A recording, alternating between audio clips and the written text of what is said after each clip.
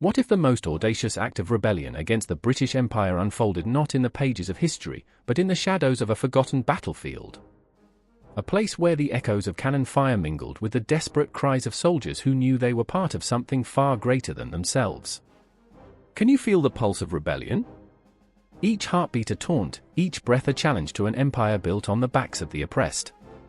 This was no simple skirmish, it was a tempest, a cataclysmic clash where ideals collided and destinies were forged in the fires of war. Picture this, a ragtag army of underdogs, armed not just with weapons but with unyielding spirit, taking on the might of a nation that believed it was invincible, like a David swinging a slingshot against an unwitting Goliath. The stakes? Nothing less than the very soul of an empire. The atmosphere crackled with electricity, thick with the weight of history yet to be written. How did a handful of audacious rebels manage to turn the tide against the seemingly unstoppable force? An alliance of misfits and strategists, bonded by a shared vision, waged a war of attrition that would send shivers down the spines of the British elite. They danced with destiny, each maneuver a calculated risk, like a high-stakes poker game where the chips were lives and the stakes, freedom.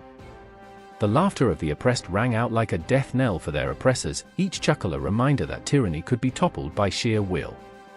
But here's the sinister twist: what if the true battle wasn't fought on the blood-soaked fields, but in the minds of those pulled into this whirlwind of chaos? The whispers of treachery and betrayal spun webs of paranoia, ensnaring both the conquerors and the conquered. Was it not just a fight for independence, but a clash against the very fabric of loyalty and honor? Heroes became villains in the blink of an eye, and trust was as fragile as a moth's wing. Who would survive the aftershocks of shattered allegiances? The empire's might crumbled under the weight of its own arrogance, yet shadows lingered. What insidious plans lurked behind the curtains of power? What dark deals were brokered in dimly lit taverns, where ale flowed like the blood of the fallen? The truth became a ghost, haunting the victors, gnawing at their consciences. Each sip of victory tasted like ash, a grim reminder that the cost of freedom could gnaw at the very core of one's humanity. So, what really broke the British Empire? Was it the valor of those who fought, or was it a more profound decay, a festering rot at the heart of power that no battlefield could remedy? As you step closer to this enigma, be warned, the answers you seek may challenge everything you thought you knew about loyalty, courage, and the price of freedom. Are you prepared to confront the shadows that lie beneath the surface, where history holds its breath, waiting for someone brave enough to lift the veil? The ship rocked violently, waves crashing against the hull, each jolt a reminder of the storm that raged outside and the tempests brewing within. Out on the deck, blood mixed with the salt and sea, painting the wood a dark crimson. I could hear their screams, voices lost in the wind, desperate pleas swallowed by the fury of the ocean. Captain Hawthorne stood at the helm, his eyes wild, his knuckles white around the wheel. He was a man torn between the thrill of conquest and the gnawing fear of losing everything. His heart raced, each beat echoing the clash of ideals, glory versus guilt, ambition versus loss. I remember the first time I saw the shores of India, he muttered, as if recalling a lover's face. The spices, the colors, the power. But now, those memories felt tainted, an unspeakable weight on his shoulders. Time seemed to warp, dragging him into a collision of past and present. Each whiff of the salt air was a reminder of the lives trampled underfoot, the people reduced to mere pawns in his grand game. Hawthorne's stomach churned, not from the storm but from the ghosts of the conquered, looming in the shadows of his mind. And then there was Eliza, standing at the edge of the ship, her gaze fixed on the horizon. She was a woman of unmatched resilience, and yet, her heart hung like a pendulum, swinging between duty and desire. A historian by nature, her spirit was tethered by the weight of history, shackled by the stories she had told, the lives she had admired. She had always found beauty in the narrative of empire, but now, standing amidst chaos, the beauty felt grotesque. "What have we done?" she whispered, the salt tears mingling with the brine of the sea. "What have we unleashed?" The echoes of the past clawed at her mind. The vibrant tapestries of the Mughal courts, the laughter in bazaars filled with spices, memories that once brought her joy now felt like chains. Each conquest they celebrated was another life extinguished, another dream crushed beneath the iron heel of imperial ambition. Eliza clutched her notebook, the pages filled with meticulous notes, each word a ghost that haunted her, a reminder that knowledge could be a weapon as much as a shield. Then there was Amir, a boy of barely 16, caught in the storm of empires colliding. His village burned in the distance, flames reaching toward the sky like grasping fingers. He could taste the smoke, feel the ash caking his throat.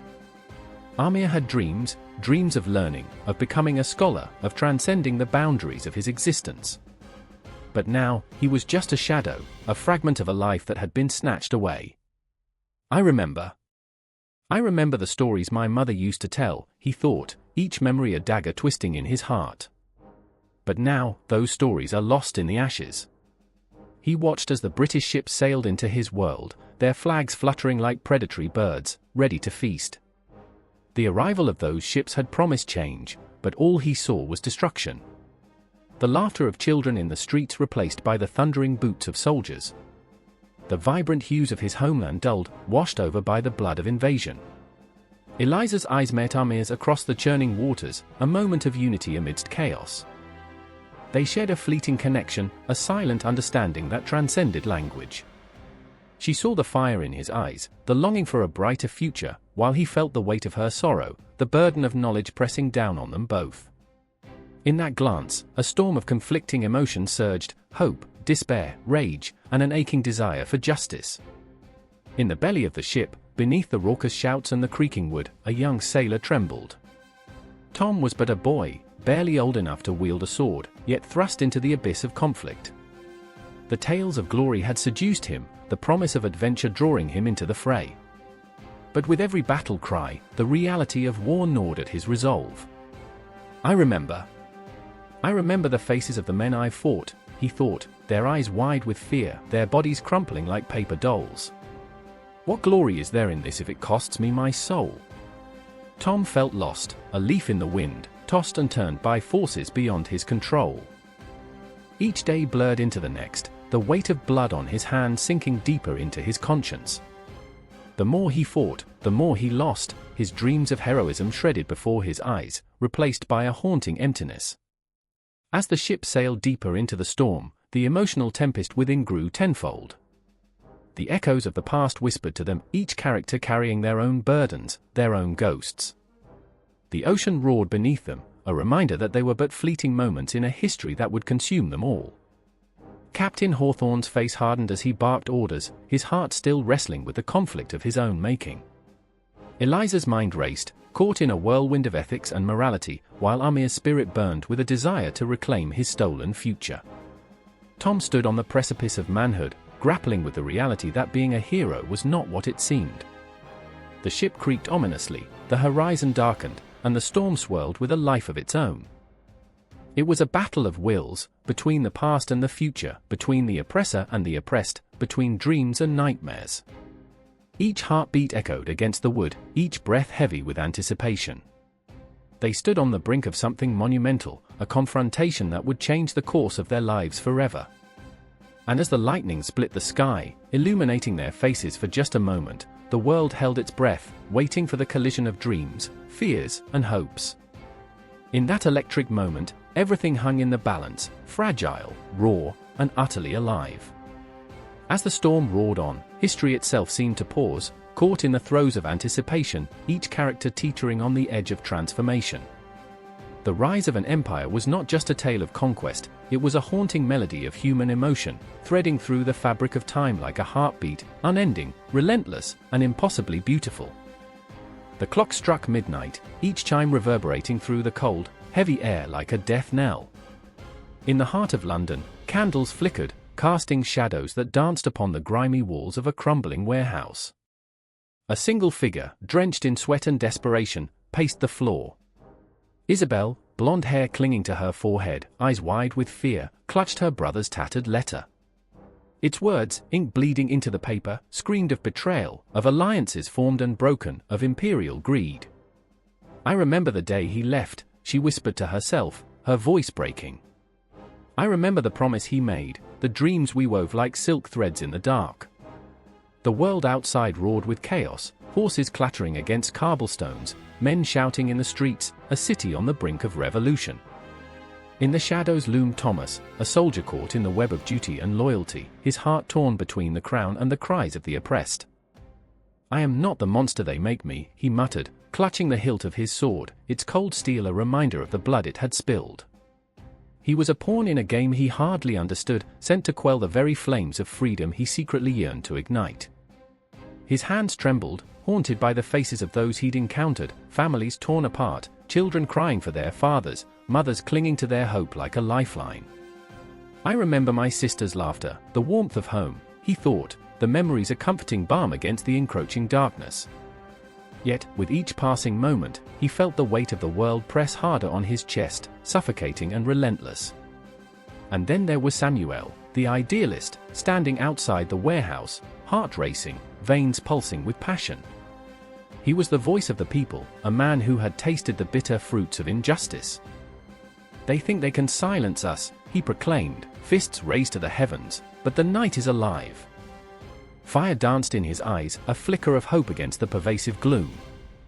He had seen what power could do, the way it twisted and corrupted, turning friends into enemies, dreams into nightmares. "I remember the night we gathered, the energy crackling in the air like a storm," Samuel recalled, his breath quickening. "We were young, fierce, unstoppable." But now, as he faced the looming specter of authority, doubt gnawed at him, a hungry beast lurking in the shadows. Isabel's heart raced in tandem with the thundering footsteps outside. She pressed the letter to her chest, her mind a whirlwind of conflicting emotions. "What have they done to you, Daniel?" she cried into the void, her voice trembling. "What are you fighting for?" The pain of knowing he was out there, caught in a struggle that felt so far removed from her own, tore at her insides like a feral animal. Her thoughts darted between hope and despair, each heartbeat a pulsating reminder of the stakes, her brother's life, her own sanity, the very fabric of society unraveling before her eyes. Thomas stood on the precipice of choice, the air heavy with the mingling scents of gunpowder and fear. A decision awaited him, a crossroads where loyalty met morality. "I should be loyal," he thought, gripping the sword tighter. Yet, the cries of the street echoed in his mind, a haunting chorus of suffering that would not be silenced. "This isn't who I am," he agonized, wresting himself from the grip of duty. The shadows whispered to him, coaxing him toward the light of rebellion, a choice that felt both electric and terrifying. He could still turn back, he could still conform, but the faces of the innocent flashed before him, urging him forward into the unknown. Samuel's voice rose above the din, a clarion call for unity. "Join us! Stand with us," he shouted, his words igniting the hearts of those around him. "We are the architects of our own fate." But with each shout, doubt crept in, slithering like a serpent. What if this is for nothing? What if defeat awaits us? The weight of uncertainty was a palpable force, gripping him tightly as he scanned the faces in the crowd, some filled with determination, others brimming with fear. He felt their collective heartbeat, a thundering pulse of hope and despair intertwined, and he too felt it in his bones, a desperate need to fight for something greater than himself. As the clock continued to toll, marking the passing minutes of fate, Isabel's breath quickened. She was not merely a spectator in this storm of chaos, she was a part of it. The fate of her brother rested on a knife's edge, and with each tick, she felt the ground beneath her shift. "I will not cower in fear," she declared, her voice rising defiantly against the storm. "I will fight for him. For us." The shadows flickered with her resolve, a strange light igniting in the darkness. She stepped forward, her heart racing, the weight of the world pressing against her chest. A moment hung in the air, crackling, electric, poised for the inevitable clash. Then it happened. In a heartbeat, the doors to the warehouse burst open, revealing figures cloaked in authority, their eyes cold and devoid of compassion. By order of the crown, they shouted, voices booming like thunder, and chaos erupted. The world spun wildly, fear and bravery colliding like waves against a stormy shore. Isabel felt her heart stop as she locked eyes with Thomas, the soldier caught between duty and his own conscience. "Help me," she screamed, desperation clawing at her voice, but could he? Would he? The air was thick with tension, thick as blood, heavy with the weight of choices yet to be made. And then Samuel surged forward, raising his voice above the fray, a beacon of defiance. "We will not be silenced," he cried, the words crashing like waves against the fortress of oppression. "We are the echoes of history. We are the nightmares of tyranny." In that moment, everything shifted, a collision of dreams and nightmares, of hope and despair. The air vibrated with the energy of 1,000 souls, each heartbeat a testament to the struggle, each breath a whisper against the darkness threatening to consume them all. The line had been drawn, the battle lines etched in the dust of the streets, and they would not retreat. The night swallowed them whole, but their spirits soared, entwined in a web of emotions, fear, anger, hope, and the undeniable will to fight. The struggle for power and freedom hung in the balance, the threads of destiny weaving a tapestry that would echo through time. And as they braced for the storm, one thought remained clear: this was only the beginning. The sun hung low, a molten ember bleeding into the horizon, casting shadows that writhed like spirits restless in a forgotten graveyard. The air was thick with tension, pregnant with the screams of families torn from their homes, the soft weeping of children echoing into the twilight. This was the moment, the cusp of chaos, where the dreams of empire danced unrepentantly on the ashes of lives once lived. I stood there, heart pounding, watching two figures, a man and a woman, locked in a battle of wills that rattled the very foundations of history.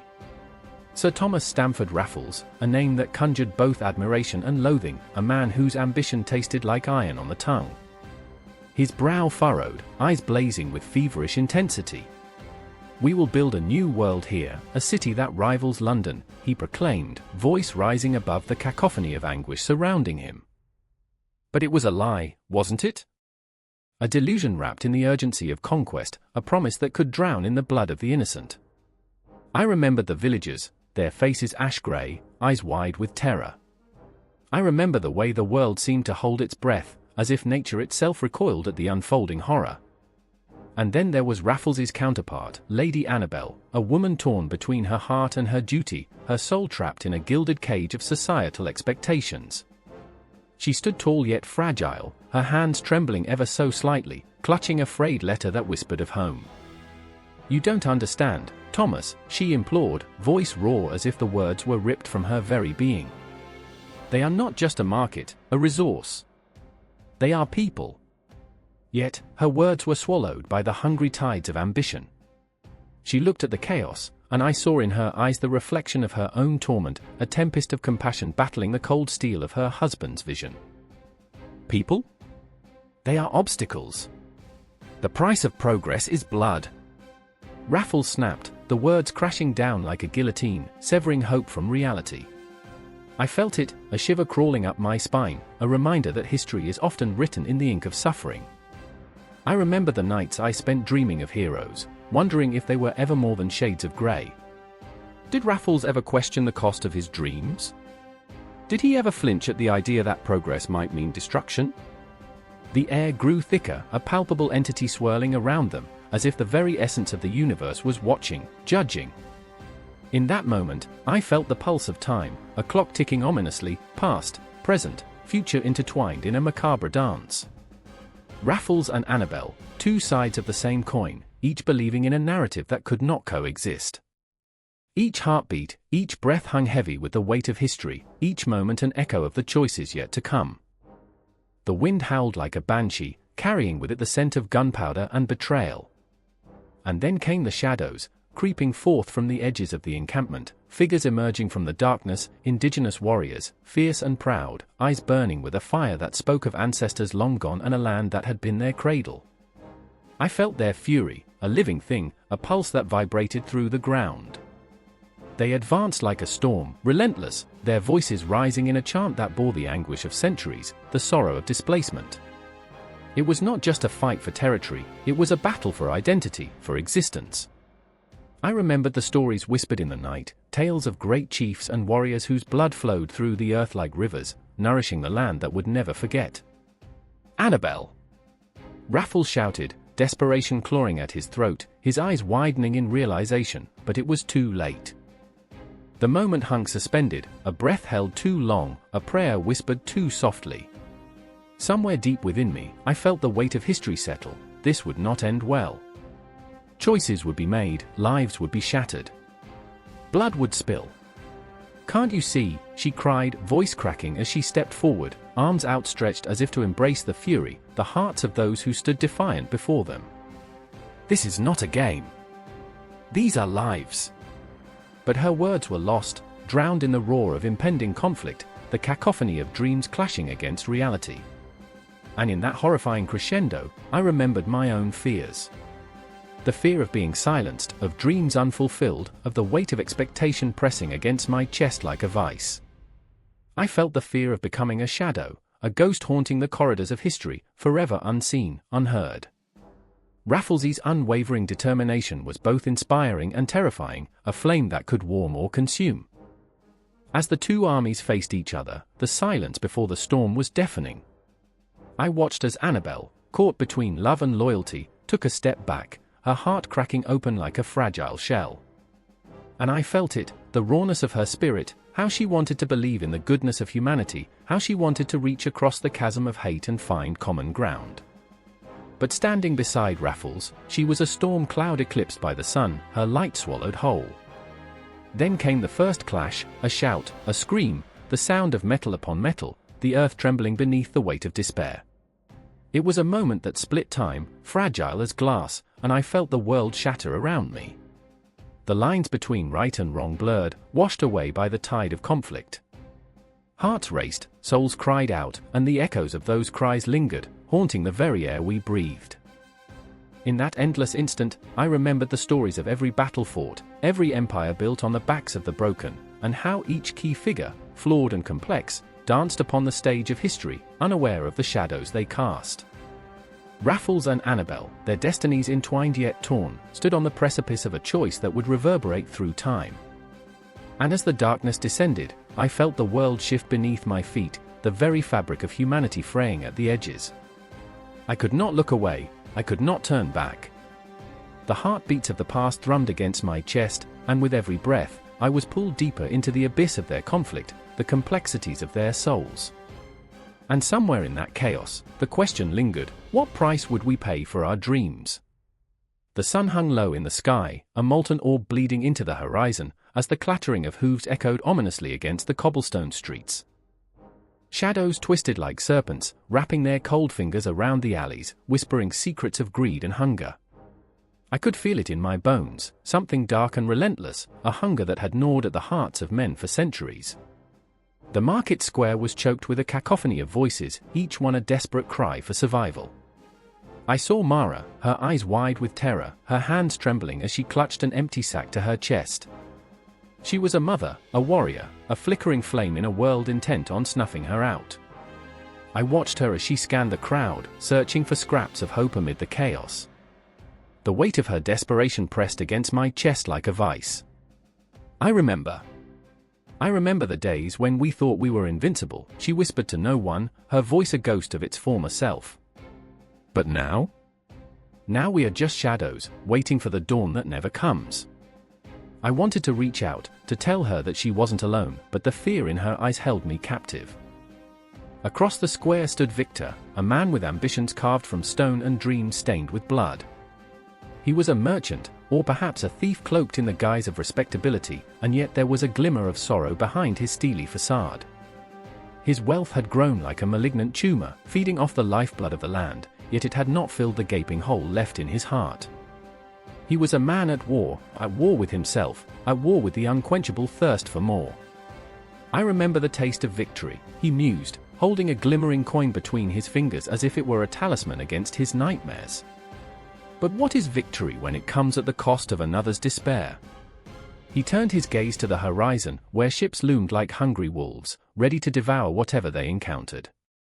The sea called to him, a siren song of untold riches, and yet the toll it demanded was steep. And there stood the spectre of imperialism, an insatiable beast lurking in the shadows, whispering promises of gold and glory. It was a silent killer, a current beneath the surface, pulling at the fabric of lives and dreams. The cries of the oppressed became mere echoes, muffled by the clinking of coins, swallowed whole by the ravenous maw of progress. Mara's voice broke through my thoughts. Victor, have you ever thought about what we lose in the chase for wealth? She stepped closer, her eyes blazing with a fire that had not yet been extinguished. What about our people? Our homes? The passion in her words struck like lightning, illuminating the darkness that enveloped us. Victor laughed, but it was a hollow sound, a mask he wore to hide the anguish that clawed at his insides. Mara, my dear, the world does not care for our quaint little worries. It demands sacrifice. It craves conquest. And what is conquest, if not the art of taking? He gestured to the ships again, their sails billowing against the dusk. They will not wait for us to ponder our morality. I felt the tension between them, thick and electric. They were two sides of the same coin, debt owed to a world that had no conscience, yet was governed by the very rules they both despised. The air crackled with unspoken words, desires, and fears, forming a tempest that threatened to rip them apart. I remember falling asleep dreaming of a world where we shared, not stole, Mara said, her voice trembling but resolute. But here we are, caught in a cycle, a wheel that turns but never stops. I could see her heart breaking, piece by piece, as the weight of her reality pressed against her soul. Victor's features softened, if only for a moment. You speak of dreams, but dreams don't fill bellies or clothe the naked. I have seen entire villages torn apart for a single ounce of gold. They would trade their humanity for survival. His words dripped with bitterness, a confession laid bare. And yet, in that moment of vulnerability, I understood, this was the tragedy of imperialism. It wrapped itself in the guise of economic prosperity while leaving a trail of devastation in its wake. The rich feasted while the poor starved, and each clink of currency rang out like a death knell. The square grew darker, the shadows stretching as the sun dipped below the horizon. I felt a chill creep up my spine, a reminder that even as the world spun on, lives were lost to greed. The clock ticked, each second a reminder of the passage of time, a ghost that haunted the corners of our existence. Mara stepped closer to Victor, her voice dropping to a whisper. What will it take for you to see the faces of those you trample on in your pursuit of wealth? There was a raw vulnerability in her eyes that pierced through the veneer of his ambition. You cannot escape from this, Victor. The chains you forge bind you just as tightly. His silence was deafening. The weight of her words hung in the air, twisting in the wind like a serpent ready to strike. The confrontation loomed, thickening the atmosphere until it felt as though it might shatter under its own intensity. In that moment, I saw the universe colliding within them, the conflict of heart and mind, ambition and morality, dreams and reality. The night deepened, and the stars began to flicker into existence like distant hopes, glimmering against the oppressive darkness that threatened to consume us all. But there was no resolution here, no easy answers. Just a raw, seething tension, a gnawing hunger that reverberated through the bodies of Mara and Victor, and in the heart of every man, woman, and child caught in the web of imperial greed. As the first chill of night wrapped around us, I felt the world shift, the gears of history grinding anew. The economic motivations behind imperialism were not just numbers on a ledger, they were the very essence of humanity, complex, flawed, and achingly beautiful in their desperation. And as I stood there, a silent witness to the unfolding drama, I knew this moment would linger, echoing through the corridors of time, a haunting reminder of the insatiable beast that was always lurking, waiting, ever hungry. The hunger for more. The thirst for power. The cost of ambition. And as the shadows deepened, I could only wonder, what would become of Mara and Victor in this relentless quest? Would they find redemption, or would they, too, be swallowed whole by the very empire they sought to navigate? The answer danced just out of reach, a tantalizing spectre amidst the night. In the heart of London, the air thrummed with urgency. The gaslights flickered, shadows leaping like lost souls across cobblestone streets, and beneath them, a muted cacophony of voices blended into a haunting symphony. I stood there, paralyzed, in front of a gathering crowd, a sea of faces, each one etched with a yearning for something greater, something elusive. My heart raced as I watched Thomas, a man of fervor and idealism, desperately trying to rally the people, his voice cracking like thunder against the dull roar of apathy. I remember, he shouted, his fists clenched as if clinging to the very fabric of hope. I remember when we were the bearers of civilization. When our empire reached from the sunlit shores of India to the wilds of Africa. We brought culture, education, and progress. The words danced off his tongue like a spell, intoxicating, yet marred by a bitter undercurrent that whispered of bloodshed and loss. He was flawed, so very human. His dreams painted in vivid hues clashed with reality's dull palette. Thomas knew the truth, that behind the gilded facade of empire, darkness lurked, colonies teeming with suffering, their voices silenced, their cultures trampled under the weight of a crown. I could see the struggle within him, the conflict of loyalty to a nation that celebrated expansion while simultaneously erasing the very souls of those it claimed to uplift. Beside him stood Eleanor, a woman of fierce intellect and a heart burdened with contradiction. She watched him, her expression a tumultuous storm. "What of the lives shattered, Thomas?" Her voice cut through the fog. "What of the cultures we've obliterated to spread our so-called civilization?" Her eyes glimmered with unshed tears, each droplet a testament to the weight of history, a history that crushed her spirit but also fueled her fire. "I remember," she whispered, the words trembling on her lips. "I remember tales of the people, their art, their music, their stories, suffocated beneath our imperial ambition." The air crackled with tension as she faced him, her passion a stark contrast to his blind fervor, their hearts colliding like celestial bodies on a doomed trajectory. The crowd swayed, a living, breathing entity caught between their shared history and the dark truths they all instinctively knew. I felt it like a physical force, the beat of a shared heartbeat echoing in my chest, pulling me deeper into their world. The struggle wasn't merely of ideology, it was an emotional tempest, each pulse a conflict between loyalty to country and the haunting knowledge of complicity in oppression. As the clock tower chimed, a ghostly reminder of time slipping through fingers, I found myself lost in their eyes, each gaze a window into their souls. I could practically hear the whispered echoes of a different past, the haunting cries of the colonized, the joy of cultural richness torn apart by imperial greed. The faces in the crowd morphed, shifting between anguish and resolve. I could feel their breath, hot, heavy, laden with unfulfilled desires and the weight of history. The shadows grew longer, swallowing the remnants of daylight, and in that hush of twilight, Thomas leaned closer to Eleanor, desperation clawing at his heart. "But what about the glory?" he implored, his voice suddenly a frantic whisper, a plea for understanding. "What about the legacy? Our nation, our people, are we to abandon what we've built? What of our place in the world?" Eleanor's gaze hardened, but in the depths of her eyes, I glimpsed the flicker of understanding. "Thomas," she murmured, "the glory we chase is drenched in the blood of the innocent. What you call legacy is a tombstone of cultures erased." The words cut through the dense air, sharp and unforgiving, each syllable a blow to the heart. In that moment, I felt the world shift, the ground tremble beneath the weight of longing and regret. The crowd held its breath, suspended in a fragile silence, the tension woven into the fabric of existence. I could see the ghosts of those who had suffered, silent witnesses to the unfolding drama, shadows that flickered at the edges of their consciousness, a reminder of the deep scars history leaves behind. I remember the way Thomas's face fell, the light in his eyes dimmed. He was a man grappling with his ideals, caught in the web of cultural justification, a fragile construct that had allowed so many to turn a blind eye. Eleanor stood resolute, a beacon of truth piercing through the thick fog of denial, and I felt the collective heart of the crowd begin to beat with courage, a resolve to confront the demons of their past. The air crackled again, electric with unspoken words. The ground beneath seemed to pulse, an ancient rhythm echoing the breath of ages long gone. Each heartbeat a question, each breath a reminder. The ghosts of empires past lingered, whispering their truths, the price of progress, the cost of glory.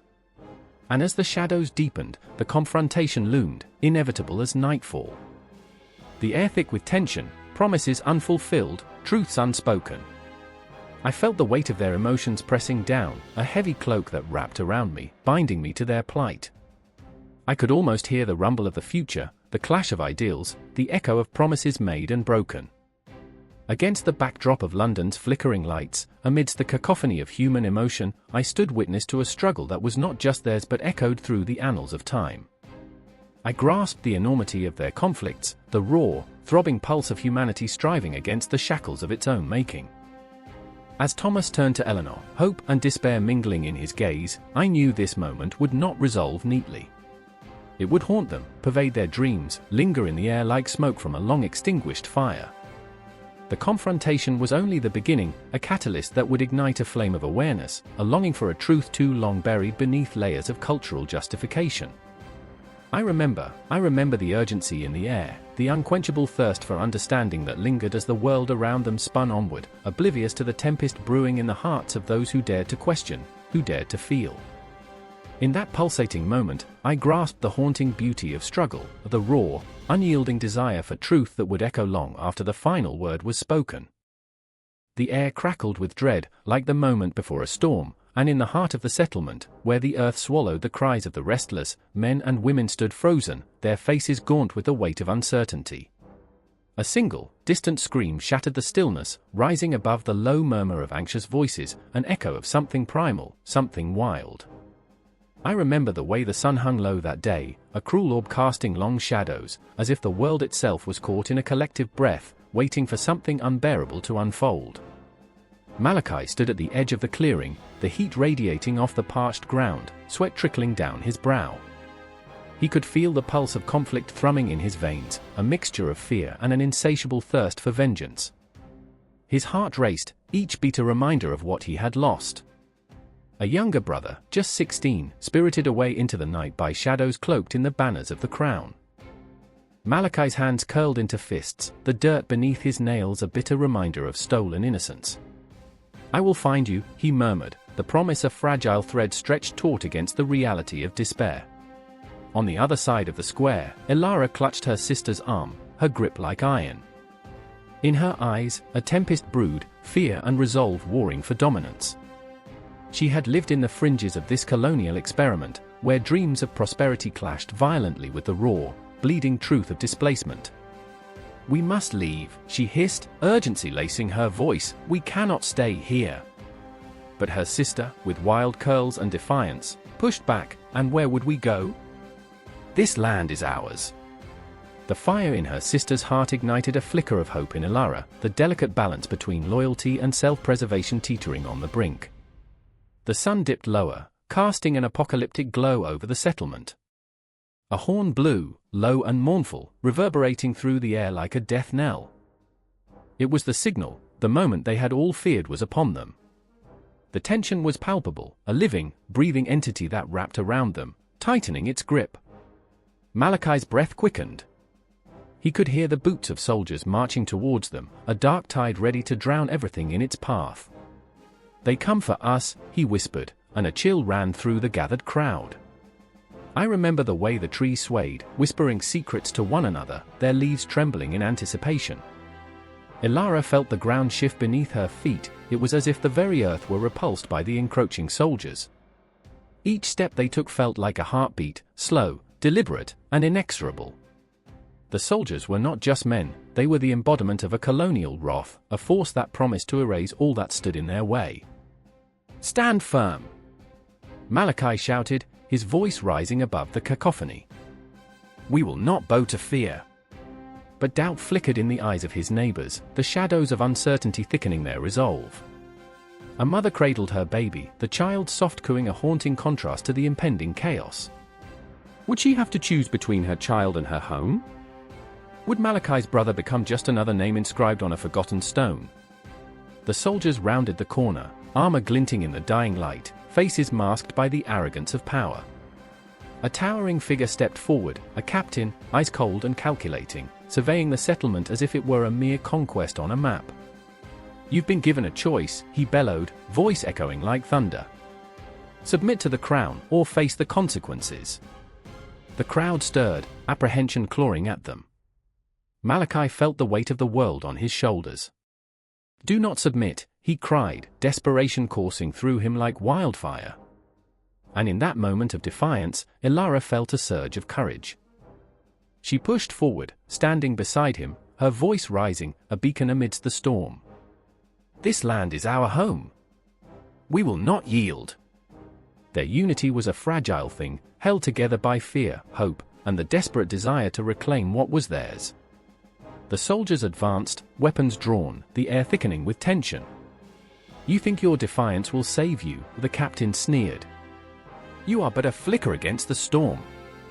And then it happened, a moment ripped from the fabric of reality. A shot rang out, piercing the silence. A man crumpled to the ground, a gasp escaping the crowd like a collective exhale of horror. Chaos erupted. Screams, shouts, the cacophony of panic swirling around them. Malachi's heart stuttered, his world collapsing into chaos. He moved instinctively, grabbing Ilara's arm, pulling her into the fray. "Run," he shouted, the word echoing like a death sentence. They dashed into the maze of the settlement, the shadows stretching and warping around them, concealment and terror intertwining. Malachi could hear the pounding of their hearts, the heavy breaths mixing with the distant shouts of soldiers. Ilara's sister was lost in the chaos, a spectre slipping away into the dark. "We can't leave her!" Ilara cried, but Malachi knew they had to survive, had to find a way through the hell that had erupted around them. A flicker caught his eye, a glimpse of movement, a soldier barreling towards them, eyes blazing with fury. It was a harsh reality born from years of oppression, a twisted fate that had led them to this bloody climax. Malachi's hands tightened around a makeshift weapon, a jagged piece of wood splintering under pressure. "I remember," he breathed, echoing the tales of his ancestors, the fight for land and dignity. "I remember the blood that binds us." In that charged moment, the world shattered into fragments, echoes of laughter, the warmth of the sun, the scent of earth after rain. Everything converged, an implosion of memory and terror as he faced the soldier, no longer merely a man but a symbol of everything they fought against.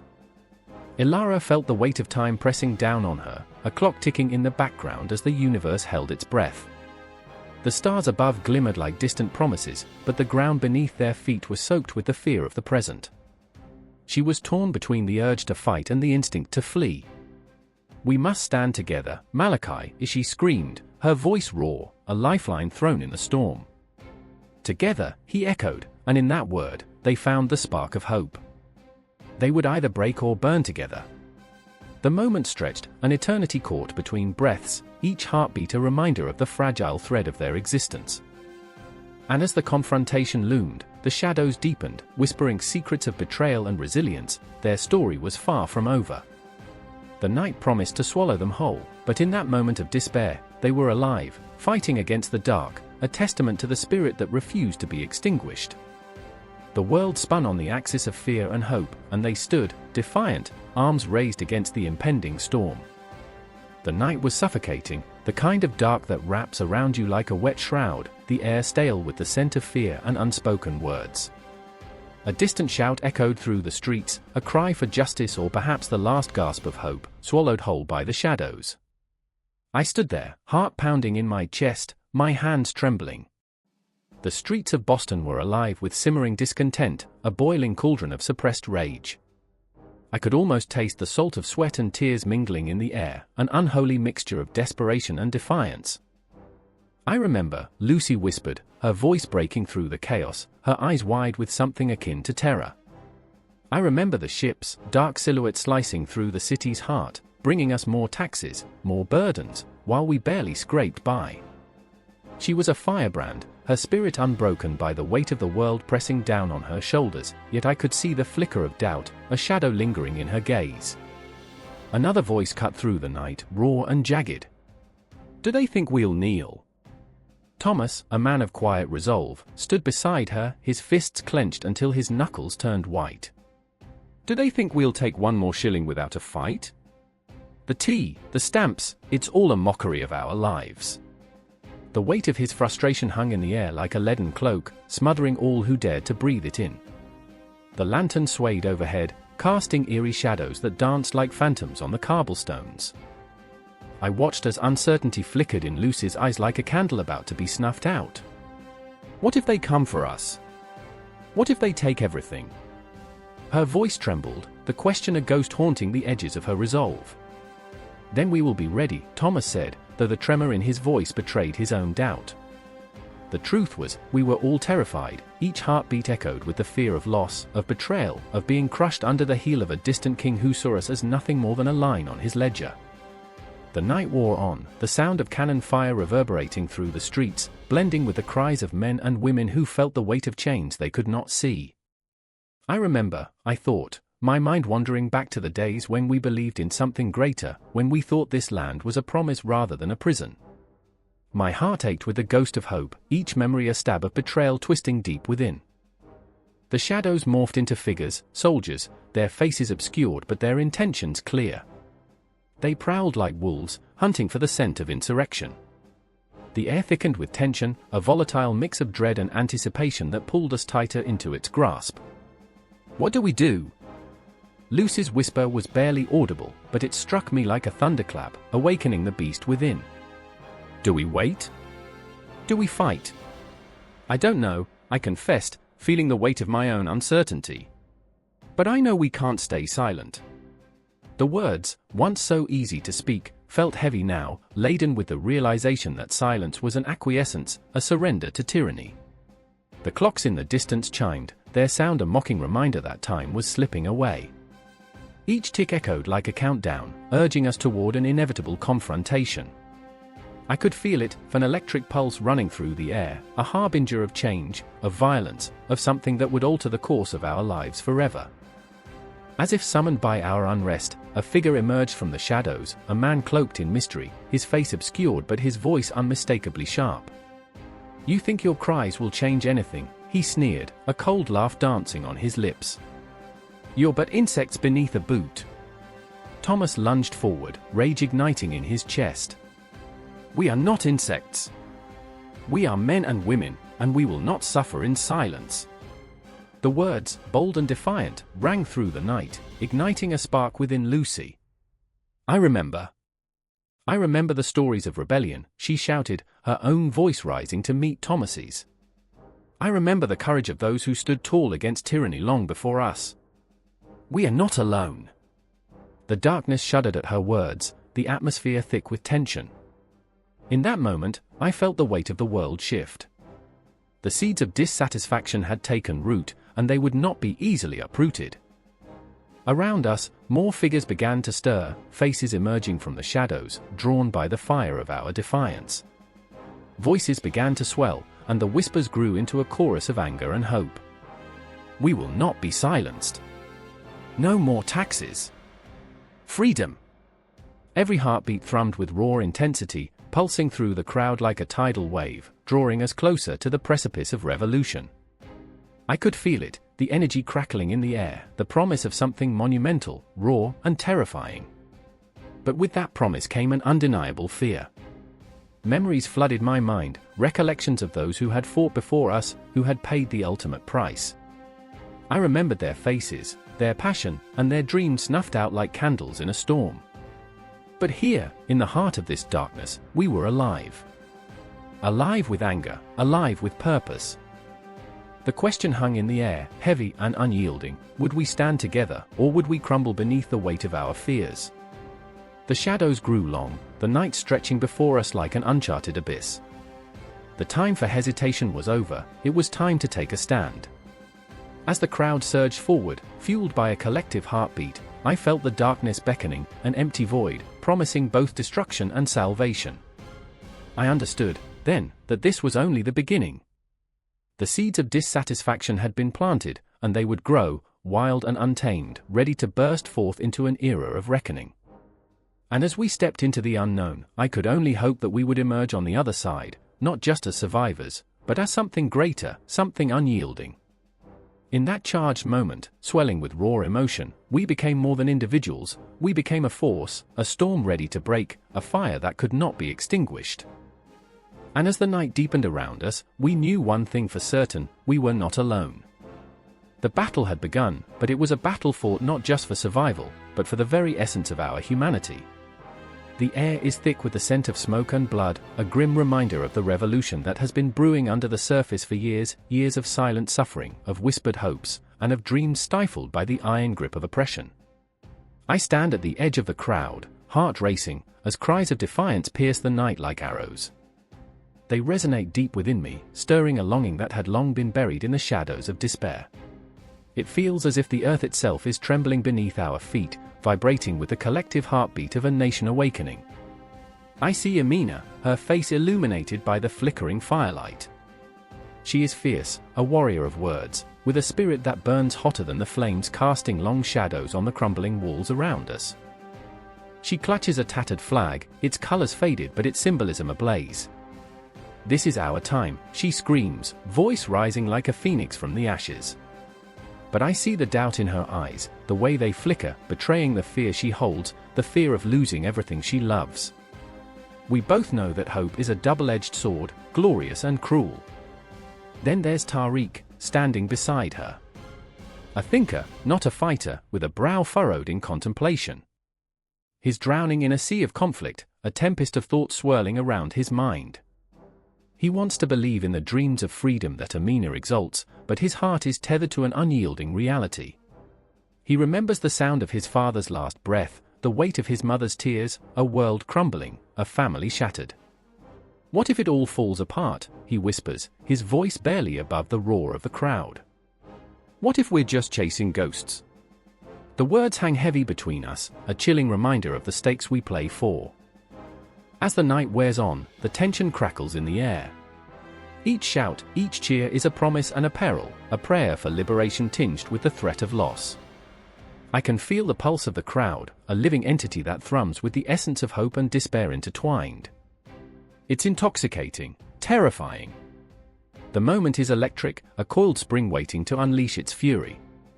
This is the birth of something larger than ourselves, a tempest of nationalism rising from the ashes of colonial chains. But then the police arrive, their uniforms stark against the night like a dark omen. They march in formation, faces masked, hearts hardened. I can feel Amina's grip tighten on the flag, her knuckles white with determination. "Stand firm," she bellows, the words a lifeline thrown into the chaotic storm.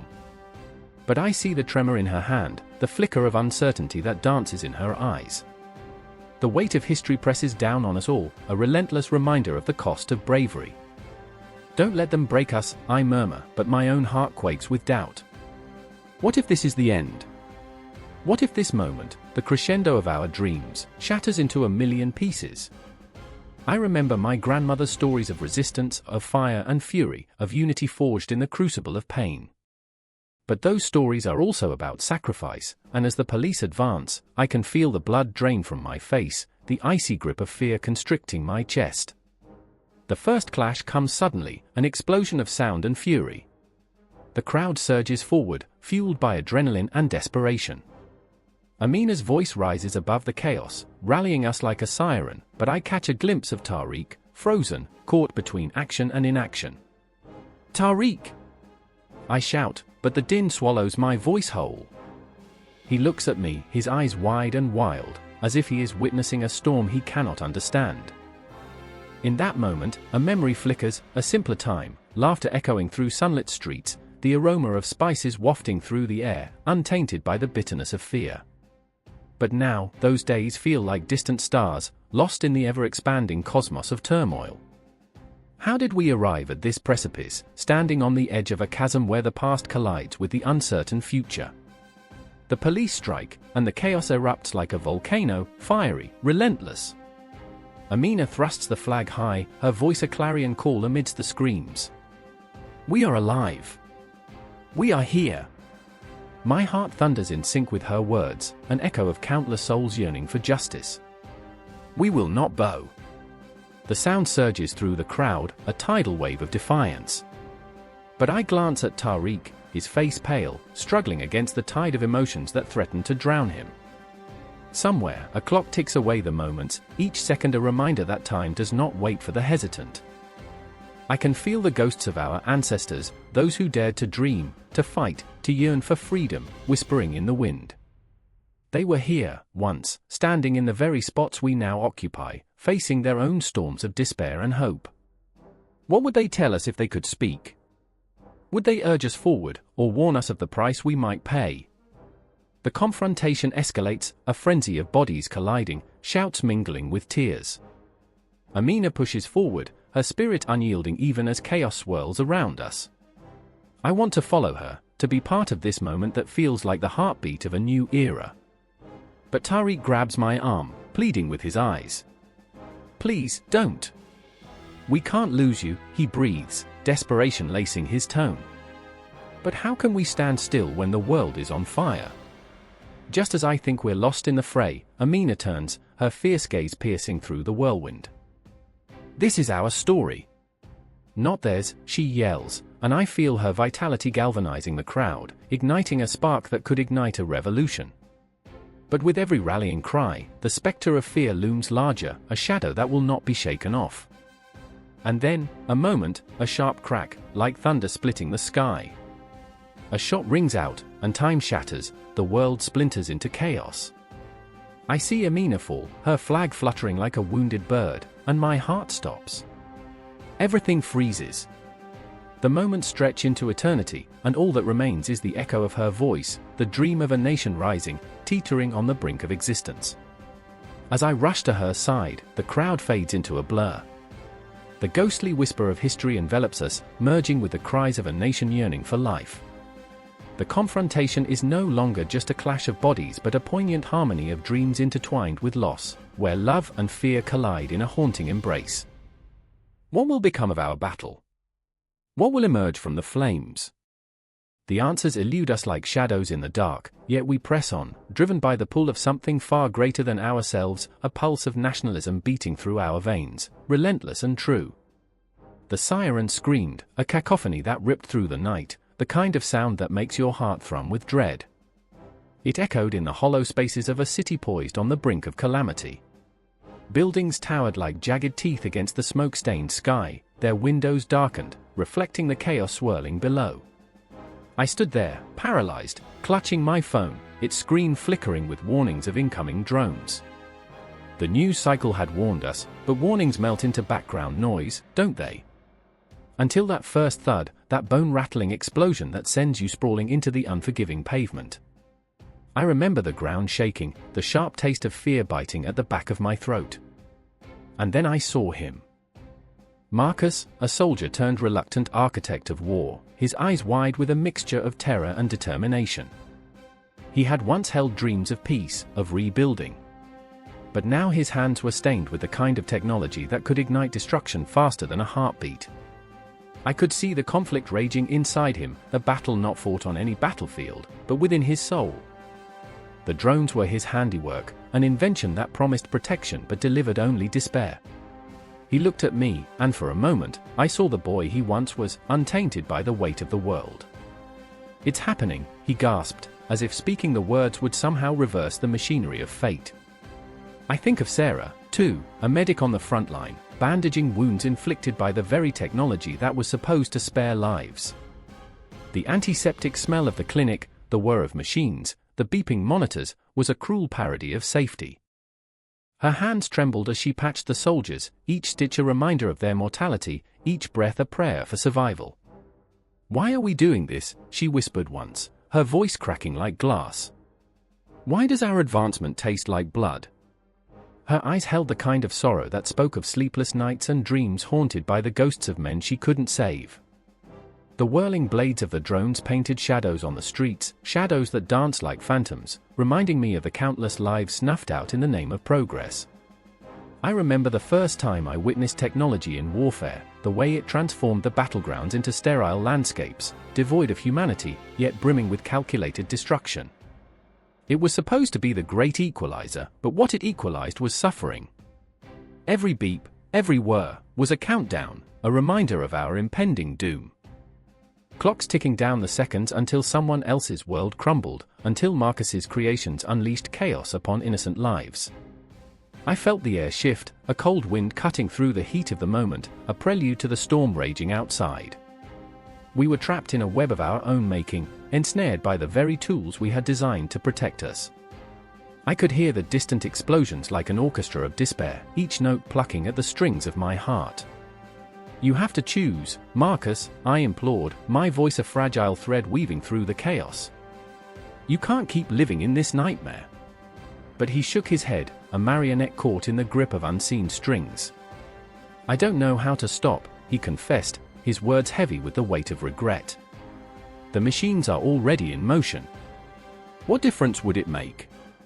And there it was, an echo of an unshakable truth, that technology had become the hand that guided our fate, and we were merely puppets in an unforgiving play. He had built his monsters, but could he unmake them? I imagined Sarah's hands, stained with blood, trembling as she fought to save lives while Marcus unleashed the very tools that brought destruction. Each life saved was a droplet in an ocean of suffering, drowning them in the very technology created to shield them.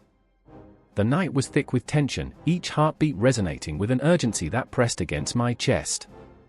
I remember the flickering lights of the drones overhead, like stars falling from the sky, dragging with them the weight of our choices. I dared to dream of a world untainted by warfare, a place where the only sound was laughter, not the grim orchestra of destruction. But dreams felt like fragile wisps of smoke, slipping through my fingers as reality tightened its grip. Then, the ground shook again, a deeper thud this time, and I knew the drones were coming. I turned to Marcus, his face lighting up with that reckless spark of defiance I had once admired. "Stand firm," he shouted, voice breaking through the fear. "For every step we take back, we push forward tenfold." But I saw the cracks in his resolve, the fissures in his heart where doubt seeped through. He wasn't just fighting for victory, he was fighting for redemption, for forgiveness from the ghosts of the countless lives lost to his inventions. And Sarah, with tears streaming down her cheeks, screamed into the night, "You think this is progress? You think this is freedom?" The shadows swallowed her words, but they echoed deep within me, reverberating against the walls of my conscience. The technology that promised to uplift us had become our chains, binding us to the cycle of misery. I could feel the heat rising, the adrenaline coursing through my veins as reality tipped toward confrontation. The drones loomed above us, silent harbingers of despair, each one armed with the capacity to obliterate a life in less than a heartbeat. I remember the darkness, the cold, stark reality that we had unleashed something we could not control. And I knew the time for hesitation was over. "Marcus, Sarah," I breathed, my voice steadied by a sense of purpose. "Whatever happens next, we face it together." The three of us stood, united against a world spiraling into chaos, our hearts beating in sync, a fragile resistance against the onslaught of our own creation. As the first drone whirred to life, its approach a harbinger of doom, I realized that this moment was not an end but a beginning. A choice, however flawed, to reclaim what it meant to be human in the face of a technological abyss. I remember the night, the shadows, the cities trembling under the weight of our decisions. The air crackled with tension, each moment stretching into eternity, a heartbeat away from chaos. And as the first flash illuminated the darkness, I felt the weight of the world shift, the past bleeding into the present, a cycle that never truly ends. In that instant, we were all that remained, trapped in an endless battle against the very tools we created to wield power. And with every breath, we prepared to face the storm. The night air was thick with the metallic scent of blood and smoke, a stench that clung to the throat, a harbinger of chaos. I stood frozen, my heart pounding like a war drum, as the echoes of battle rang in my ears, a symphony of clashing steel, the cries of the wounded, and the ominous silence that followed the last breath of hope. In the midst of the shadows, the flickering flames cast grotesque shapes against the crumbling walls of what was once a proud castle, now reduced to a charnel house of despair. I remember the moment he turned to me, his eyes wild, reflecting the fire's glow like two furious suns. "Elias, my brother, my friend, the man who had once held my hand in the cradle of our childhood. We stand together, don't we?" he asked, but his voice trembled, a ghost of the assurance that had once filled our days. I saw the cracks in his armor, the weight of our family's legacy pressing upon his shoulders. "We have to fight, Ellie. For them. For them."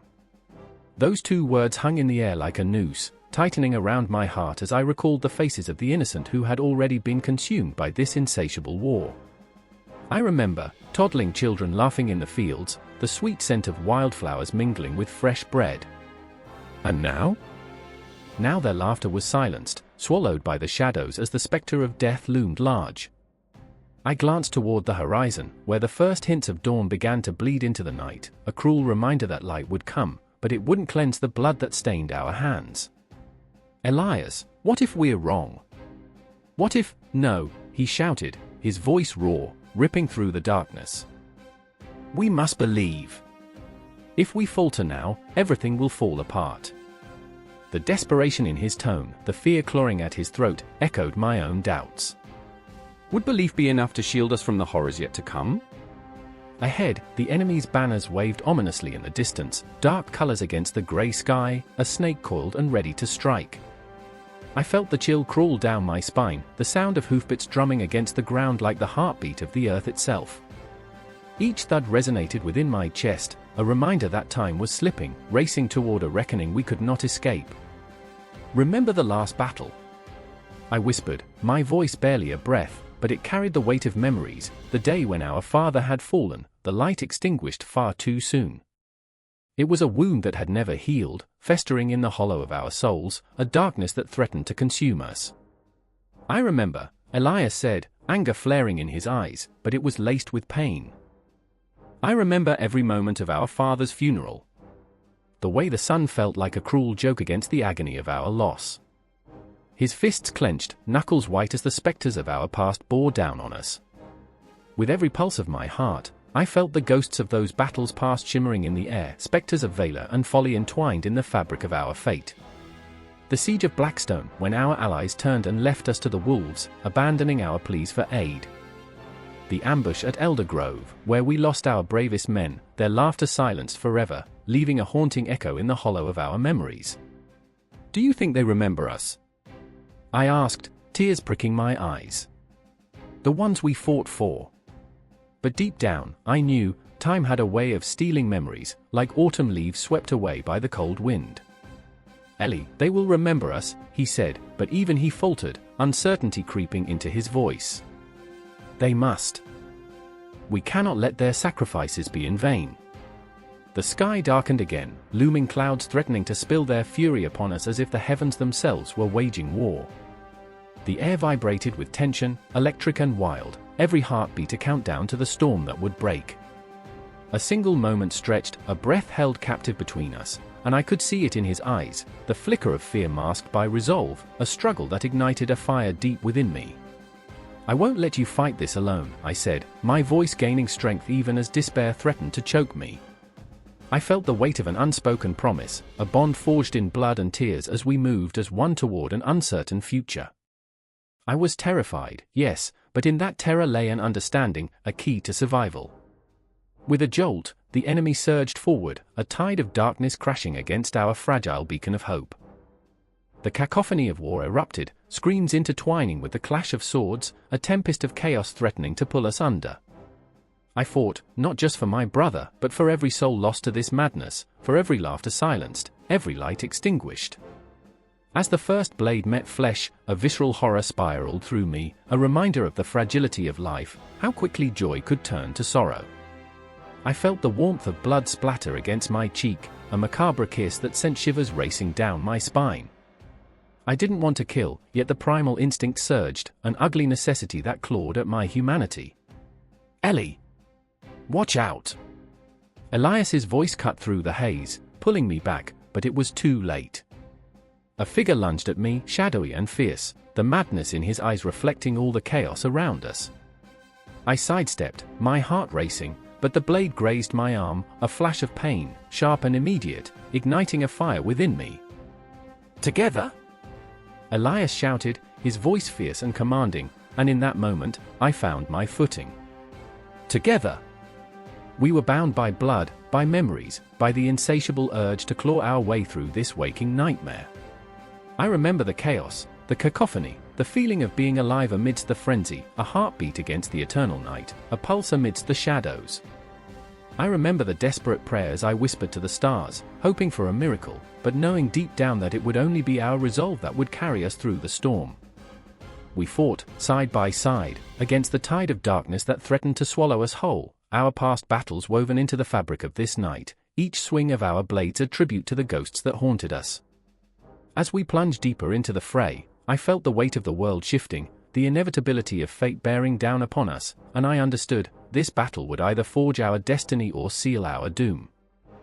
And still, the dawn loomed, a cruel reminder that time was a relentless tide, rushing us forth into the unknown, as the spectre of war continued to whisper our names into the abyss.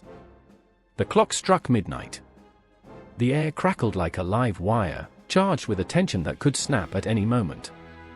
Shadows danced across the cobblestones, weaving tales of dread and hope, whispers of what was to come.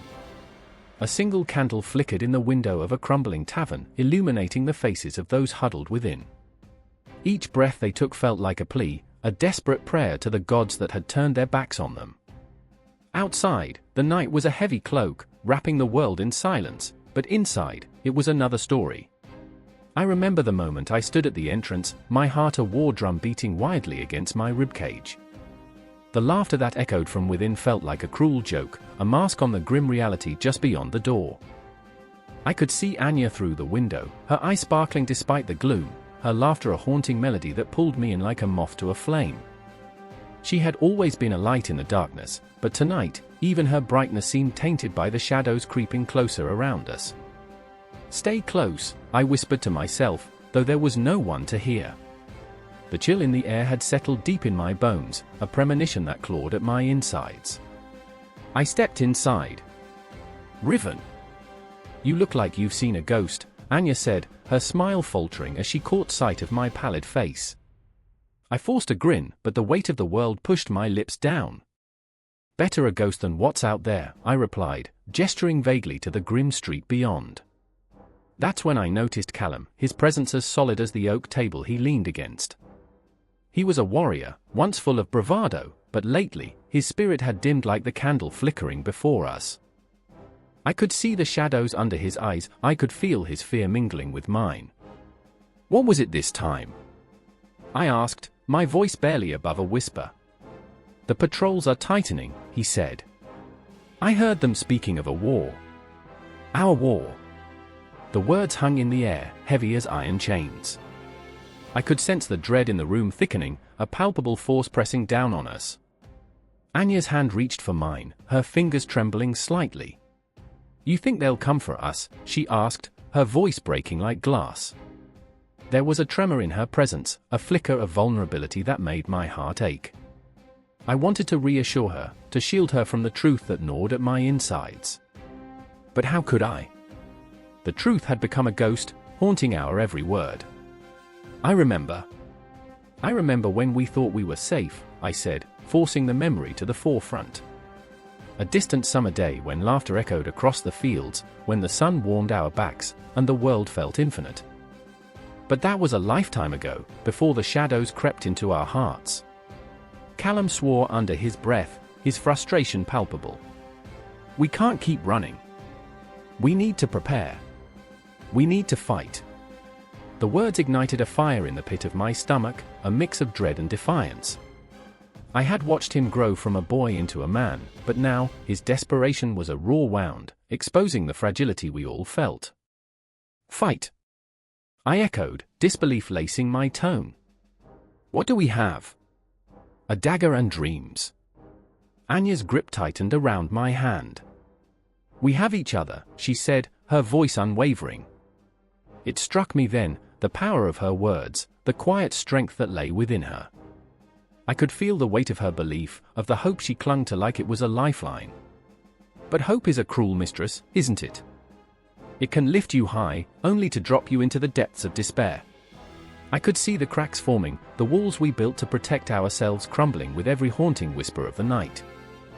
The wind howled outside, as if the universe itself was warning us. A clattering noise echoed from the street, a skirmish, a shout. The tavern fell silent, breath held tight in throats. My heart raced as I glanced toward the door, the darkness beyond beckoning with an ominous promise. "Stay here," Callum commanded, but I could see the uncertainty in his eyes. He was trying to be brave, the protector, but in that moment, I saw him for what he was, a man terrified of losing everything he loved. "I won't," I said, the words spilling out before I could catch them. The rebellion in me surged, a wild, reckless urge to confront the chaos that awaited us. "I can't just sit here while everything falls apart." We exchanged glances, a silent understanding passing between us. I could see the fight sparking in Callum's eyes, the flicker of fear and determination. "Then we go together," he said, and it felt like a pact forged in the fire of desperation. As we stepped outside, the cold bit into our skin, but our hearts burned with purpose. The street was alive with the distant clamor of chaos. The city that had once felt like a home now wore the guise of a battlefield, familiar yet foreign. Each step forward felt like a descent into the unknown, a plunge into the darkness that threatened to swallow us whole. I remember the shadows flickering in the corners of my vision, the distant cries echoing like the wails of lost spirits. But there we were, 3 souls caught in the tempest, tangled in the threads of fate, marching toward a confrontation we could neither foresee nor escape. Anya squeezed my hand tighter, and I could feel the warmth of her resolve feeding the fire in my heart. "Whatever happens, we face it together," she said, her voice a beacon in the suffocating night. But as we approached the fray, the tension palpable in the air, I couldn't shake the feeling that we were merely pawns in a game far larger than ourselves. The night deepened, the stars dimmed, and the world felt poised on the brink of chaos. A flash of steel glinted in the moonlight, a harbinger of what was to come.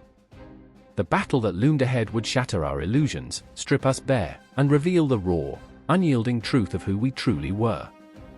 In that moment, as I stood between Anya and Callum, I felt the weight of destiny pressing down, and I knew there was no turning back. The air hung thick, suffocating and electric, as the sun hovered like a vengeful ghost in the sky, staining everything in a surreal hue of crimson. Just beyond the ridge, the ground trembled, as if the earth itself was bracing for the inevitable clash of wills. I stood there, alongside Marcus, a soldier carved from the shadows of his own despair, and Lena, a healer whose hands had known both the warmth of life and the cold grip of death. In this moment, I could feel the weight of history pressing down on us, a heavy shroud woven from the threads of countless past battles, each one a reminder of sacrifice, glory, and the brutal cost of ambition. "Do you hear that?" Marcus whispered, his voice laced with dread, eyes wide as he scanned the horizon for signs of the approaching enemy. His breath came in ragged gasps, each inhale punctuated by the sharp tang of impending violence. "It's like the world is holding its breath."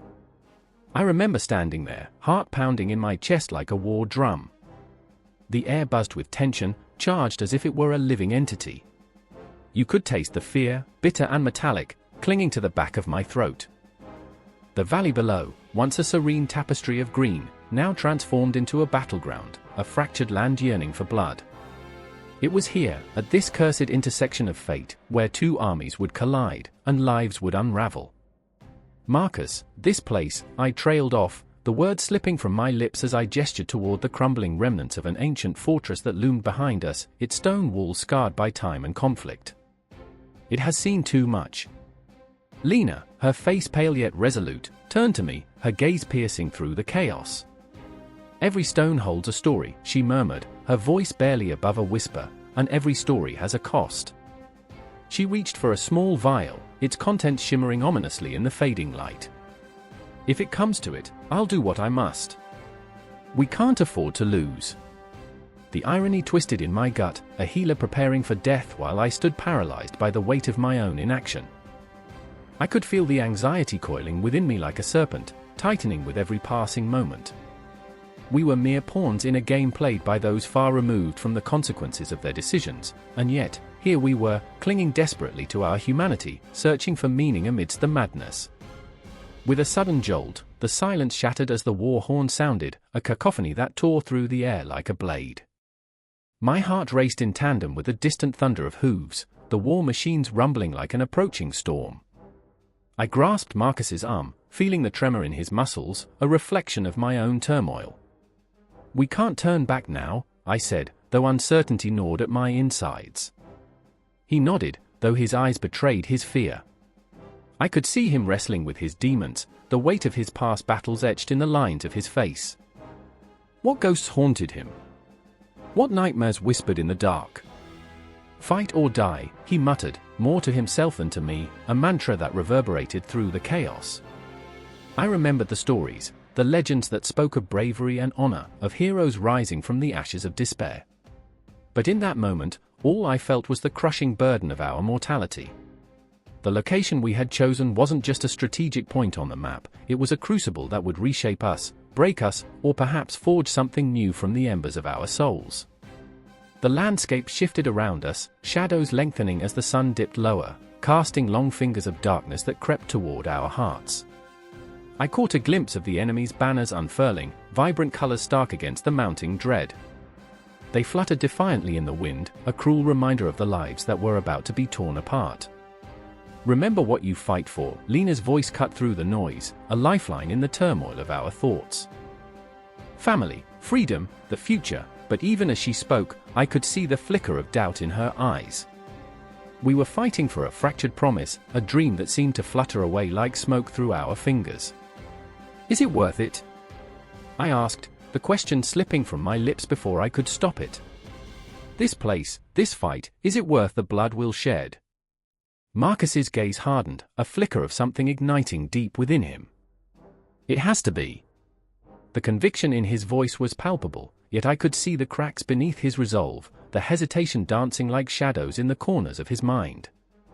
And then, as if the universe conspired against us, the first shot rang out, sharp, piercing, a harbinger of the chaos to come. I felt the world shift beneath my feet, the ground trembling with the weight of our choices. The valley was no longer a serene expanse, it was a canvas painted with the colors of war, each stroke a testament to the fragility of life. As the enemy surged forward, a wave of dread washed over us. I could hear the roar of their battle cries, a primal sound echoing through the air, piercing through the fabric of our realities. Time slowed, each heartbeat an eternity, as I locked eyes with Marcus and Lena, three souls entwined in the violent dance of fate. In that heartbeat, we were not just soldiers, we were fragments of a larger tapestry, each thread woven with emotion and sacrifice, bound together by the haunting echoes of a past we could not escape. The valley would bear witness to our struggles, our failures, and our triumphs, forever marked by the choices we made in the shadows of the looming fortress. I remember the way the sun dipped below the horizon, casting the world into a deepening twilight, a prelude to the chaos that was about to erupt. It was a moment suspended in time, a cruel reminder that destiny awaited us all, but what lay beyond that veil? Hope or despair? In the heart of that battlefield, the answer screamed for attention, cloaked in the fierce embrace of uncertainty. As the first clash of steel rang out, a chorus of fate intertwined with the fabric of the universe, we took a step forward, toward the very edge of oblivion. A moment, a choice, a battle, everything hinged on the ground beneath our feet, a location of profound significance, where history would be rewritten or lost forever in the echoes of time. The night was thick with shadows, pregnant with the kind of silence that makes your skin prickle and your heart race. Outside the base, the world held its breath, waiting for something to break the stillness. A distant rumble echoed across the field, a whisper of the chaos that was to come, and in that moment, in the cool air laced with tension, everything felt suspended. Major Sarah Thompson stood at the edge of the tarmac, her throat tight, her fingers wrapped around a faded photograph of a man in uniform, her brother, lost to the very shadows that now engulfed her. The weight of her loss pulled her down like a sinking ship, but she couldn't afford the luxury of grief, not tonight. Major! A voice cut through the silence, Lieutenant James Harper, fresh-faced but with eyes that whispered of sleepless nights and guilt. We're receiving intel. It's worse than we thought. His words hung in the air like smoke, thick and acrid. Sarah's breath quickened. She could feel the tension knotting in her stomach, a coiling snake waiting to strike. What do you mean worse? She turned to him, her voice a tight wire, straining under the weight of dread. He swallowed hard, his jaw set. They've moved. They're closer than anticipated. We've got hours, maybe less. Hours. A heartbeat. A breath. 6 hours ago, they were simply strategizing in the war room, discussing formations, troop movements, the grim calculus of battle. Now, every second stretched like an eternity, each one tinged with the metallic taste of fear. Sarah's mind spiraled. She thought of the men and women who trusted her, who believed in the mission. She thought of her brother, whose laughter still echoed in her mind like a ghost refusing to be exorcised. I remember him standing there, all cocky and brave, she whispered, almost to herself. He thought he could change the world. But how could she change anything when the shadows were creeping closer, like a dark tide threatening to engulf her? James stepped closer, urgency radiating from him like sparks. We have to mobilize, Major. We need to act now. But beneath that urgency, she sensed something else, fear cloaked in bravado. The kind of fear that gnawed at the edges of every soldier's resolve, the kind born from watching comrades fall and not knowing if you would be next. In her chest, a storm brewed, raging against the odds, fighting the feeling of helplessness that threatened to swallow her whole. "Sarah," he pressed, desperation breaking through.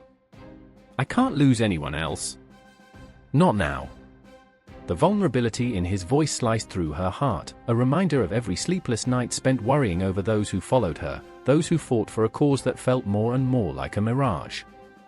"I know," she breathed, the fight in her faltering. "But what if this is it? What if we can't hold them off?"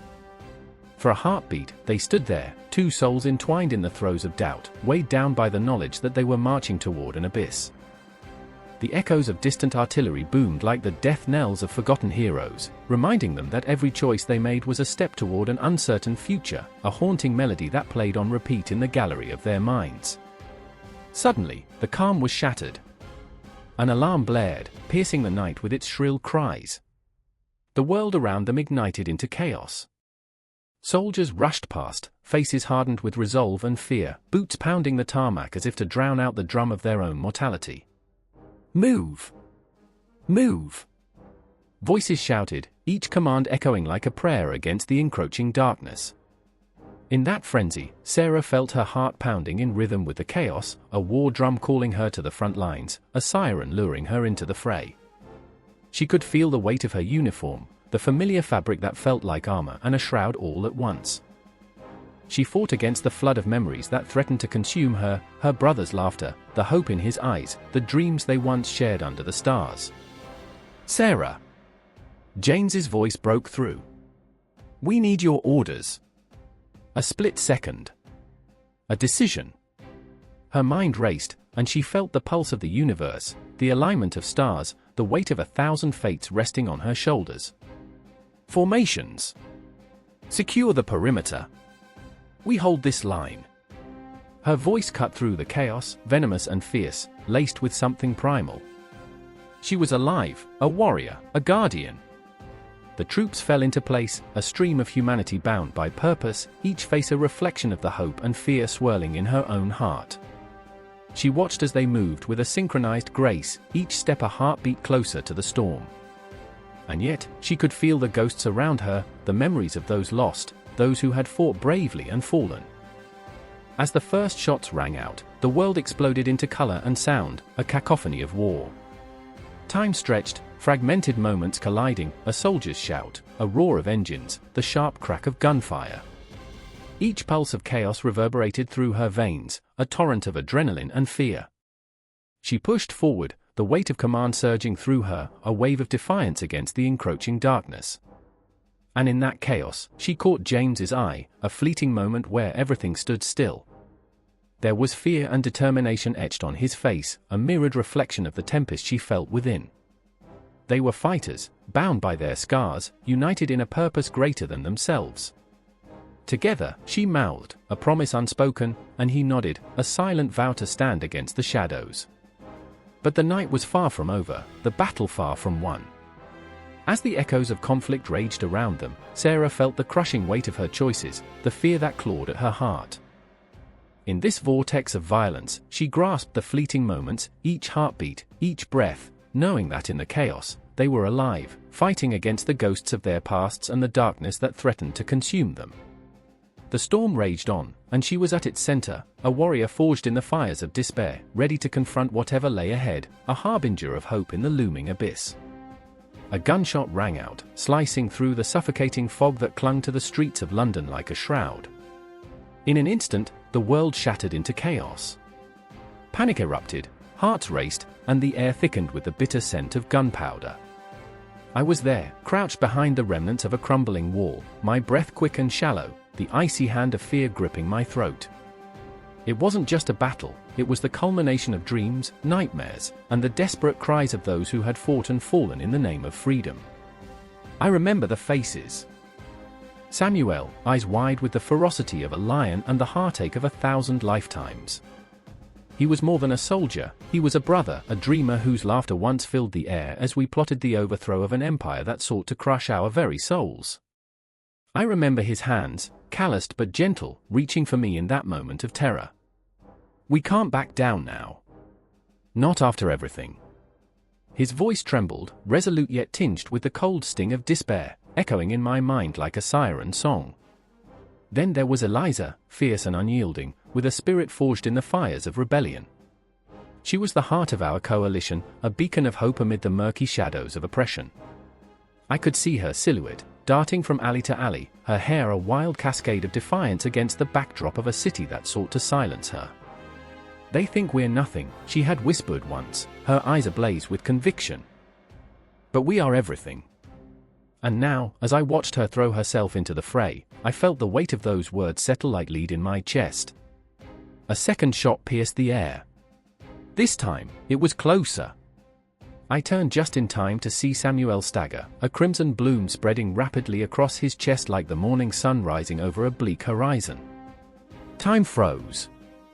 The shadows around us shifted, morphing into grotesque figures, each one a memory of the lives we had lost, the dreams we had sacrificed. "Stay with me!" I screamed, but the world around us faded into a blur. Despair wrapped around me like a vice, squeezing.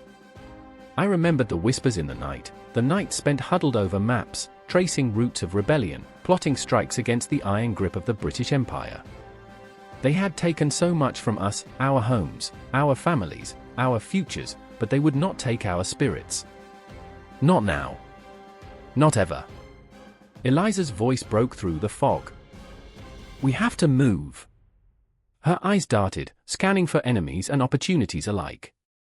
"Now!" She surged forward, a tempest, each step defying the chains that sought to bind us. I followed, propelled by a mixture of fear and fury, adrenaline surging through my veins like wildfire. The streets of London became a theater of madness. Buildings loomed like ancient giants, their windows shattered, their walls bleeding history. The echoes of battle resonated in my bones. I could taste the grit of the cobblestones beneath my feet, feel the pulse of the city, alive with a desperate heartbeat. Each corner we turned revealed another glimpse of horror, another reminder of what we fought against, a soldier's body crumpled like a discarded doll, the lifeblood pooling beneath him, glistening in the fading light.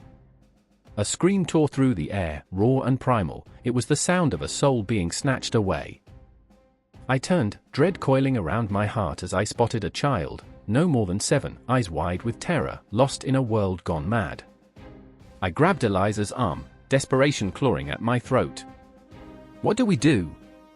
But in her eyes, I saw the same question mirrored back at me. The weight of our choices pressed down, heavier than 1,000 burdens. In that moment, I felt the pull of the cosmos, the universe spinning wildly around us. Time became a mere illusion, a cruel trick played on our fragile minds. Memories flooded back, the laughter of friends, the warmth of a home, the dreams we had spun under starlit skies. These were our weapons, our armor against despair. "We can't leave him," I gasped, my voice thick with emotion. Eliza hesitated, and for a heartbeat, the world seemed to hold its breath. Then, with a fierce nod, she moved toward the child, scooping him up, cradling him against her chest like a fragile bird. "We fight," she said, her voice steady, igniting a fire within me. "We fight for him. For all of us." And just like that, resolve surged through me. I remembered the night spent dreaming of a world where freedom wasn't a fleeting whisper but a resounding roar. I remembered the laughter, the love, the hope. With each step, I felt the shadows of the past intertwining with the present, a haunting melody that urged us forward into the unknown. As we dashed through the chaos, our breaths mingling with the smoke and screams, I couldn't shake the feeling that the tide was shifting. Each moment was a heartbeat, a pulse in the dark, pushing us toward a reckoning we could scarcely comprehend. The line between ally and enemy blurred, each face a reminder of the stakes, each breath a prayer for survival. We stumbled into a narrow alley, its walls whispering secrets of resistance and rebellion. I glanced at Samuel, his face pale, the life draining from him like the last rays of sunlight before dusk. "Hold on. We're almost there," I shouted, though my own voice felt hollow, a fragile echo against the backdrop of impending doom. But in that moment of despair, when hope flickered like a dying flame, I felt something shift. A quiet strength pulsed through my veins. We were not just fighting against an empire, we were fighting for our very essence, our souls entwined like roots beneath the earth. The coalition was more than a collection of fighters, it was a family, forged in the crucible of war, bound by love, loss, and an unwavering belief in a brighter tomorrow. And then, as if the universe itself conspired to answer our silent prayers, the distant sound of drums began to rise, a heartbeat thrumming through the chaos, calling us to action. We gathered ourselves, hearts pounding in unison, and stepped back into the fray. It was now or never, a moment suspended in time, where the weight of our choices would echo through eternity. In that heartbeat, as shadows danced and our feet pounded against the cobblestones, I knew we would stand together, defiant and unyielding. The British Empire may have held the might, but we held the dreams of 1,000 souls. We would fight, we would scream, we would wield our passions like weapons, and together we would rise, a storm against the dying light. The air hung heavy that night, thick with the metallic scent of impending violence. It draped over the city like a shroud, cloaking every corner in a silence so profound that even the shadows seemed to hold their breath. I stood there, on the cusp of chaos, heart racing like a drum in a silent symphony, watching as the flickering gas lamps cast trembling shadows on the cobblestones. Each pulse, each beat, felt like a countdown, a relentless reminder that the world was about to erupt into flames. A figure emerged from the shadows, Captain James Hawthorne, eyes glinting like polished steel, lined with both determination and the weight of countless sleepless nights. I could see the tension coiled in his shoulders, a taut wire ready to snap. He gripped the crumpled map tightly, the edges worn from too many furtive glances and desperate calculations. "This is it," he murmured, his voice barely above a whisper, yet it carried the weight of nations. "If we fail here, we lose everything." I could feel the quake of his resolve echoing through my bones, an unyielding force against the chill of the night. In the distance, the faint rumble of thunder rolled through the skies, ominous and foreboding, as if the heavens themselves were anticipating the storm to come. The echoes of distant cannon fire whispered like ghosts through the alleys, a reminder of battles fought and won, but also of blood spilled and lives shattered. "We must strike hard and fast," Hawthorne continued, eyes scanning the map, his fingers trembling ever so slightly. "The French won't see it coming." But then there was Eliza. Oh, Eliza! She stood at the periphery, a flicker of light in this gathering darkness, yet burdened by the weight of her own choices. Her heart, a frayed tapestry woven from love and loyalty, tugged at her even now. "James," she called out, her voice slicing through the tension like a seraph's blade. "You can't risk everything on this one plan. What if it all goes wrong?" The fear in her eyes was palpable, a storm brewing beneath her calm facade. I felt it too, the gnawing anxiety that clawed at my insides, a reminder that dreams can twist into nightmares with a mere miscalculation. "Failure isn't an option, Eliza." Hawthorne's response was sharp, fueled by desperation and unwavering conviction. "I'm doing this for us," the words hung in the air like a damning promise, and I saw her flinch, the truth of it striking her harder than any sword. The stakes were impossibly high, but could love survive amidst the rubble of ambition? The clock tower told the hour, each chime resonating through the heart of the city, underscoring the urgency that gripped us all. I closed my eyes for a fleeting moment, trying to capture the essence of this night, the scent of rain-soaked earth mingling with the faint smell of gunpowder, the distant wails of the restless souls who had once called this place home. The cosmos above shimmered with stars, indifferent to our plight, as though they were spectators to our impending tragedy. "Remember, every moment counts," Hawthorne said, his voice steely, yet tinged with that unshakable vulnerability. "We can't let fear dictate our actions. We're not just fighting for ourselves. We're fighting for our future, for freedom." He looked at Eliza with a fire burning in his gaze, and for a heartbeat, I wondered if he could see the way her heart twisted between loyalty and love, a pendulum swinging in desperate rhythm.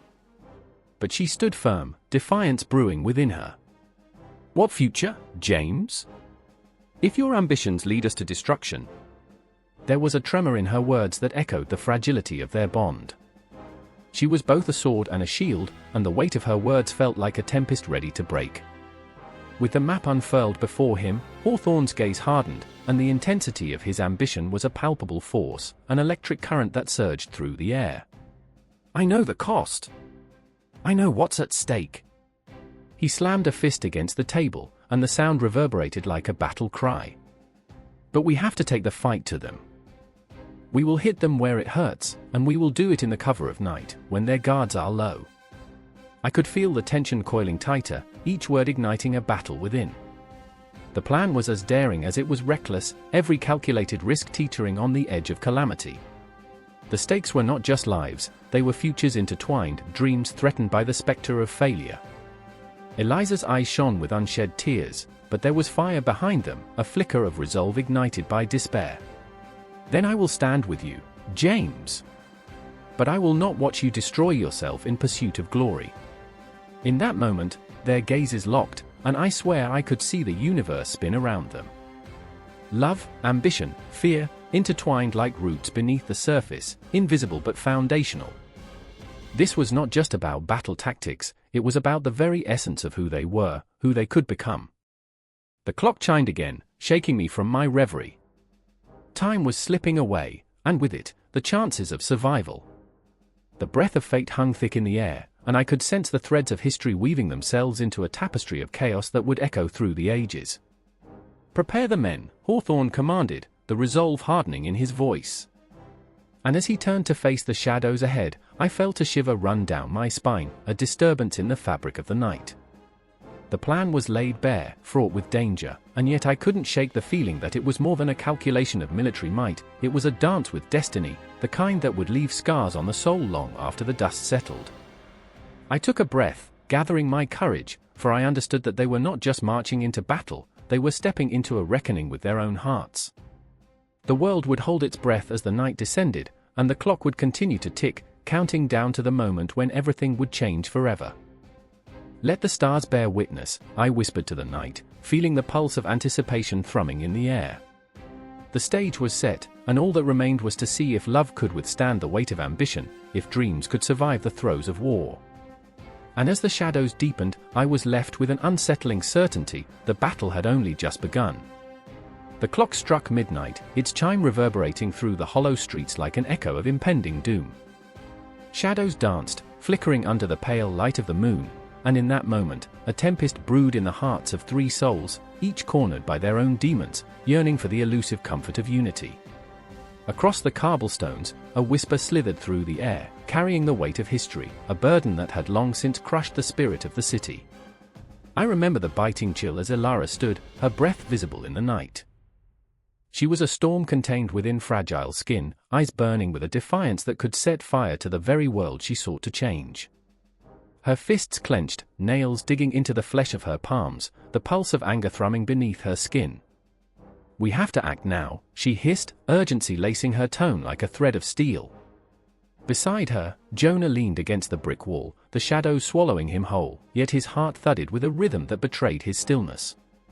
He was the anchor, fearful but tethered to a past that haunted him like a ghost. The war within him raged, battling the need for safety against the call of resistance.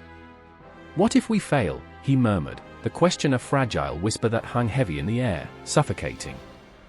And then there was Myra, a whirlwind of chaotic thoughts trapped behind a facade of calm. She stood too close to the edge of despair, teetering on the brink, her mind a battlefield littered with what ifs. "Unity in diversity," she repeated, clinging to the phrase like a lifeline, a mantra that felt both sacred and absurd. But the words fluttered weakly from her lips, like leaves caught in a gust of wind, never quite landing where they needed to. A siren wailed in the distance, slicing through the night, a reminder that time was a relentless predator, and they were its prey. The city, once a sanctuary, now felt like a prison with walls closing in, each brick infused with the weight of despair. Elara stepped forward, the gravel crunching beneath her worn boots, a defiant march toward a fate unknown. "If we stand together, we can't fail. They can't break us," she declared, fierceness igniting her words. But as the trio gathered their courage, the scars of their past shimmered like the stars above, faint and distant, but forever haunting. Jonah recalled the day the skies darkened, when the crack of thunder shook the ground beneath him, a reminder of the choice he had made to stay silent when he should have spoken. Regret dripped from his every thought, a poison that seeped into the marrow of his bones. Myra's pulse quickened, drowning in the cacophony of the memories that clawed at her heart. She remembered standing at her father's feet, watching helplessly as the world crumbled around them, her childhood innocence stolen in a single breath. Images of faces, shattered and broken, flashed in her mind, a kaleidoscope of pain that threatened to engulf her. Ilara turned, searching their faces, igniting a flicker of something. Resolve? Fear? In a world that demanded conformity, she yearned for rebellion. Our differences are our strength, she insisted, her voice trembling with conviction. They divide us to conquer us.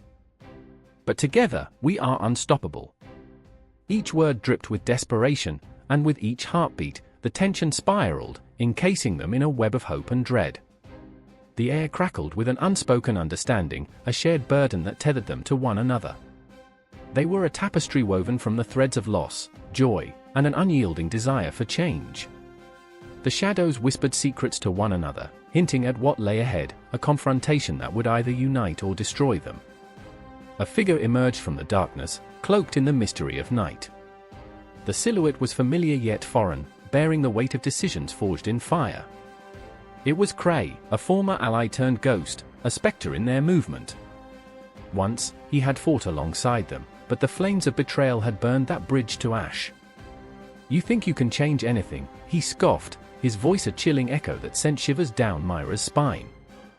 "You're just children playing at revolution."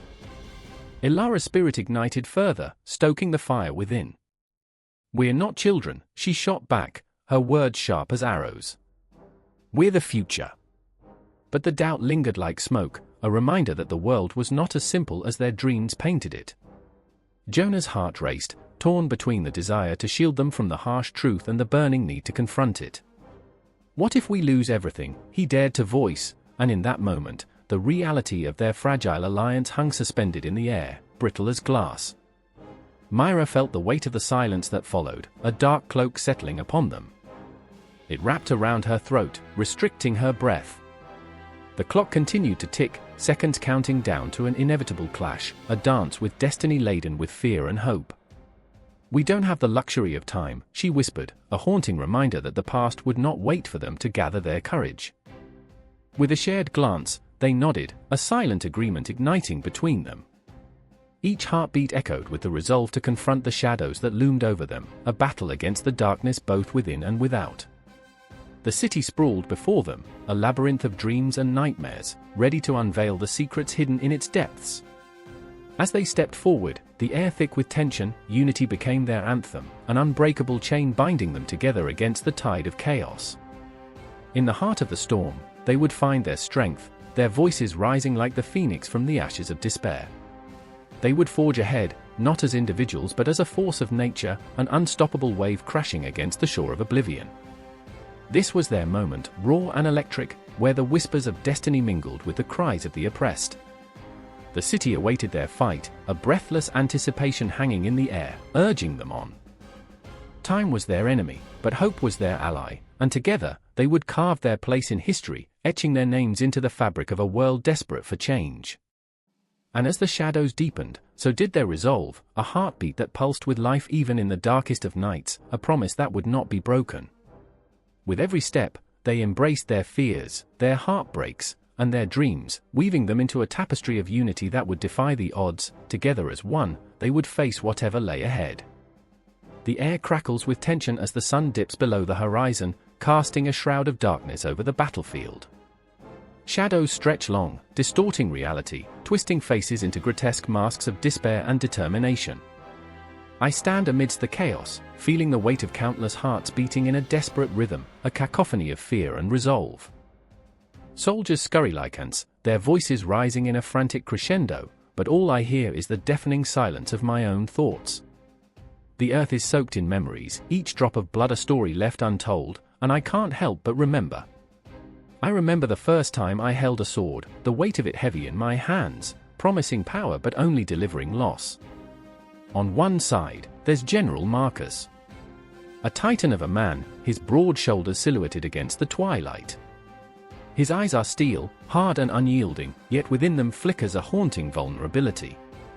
He carries the burden of his men like a second skin, each life lost a ghost that whispers in his ear, reminding him of the cost of ambition. "We fight for honor," he barks, but his voice falters, the words tasting bitter. I see it in the twitch of his jaw, the way he grips the hilt of his sword as if it's a lifeline, and suddenly, I'm drawn to the fragility of his resolve. And then, there's Commander Elena, a fierce spirit wrapped in a delicate frame. Her laughter once echoed like music, but now, it's a distant memory buried beneath the weight of her choices. She stands at the edge of the encampment, staring into the abyss, a tempest brewing within her. I fear I've lost my way, she confesses to the night, her voice barely a whisper, yet it reverberates in my chest, a haunting melody of regret. As she gazes into the encroaching darkness, I see her heart, raw and exposed, a soldier, yes, but also a woman grappling with the ghosts of her past. Each decision she makes is a dance with fate, and tonight, the stakes have never been higher. The clash of swords rings out, a sonorous reminder of the chaos that awaits. Marcus and Elena are bound by a thread thicker than blood, a shared history that crackles with unsaid words, emotions held hostage by duty.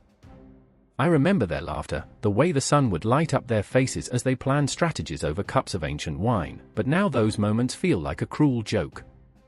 The war has twisted them into something unrecognizable, warriors caught in a tempest of honor and ambition, yet yearning for the simplicity of what once was. With every heartbeat, the tension thickens. I watch as Marcus leads his men, the weight of their trust pressing down on him like a heavy cloak. For glory, he shouts, but even I can see the cracks in his armor. It's not glory he seeks, it's redemption. The ghosts of fallen comrades haunt him, their faces flickering to life in the flames of the campfire. He feels their presence, their disappointment weighing heavily, a constant reminder of his failures. The strategies he meticulously crafted, the battles he fought, all leading to this moment. What if it all crumbles? What if he loses them all? Elena, standing on the precipice of her own doubts, watches Marcus with a heart full of unspoken words. She longs to reach out, to tell him that honor feels hollow when it's stained with the blood of innocence. We're not just soldiers, she breathes, her voice trembling, but the wind steals her words away, leaving them to swirl in the dust of the past. Yet, within her, a fire ignites. Tonight, I will not let him face this alone, she resolves, knowing the path ahead is fraught with peril. Suddenly, the night erupts. Cries of anguish pierce the air as arrows rain down like dark omens. The battlefield transforms into a nightmare, a dance of death where shadows flicker and twist in grotesque forms. I can feel the palpable fear in the air, the desperation that clings to the soldier's skin. I remember the taste of adrenaline, the thrill of battle, but tonight, a hollow ache resides deep within me. It's no longer about glory, it's about survival, about the lives that hang in the balance. In the midst of chaos, I see them, a frozen moment in time. Marcus, standing tall amidst the chaos, his sword raised high, a beacon of hope, yet I see how his hands tremble. The weight of the world rests upon him, yet the flicker of doubt in his eyes betrays his bravado. Who is he fighting for? Is it the men at his back, or is it the ghosts that haunt him? And Elena, fierce and unyielding, charging into the fray, her heart racing like a wild stallion.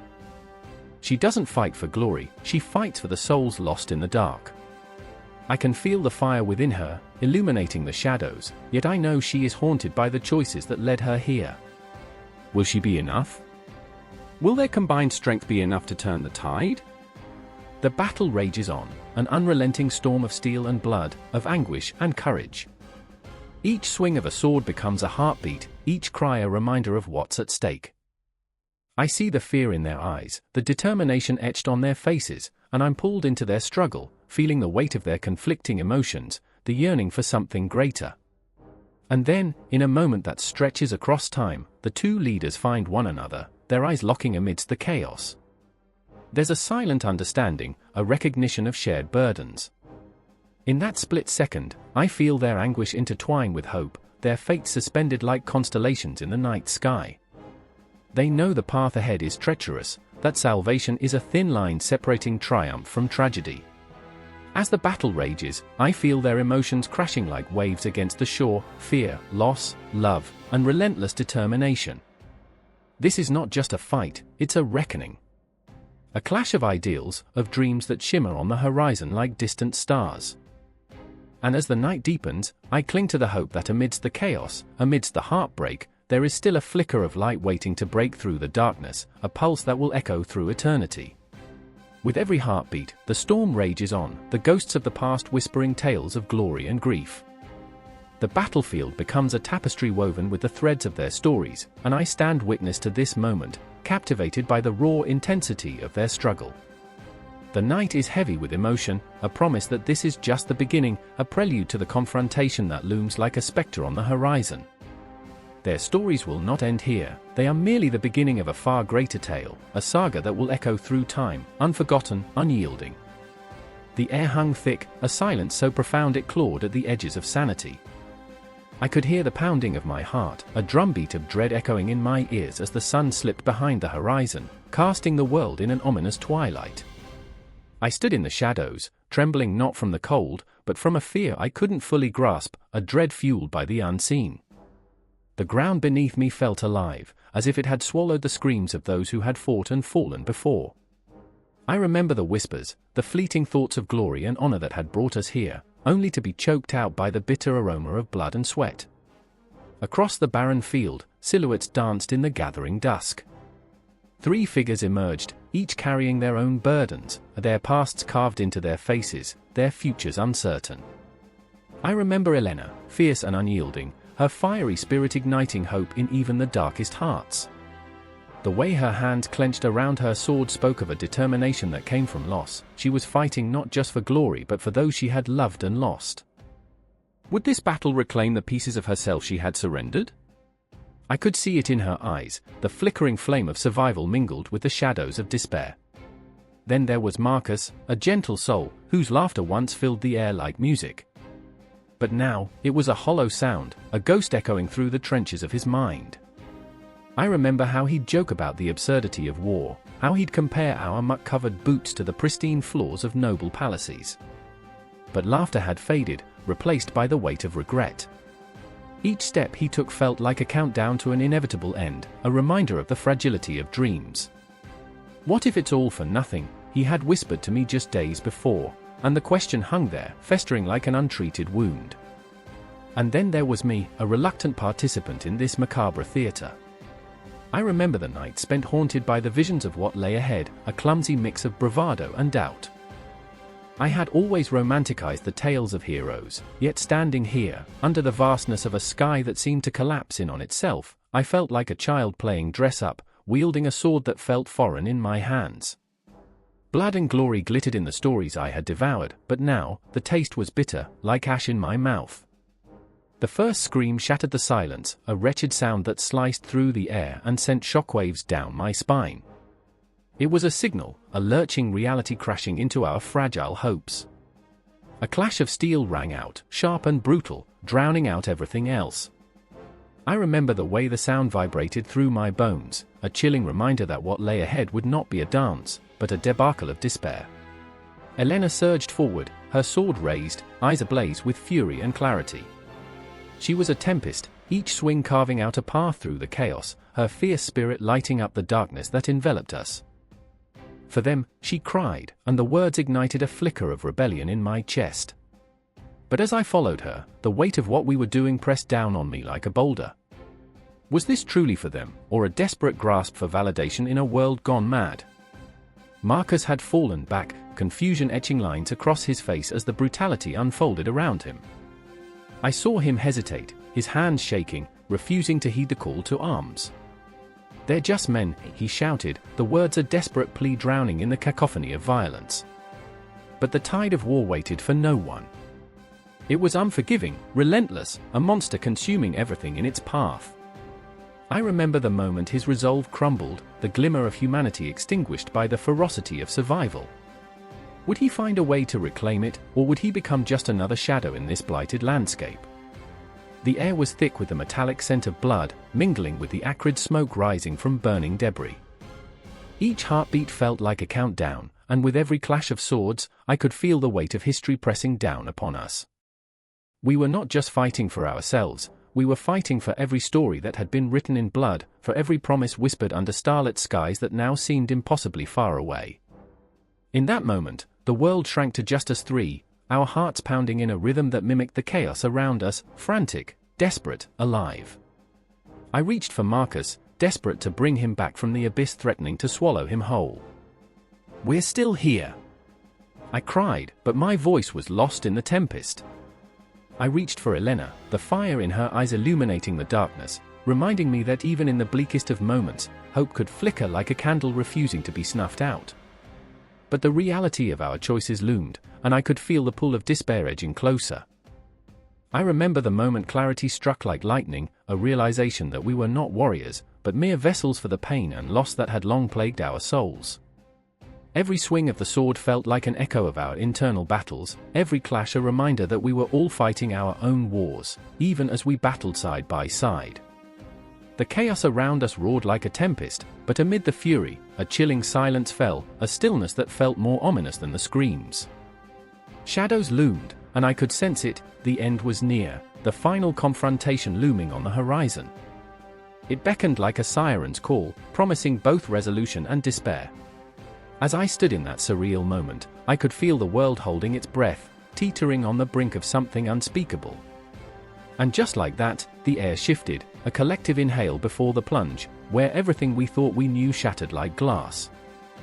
I remember the ache in my chest, the pull of fate entwining our stories together in a dance as ancient as time itself. The fight was just beginning, and the ghosts of our past would not let us forget.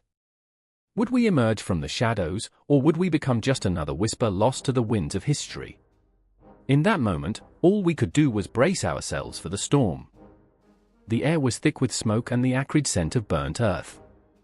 A lone figure stood, frozen in the chaos. I felt the pulse of the battlefield, each heartbeat synchronizing with the drum of distant war. Rain fell in a staccato rhythm, a cruel reminder of the tears shed on this forsaken ground. I remember the feeling of dread gnawing at my insides, an uninvited specter that crept closer with every clash of steel. Then, a scream pierced the humid air, raw and primal, pulling me from my stupor. It was Marcus, his face a mask of fear and determination, eyes wide like saucers as he grasped his sword with both hands. "They're flanking us. We need to regroup." His voice cracked like thunder, a desperate plea in the cacophony of clanging metal and wailing men.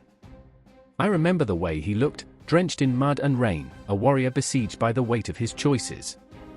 Yet, beneath that veneer of bravery, I saw the cracks, the uncertainty that twisted his features, the ghost of doubt that haunted him like a curse. Then there was Elara, perched on a ridge, her bowstring taut, ready to unleash death upon our foes. Her breath came in sharp gasps, the tension coiling in her muscles as she scanned the battlefield. I watched her, casting glances from the chaos below to the horizon, where the sun was slipping away, as if it too wanted to abandon this place. "Focus, Elara. Remember your training," she whispered to herself, but I could sense the tremors in her hands, the fear lurking beneath her fierce exterior. I remembered the girl who once laughed under the stars, dreaming of a life free from this ceaseless violence. Now, she was a reluctant participant in a dance of death. "Marcus! We can't hold this line!" I shouted, but it felt like my voice was swallowed by the storm. The world around us blurred, painted with the hues of despair. The battle had descended into madness, a swirling vortex of anguish and chaos, and we were caught in its relentless grip. There was no escape, only the raw, visceral need to survive another breath, another heartbeat. "Pull back!" Marcus yelled, and for a moment, the command sparked a flicker of hope. But hope is a fragile thing, isn't it? Like the flickering candle that dances in the dark, it extinguishes with the slightest breath. And then it felt as if the very ground beneath us trembled in response to the roar of the enemy, an avalanche of bodies tumbling toward us, a wall of flesh and steel. My heart raced, a drum echoing the chaos, each beat a reminder of mortality. I could see Elara's resolve hardening as she prepared to shoot. "One shot, one life," she murmured, as if the very act of releasing an arrow could absolve the weight on her soul. I remember wanting to shout, to tell her not to waste her strength, but the words caught in my throat. Darkness seeped into my mind, memory swirling. I saw flashes of my past, laughter mingling with screams, a haunting echo of what was lost. I remembered my mother's gentle smile when she tucked me into bed, the soft lull of her voice a stark contrast to the feral growls erupting from the battlefield. "Be brave, my love," she used to say. How naive, I thought, as I clutched my own weapon, a sad irony of innocence shattered. Marcus moved forward, a lion in the midst of a herd of sheep. I followed, adrenaline surging through my veins, the fear transforming into raw energy. "We have to make a decision now," he barked, eyes darting between Ilara and me, desperation carved into his features. "We can't just stand here and wait for them to take us." Ilara's breath quickened, her gaze piercing through the haze. "Then we flank them. We have to catch them off guard." The intensity in her voice was electric, sparking a flicker of rebellion in the pit of my stomach. I knew the risks, but the alternative was a swift end, a fate worse than death itself. "Follow me," I shouted, the words tumbling out like a battle cry, a mantra to drown out the fear. My feet moved before my mind could catch up, each step a declaration of defiance against the encroaching darkness. The world narrowed to the three of us, a trio bound by fate, driven by survival.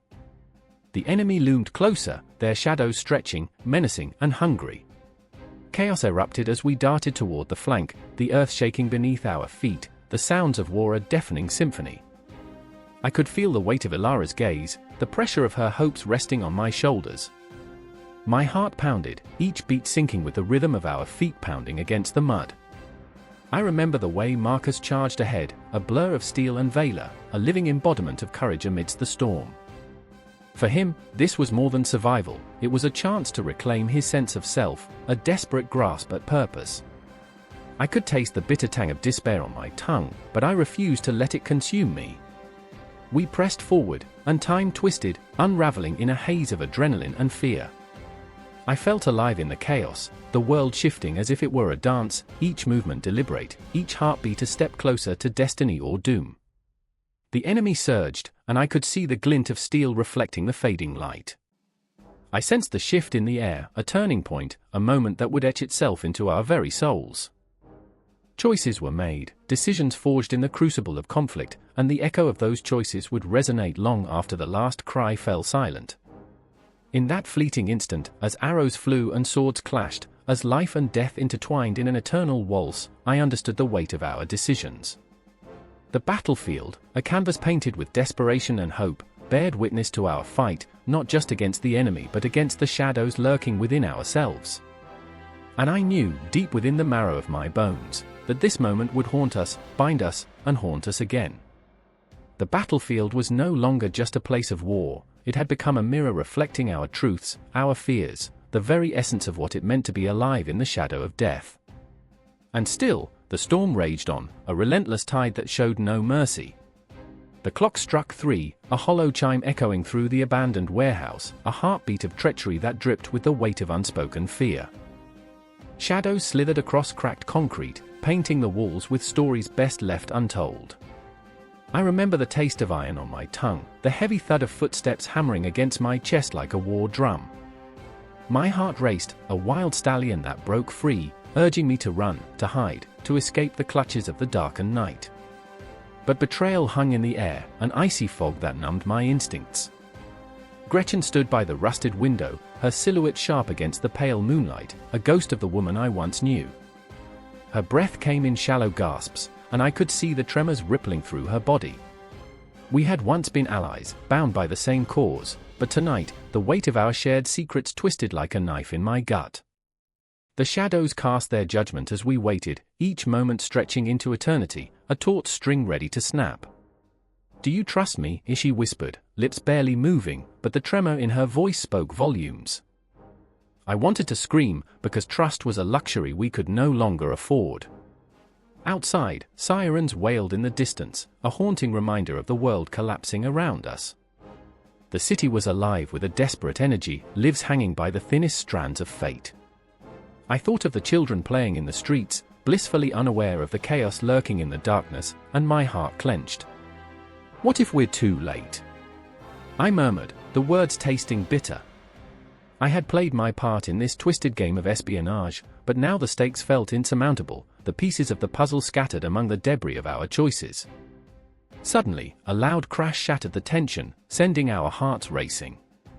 My mind flashed with memories, flashes of old missions, covert operations, and the thrill of adrenaline coursing through my veins.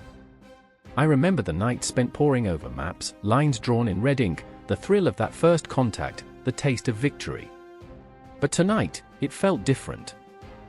Everything was sharper, more profound, as if the weight of our past decisions pressed down on us like an unforgiving tide. Then there was Marcus, a shadow of his former self, stumbling into our dimly lit hideaway, blood-soaked and ragged. His eyes were windows to a soul tortured by betrayal, and I was struck by the vivid memories of our laughter, our camaraderie built on shared secrets, the way we had vowed to protect one another against the tides of darkness. But the tide had turned, and now it was us against the world, trapped in this dance of death and loyalty. "They know," he gasped, collapsing against the wall, his voice barely a whisper yet charged with a desperate urgency. "They're coming for us." I could feel the air grow thick with tension, a choking reminder of our precarious existence. Time slipped through my fingers like grains of sand, and I remembered the times we had laughed when the stakes were low, the joy of simple victories.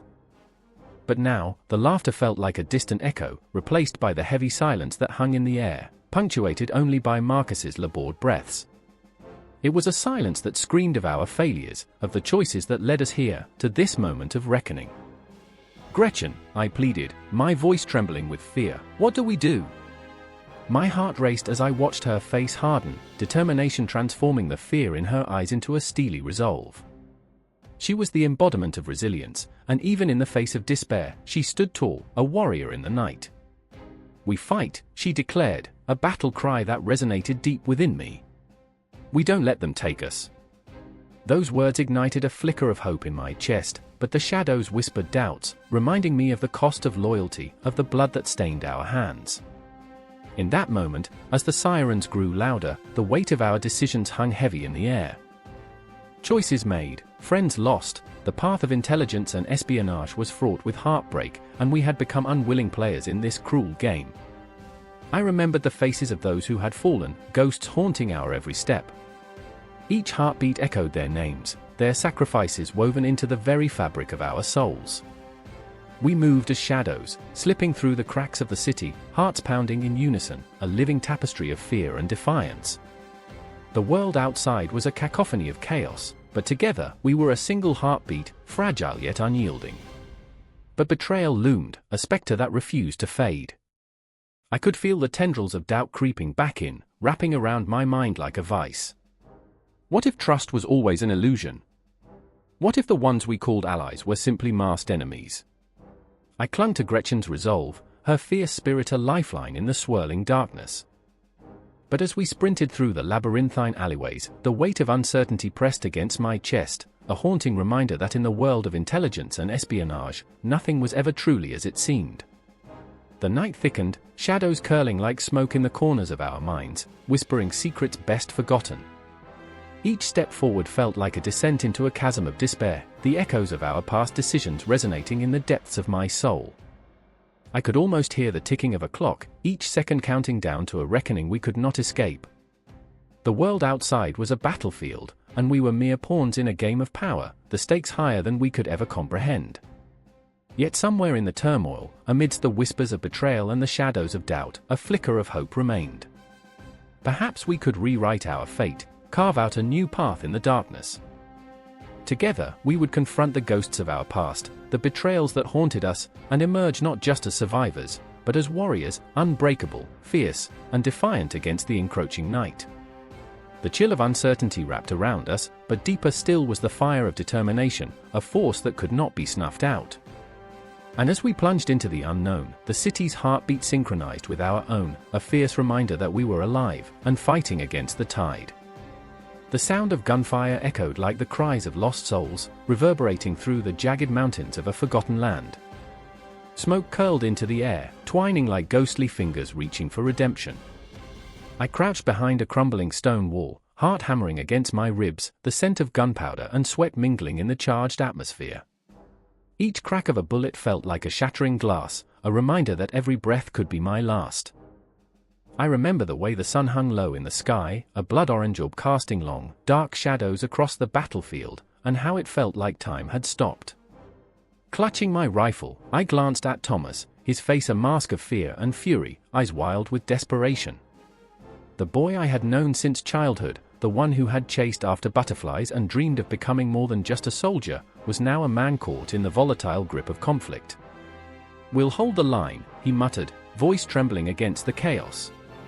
But I could see the tremor in his hands, a telltale sign that his resolve was cracking, and I remembered the last time he smiled, before the weight of war turned him into a shadow of himself. And then there was Elena, a fierce spirit wrapped in vulnerability, fighting to protect her family while the world crumbled around her. Each time she spoke of home, of warm bread and laughter, it was like a dagger twisting in my gut.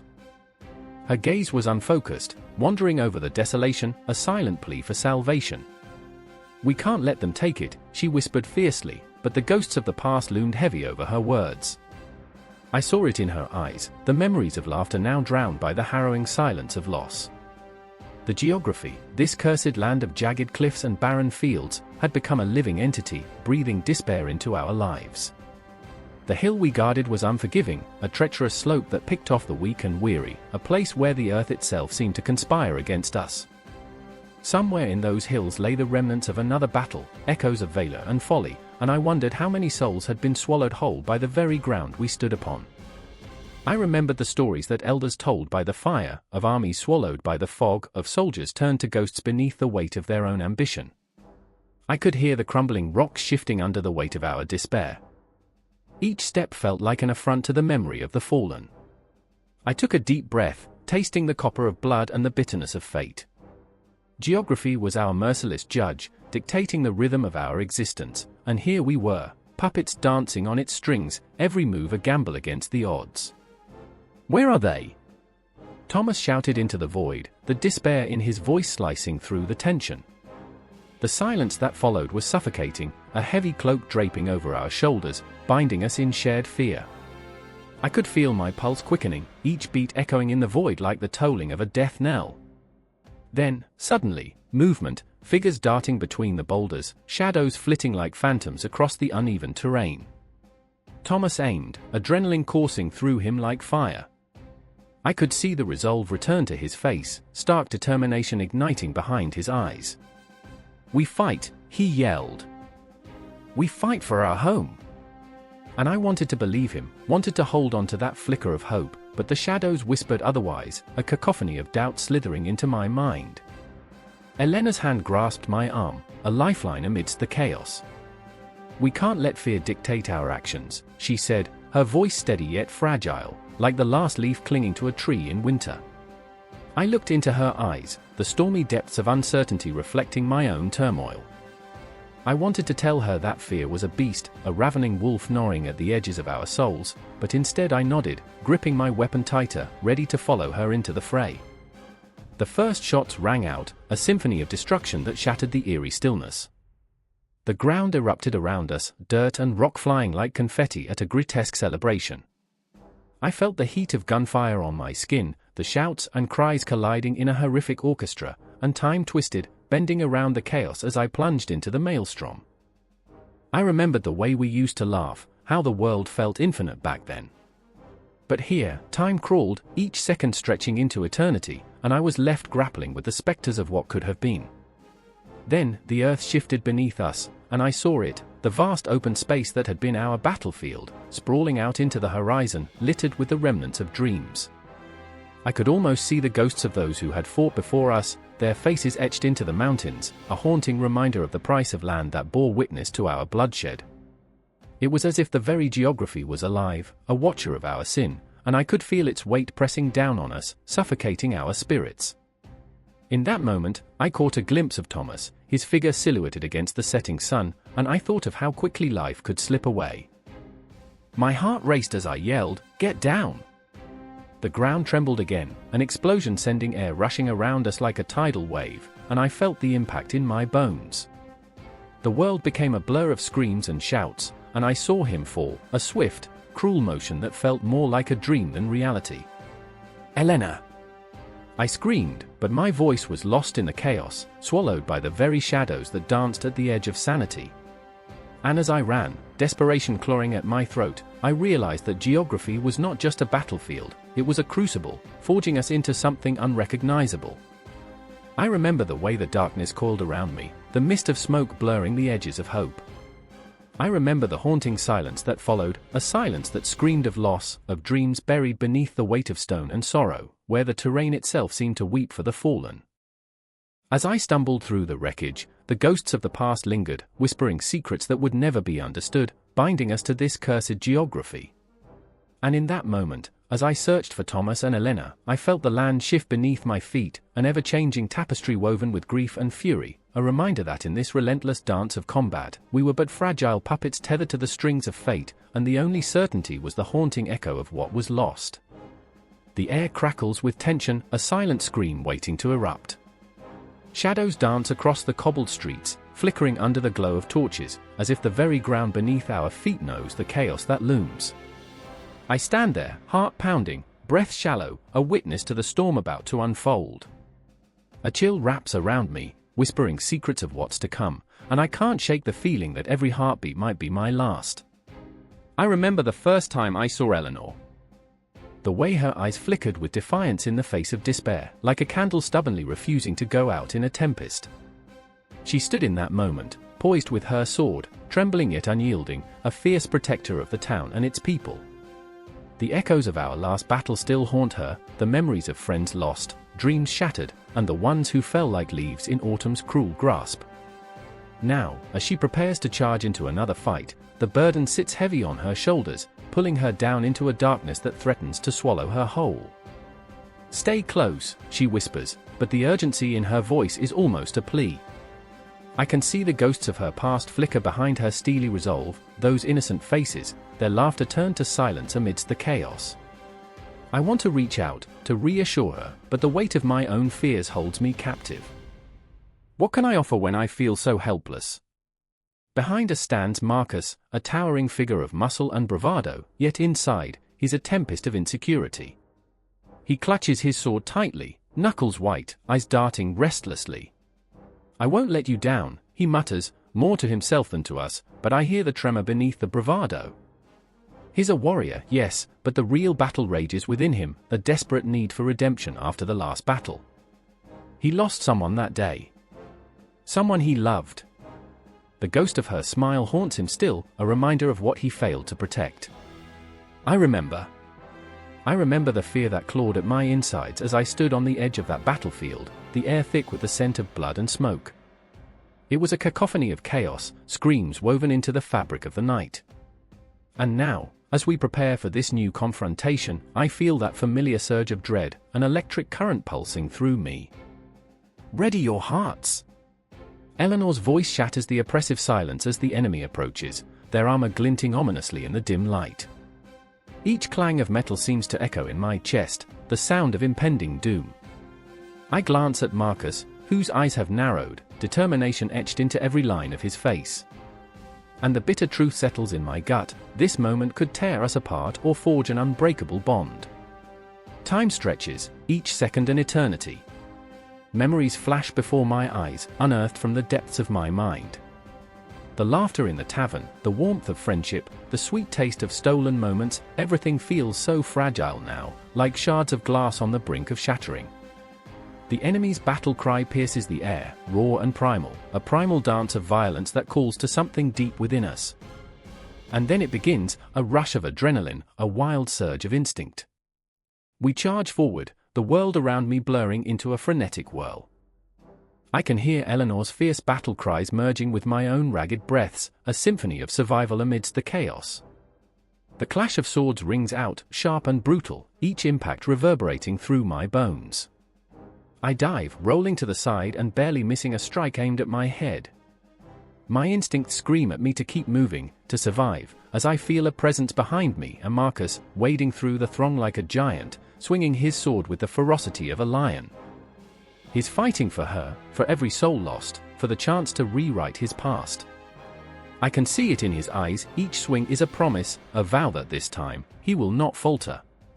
The battlefield transforms into a twisted tapestry of courage and despair, and in the midst of it all, I spot Eleanor. She's a tempest, a whirlwind of fury, driving forward with relentless resolve. But then, oh, the horror, I see an enemy closing in, their sword raised high, and time slows. The breath catches in my throat, the world narrows to a single, heart-stopping moment. Eleanor! I scream, my voice raw, echoing through the mayhem. But it's too late.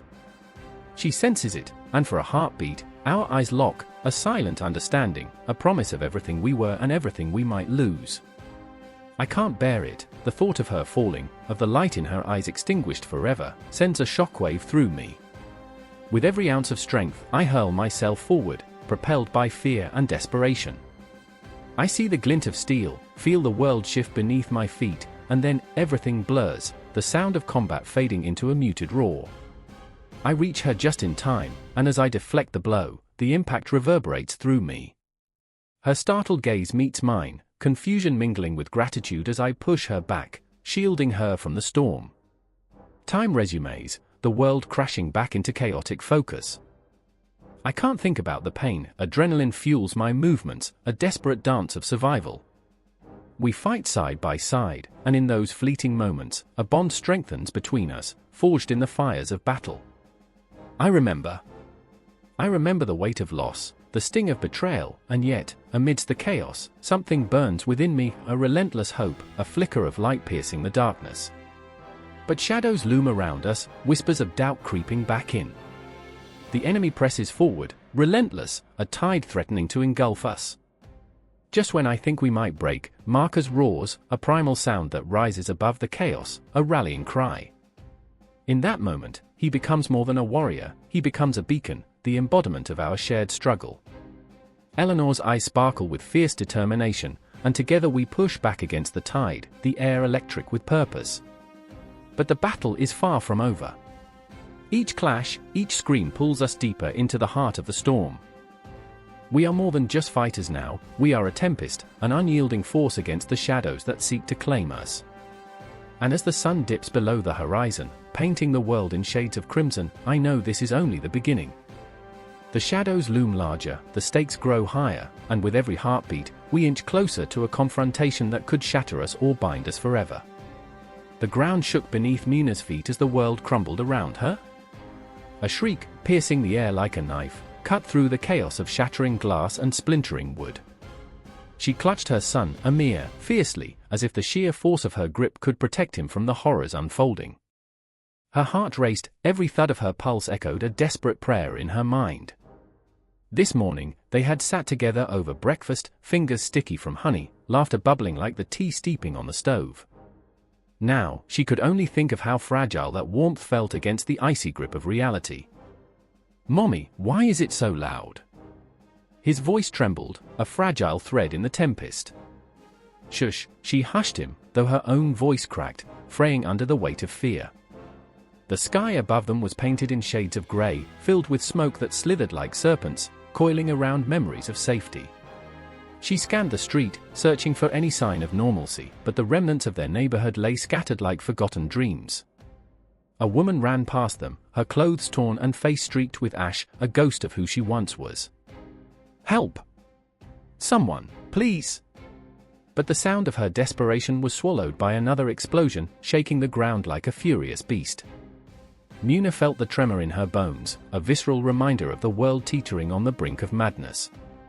I remember the time we danced in the living room, Amir twirling with laughter, the sun streaming through the windows, casting warm shadows on the floor.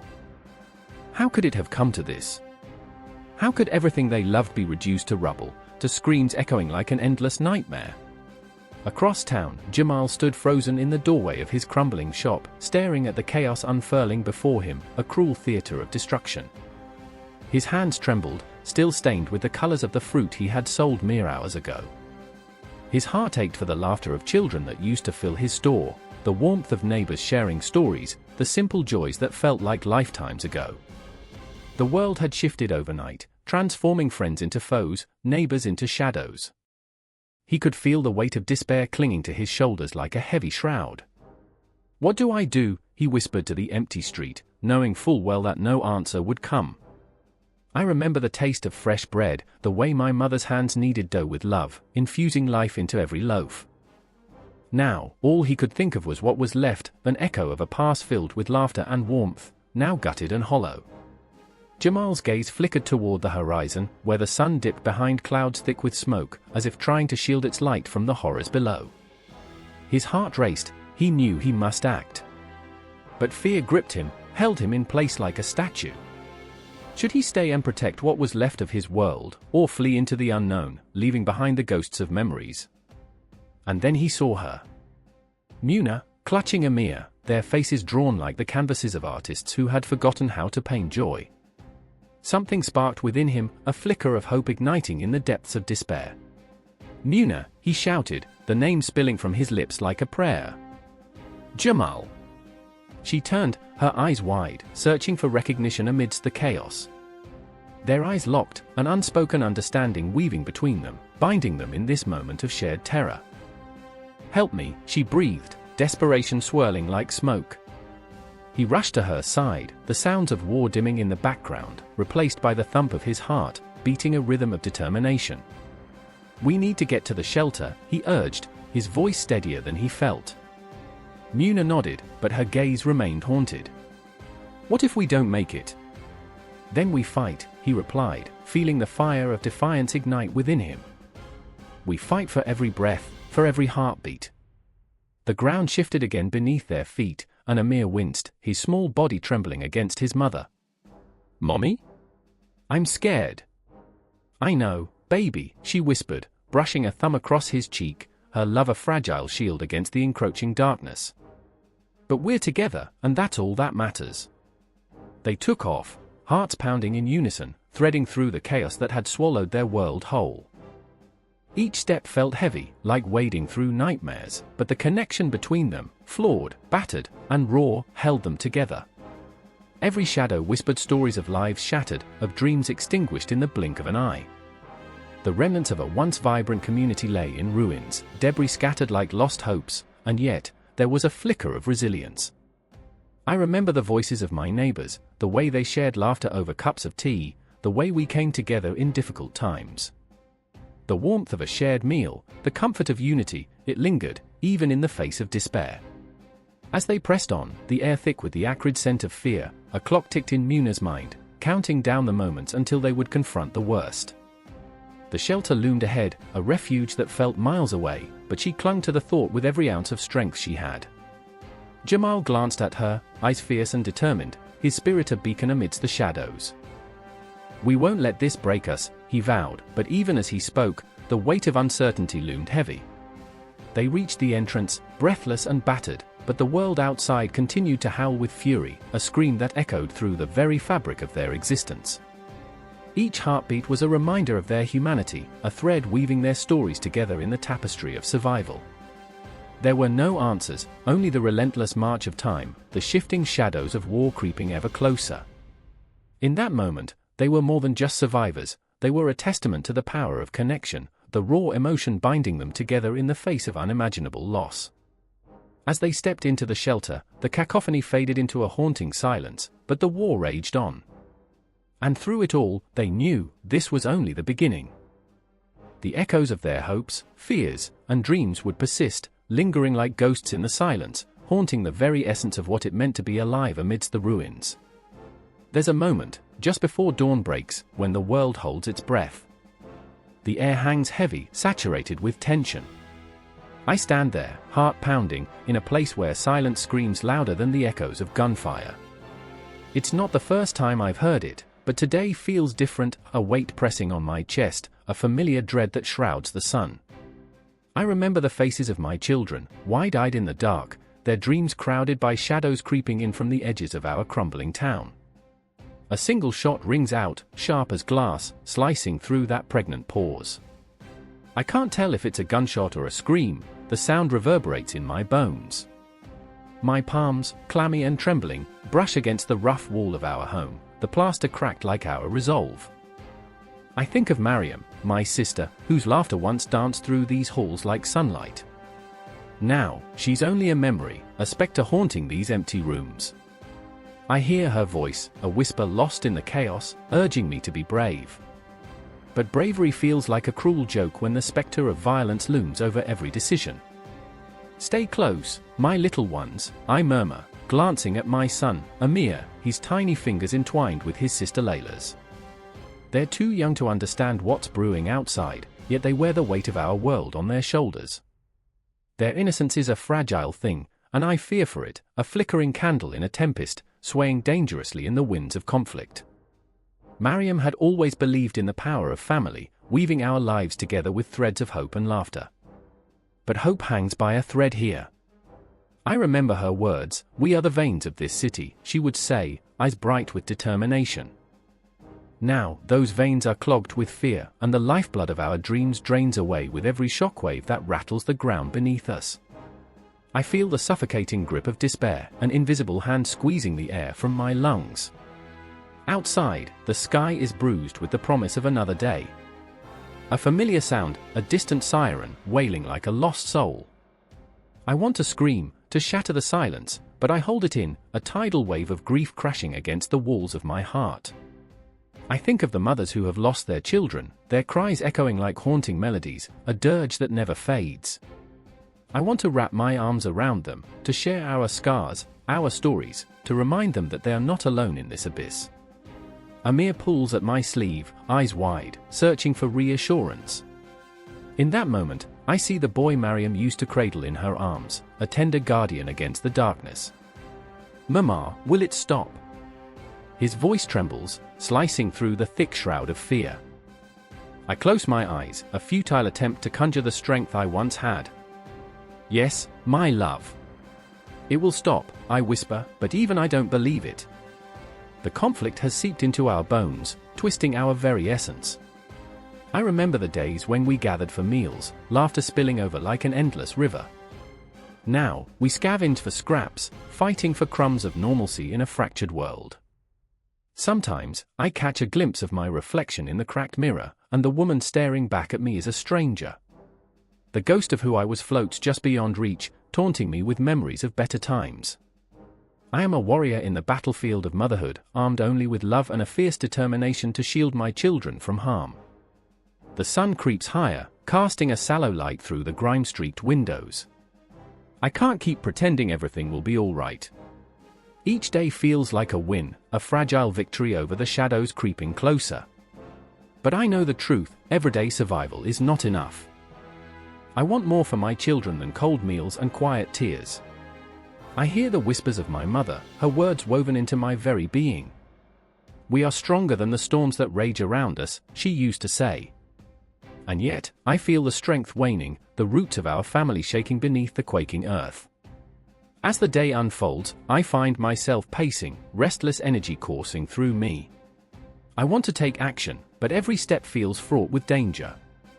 I can hear the echoes of voices, the rally of those who refuse to be silenced.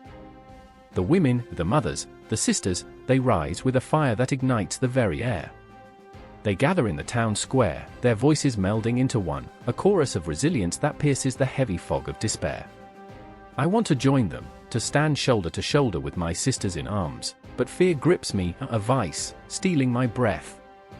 Yet, in that moment of weakness, I see Layla's face, her small features set with determination, and I know I can't cower in the shadows. I remember Mariam's laughter, her unfaltering spirit, binding us together in a tapestry of love. I must be the thread that holds us tight, even as the world frays around us. And so, I step out into the world, the cool air biting against my skin. The tension hangs thick, a palpable force. I move toward the sounds of defiance, the clamor of voices raised in solidarity. With each step, I feel the weight of my ancestors behind me, the women who forged paths through the flames of history. I am not alone, I carry their legacy with me. Together, I whisper, the word of prayer on my lips, a promise to my children and to those who have fought before me. I remember the sacrifices made, the blood spilled on these streets. The clock ticks ominously, each tick a heartbeat of hope and despair. I stand at the precipice, heart racing, knowing that the confrontation is inevitable. The air crackles with tension, and I can feel the universe holding its breath, waiting for the storm to unleash its fury. In this fractured reality, we are the heartbeat of our families, the pulse of our communities. Women like me, mothers like Mariam, we embody the spirit of resilience. We gather our stories, our fears, our joys, and we weave them into a tapestry, an unbreakable bond that defies the chaos surrounding us. This is not just a fight for survival, it is a fight for our souls, for the laughter of our children, for the dreams that still flicker in the darkness. With every step, I feel the ground tremble beneath me, a reminder that we are not merely victims of this conflict. We are the architects of our futures, carving out spaces of hope amidst the rubble. I am ready to stand with my sisters, to confront the shadows lurking at the edges, to claim our voices in this cacophony of despair. Together, we will rise. Together, we will breathe life into the ashes. Together, we will remember, even as the world tries to forget. And as the sun finally breaks through the clouds, illuminating our path, I know this is just the beginning. The fight continues, a relentless tide of emotion and defiance, and I am ready. The air was thick with a tension that crackled like static electricity, a silence so deep it swallowed the world. I stood in the shadows of the crumbling city, its once vibrant streets now choked with fear and uncertainty. The dawn bled red and orange, a fiery promise against a backdrop of despair. They said that the first casualty of war is truth, but no one prepared us for the weight of the lies that would follow. I remember the way the news traveled, like wildfire, consuming everything in its path.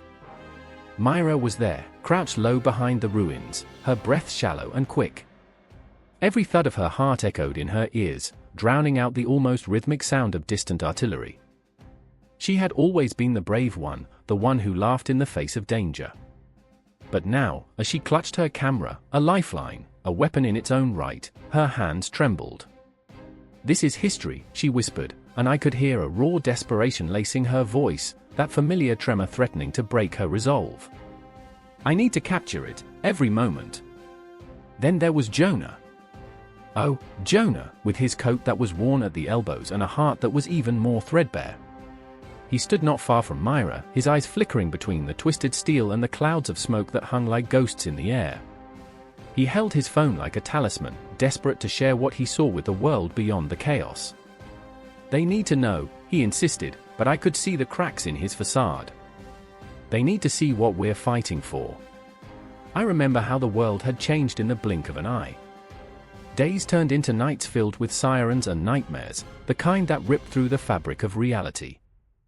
We'd sit in the dark, clutching our phones, scrolling through the feeds that lit up like fireflies in the oppressive gloom. Each headline was a stab in the heart, each image a reminder of what we stood to lose. They called it a battle, but it felt more like a massacre, truth twisted and turned into entertainment for the masses.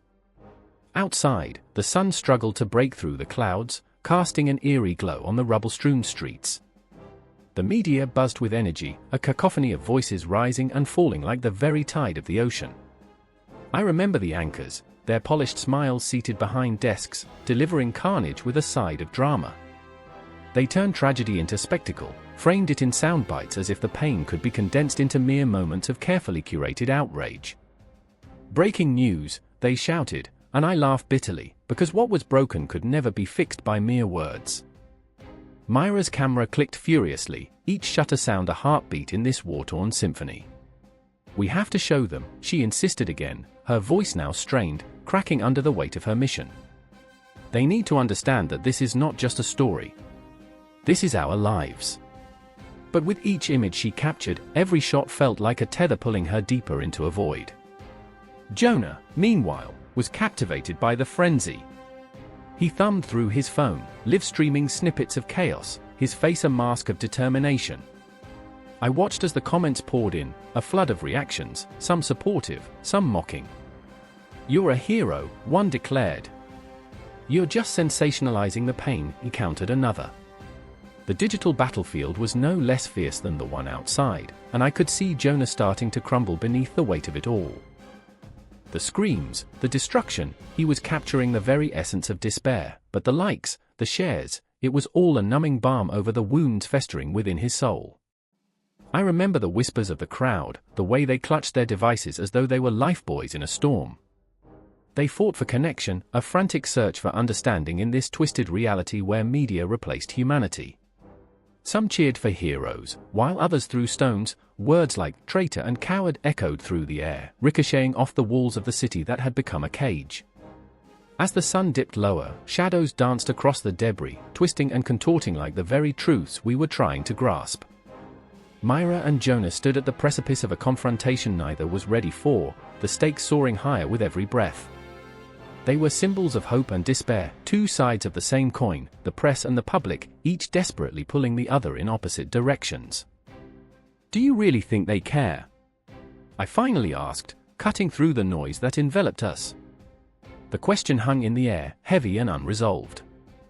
Myra turned to me, eyes blazing with passion and fear. "I have to believe they do." But there it was, the ghost of doubt creeping into her voice, the flicker of uncertainty clouding her conviction. "And Jonah, oh, Jonah!" He was torn, pulled between his desire to show the world the truth and the gnawing fear of what that truth would mean.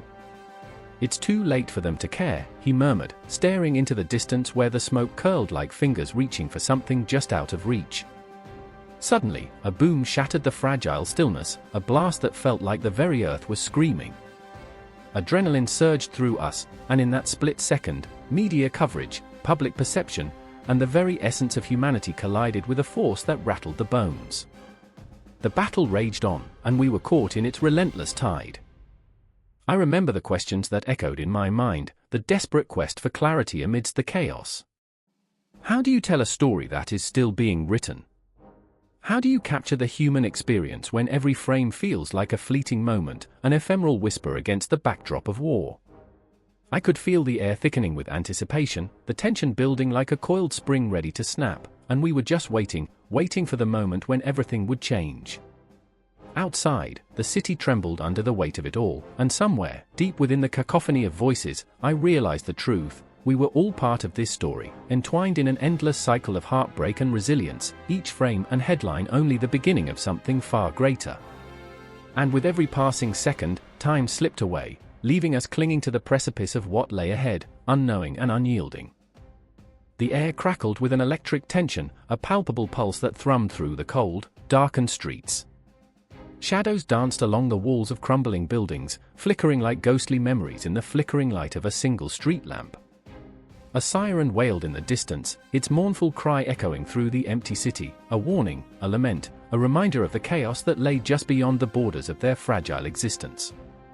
I was there, heart pounding, adrenaline surging, watching as everything teetered on the cusp of despair.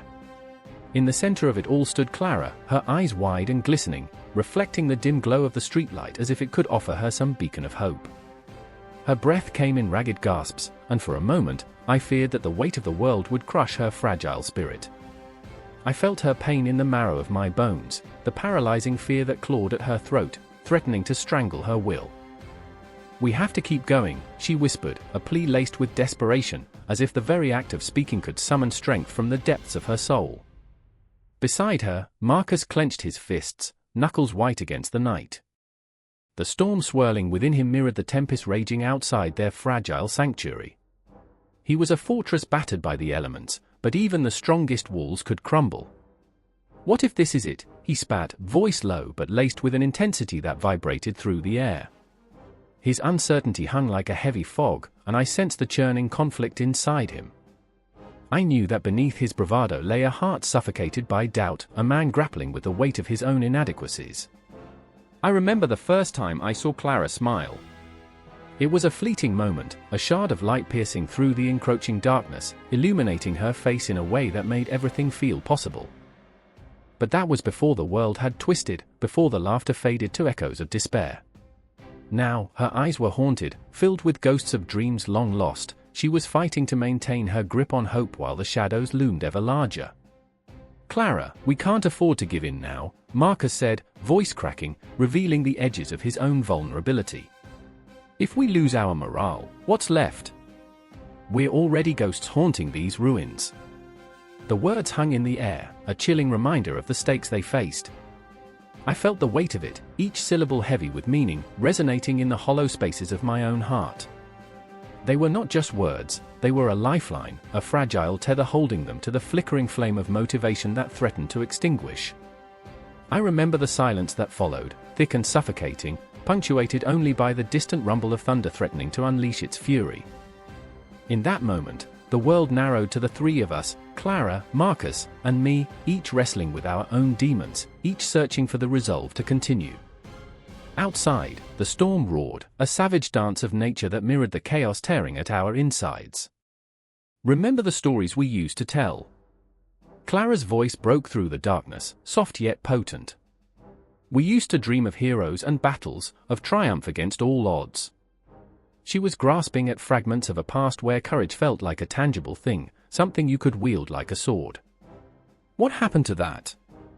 I could see the shadows in her eyes shift, as if the memories were clawing their way back to the surface. I remembered too, the tale spun over flickering campfires, where the impossible became possible, where we were invincible. But this was no fairy tale. This was the raw, unvarnished truth of survival, where the cost was steep and hope often felt like a curse. I remember, Marcus breathed, a flicker of determination igniting within him. I remember the way we fought for every inch, how every small victory felt monumental.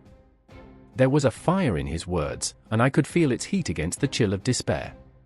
It was contagious, his resolve washed over Clara, and I saw her spirit lift, just slightly, as if a forgotten melody had begun to play in the background, coaxing the rhythm of life back into her veins.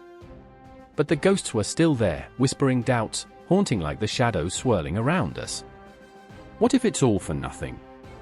Clara asked, her voice trembling, the walls of her defenses crumbling. What if we're just fighting shadows? Then we fight the shadows, Marcus replied, voice steady now, imbued with a raw intensity that shattered the silence. Because even shadows have to retreat when the light is strong enough. Their eyes met, and for a heartbeat, the world outside faded away. The storm outside raged on, but inside that moment, amidst the chaos, they found a flicker of connection, a bond forged in the fire of their shared struggle. I felt it resonate deep within, a reminder that sometimes the mere act of standing together is enough to bring light into the darkest of nights. But deep down, a gnawing sense of unease lingered.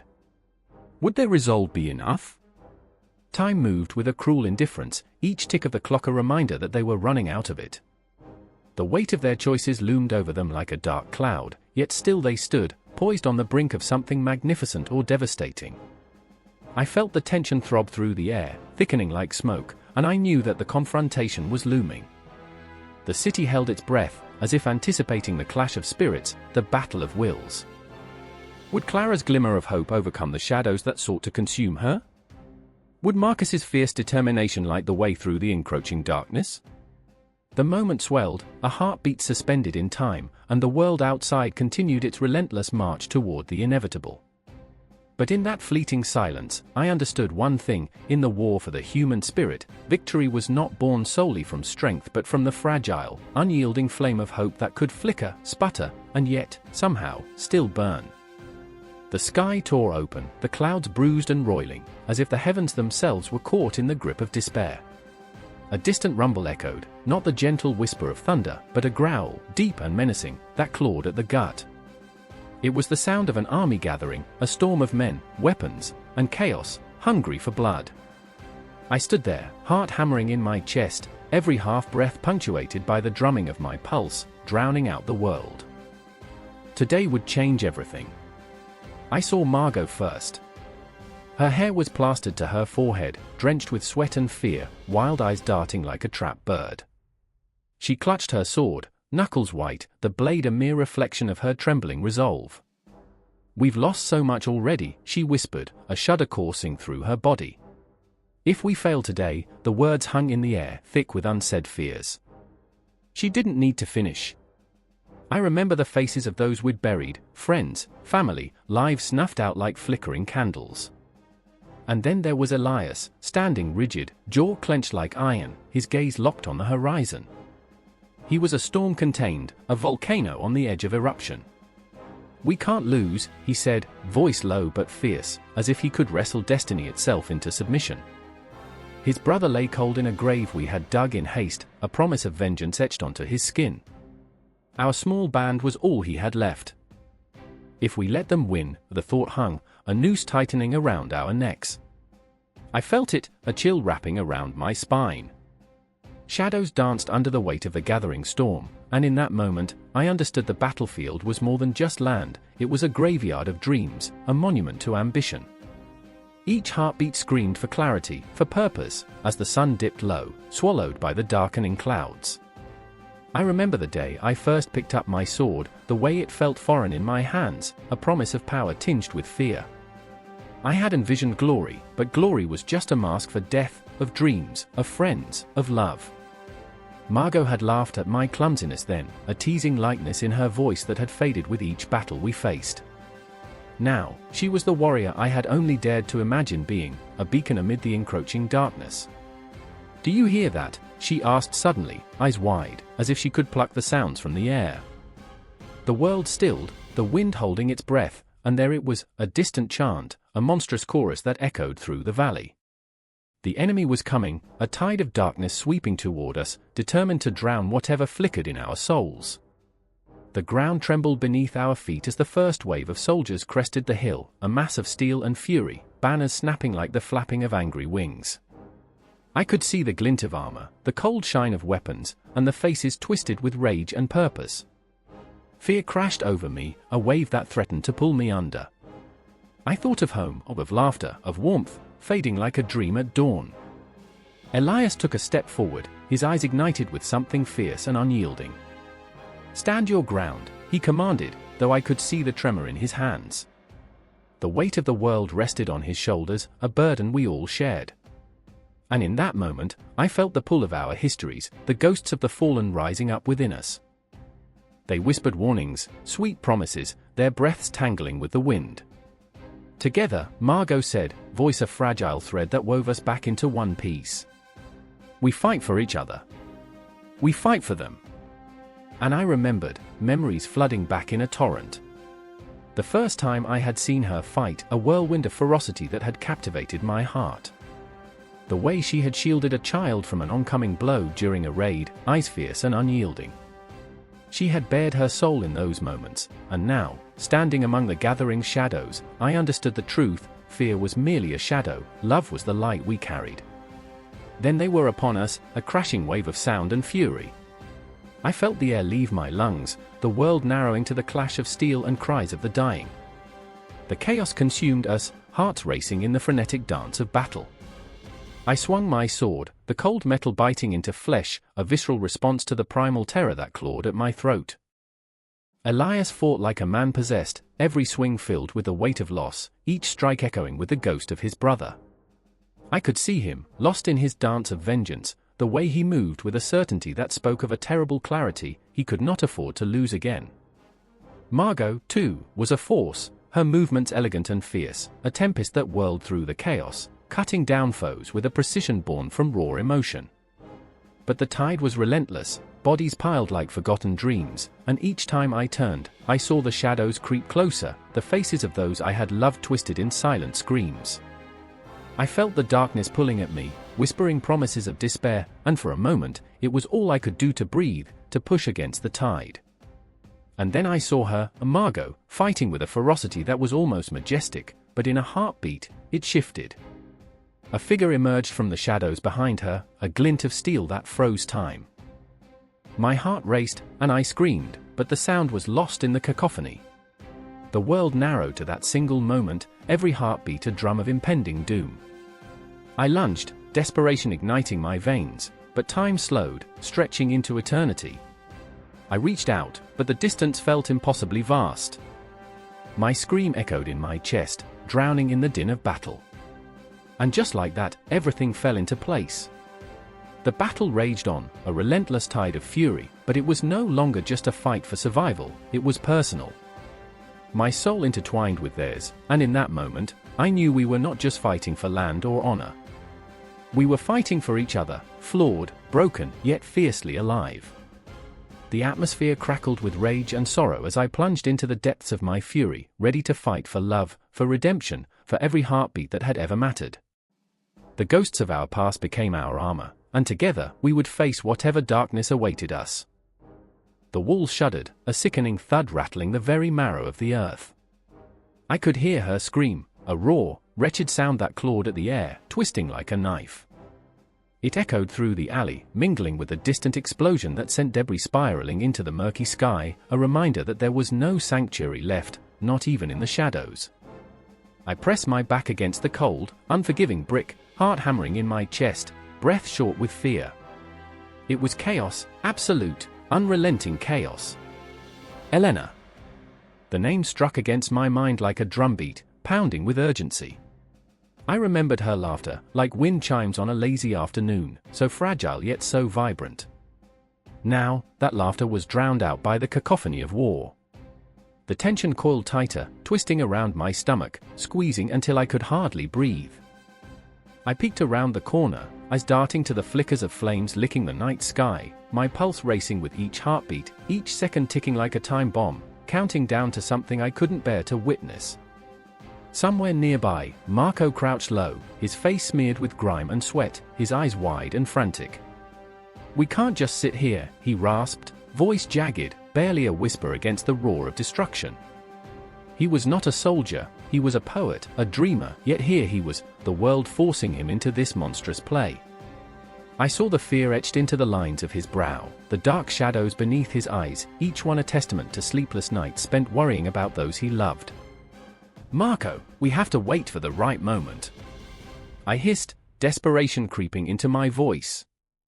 But I could feel his spirit breaking, his resolve fraying at the edges like an old tapestry unraveling. He had never wanted this life, this was not the future he had envisioned, but it was the one thrust upon him. I held onto that thought, clinging to it like a lifeline. I remembered the way he'd recited poetry under the stars, words flowing like water, brightening the dark corners of his mind. Now those stars were lost behind smoke and ash, and the only words spoken were those of fear, of survival. The ground shook again, sending a fresh wave of terror through me, and I gritted my teeth, forcing myself to focus. Images flickered through my mind, children laughing, mothers tenderly cradling their babies, the warmth of home. But those memories were tainted now, shadows flickering with the knowledge of what lay ahead. "Do you remember the time we dreamed of escaping?" Marco's voice cut through the fear, a haunting melody that pulled me back from the abyss. It was a question wrapped in nostalgia, yet tinged with a bitter edge. "We talked about leaving this place, finding refuge somewhere far away." I nodded, the ache in my heart deepening. I remember, each repetition was a prayer, a wish thrown into the dark void, hoping someone might hear and grant it. But those dreams felt silly now, childlike and naive. Reality was a monster, gnashing its teeth, eager to consume us whole. Then silence fell, like a heavy curtain draping across the chaos. The world paused, holding its breath, and we stood there, suspended in that terrifying moment. My eyes searched Marco's face, desperate for a glimmer of hope, a flicker of the boy who had spun tales of heroism and love under the stars. But all I saw was fear, a reflection of my own. And then the silence shattered, a sound like shattering glass, and Elena burst into view, wild-eyed and breathless. She was a ghost of her former self, hair disheveled, clothes torn, her spirit flickering like a dying flame. I reached out instinctively, my heart soaring and plummeting all at once. "Elena!" I shouted, relief flooding through me even as dread coiled tighter in my chest. She stumbled toward us, the world collapsing behind her, footsteps echoing the madness. "We need to leave, now." The urgency in her voice sent a chill racing down my spine. I could see it in her eyes, the haunted look of someone who had seen too much. 1,000 words hung unspoken between us, each one a reminder of the lives we'd once lived, the moments we'd taken for granted. But we were running out of time. The shadows loomed large, and somewhere in the distance, I could hear the cries of the fallen, ghostly echoes of a past we could no longer escape. "Stay together," I urged, as we darted into the alley, the darkness swallowing us whole. The air was thick with smoke, the acrid scent clawing at my throat, but I pushed forward, driven by instinct and the desperate need to survive. Elena fell behind, and the guilt surged through me like fire. I wanted to scream at her to move faster, to shake her from the trance that gripped her, but I couldn't. Every breath felt like a weight, each second an eternity. I remembered her smile, the way it lit up the bleakest of days, but it felt like a distant memory now, fading into the background of our shattered reality. "Please," I whispered, willing her to catch up, fighting against the tide of despair that threatened to pull us under. "We're almost there." But the truth clawed at me, a fierce and unforgiving beast. We were not almost anywhere, we were lost in a nightmare of our own making, and the only way out was through the fire. And as we sprinted through the wreckage, I realized, this was not just about survival. It was about the cost of our choices, the weight of our sins, the casualties of a conflict that had stolen our innocence. Each step was a reminder of what we had lost, the lives that had slipped through our fingers like sand, disappearing into the shadows. The world around us was a kaleidoscope of chaos, but in that storm, I knew one thing: we were not done fighting. Not yet. And as the darkness loomed, I held on to hope, a fragile flicker in the overwhelming void. We were alive, and somehow, that meant everything. Silence, the heavy, suffocating silence blankets the battlefield. The air vibrates with the remnants of chaos, a ghostly echo of clashing swords and cries that pierce the morning fog. I stand there, heart pounding, breath hitching in my throat. A twisted reminder that life, this life, can shift in an instant. A few hours ago, valor and fear danced together. Now, all that remains are shadows, the dying embers of what was. I remember the ground, once soft with spring promise, now stained with the remnants of our fury. It clings to my boots, thick and cloying, as if the earth itself mourns. Around me, the wounded groan. Some grasp at their sides, desperate for relief. Others lie still, faces frozen in expressions I dare not name. I swallow hard, fighting the bile that rises, clutching my stomach like a child grasping for comfort. My hands tremble as I pull my cloak tighter, the fabric too thin against the chill of death sweeping through. Then there's Ilara, her bright spirit dimmed, eyes wide with disbelief, haunted. She kneels beside a fallen comrade, her fingers trembling against the cold, lifeless skin. "Why?" she whispers, voice cracking like brittle glass, a question that echoes through the void left by the battle. She was supposed to be the flame, the relentless spark that ignited hope in our hearts. But hope feels like a distant star now, flickering away, leaving us in darkness. I remember her laughter, rich as a summer's afternoon, slicing through the air like sunlight. It was the kind of laughter that could chase away shadows, but now it's replaced by quiet sobs. She looks up at me, eyes shimmering, and I see the fear creeping in, clawing at her. I want to tell her it'll be all right, that we'll find a way to reclaim what was lost, but the words dissolve on my tongue like ash. What do I know of comfort when I'm drowning in my own despair? Are you all right? I manage, though it feels like a hollow question. She shakes her head, and suddenly, I'm pulled back to the very moment the sword swung, the cries of betrayal, the glint of steel under a sun that felt criminally bright. The adrenaline, the rage surged through me, but now it lies in tatters, a ragged memory of action against this suffocating stillness. Then there's Alden, a soldier who wore bravado like armor but now stands among the ruins of his pride. His hands are stained with dirt and blood, not all of it his own. He looks at me, eyes sunken, as if he's glimpsed hell and returned with pieces of it lodged in his soul. What have we done? His voice trembles, laden with regret. The words hit me like arrows, sharp and penetrating. What have we done? It reverberates, haunting.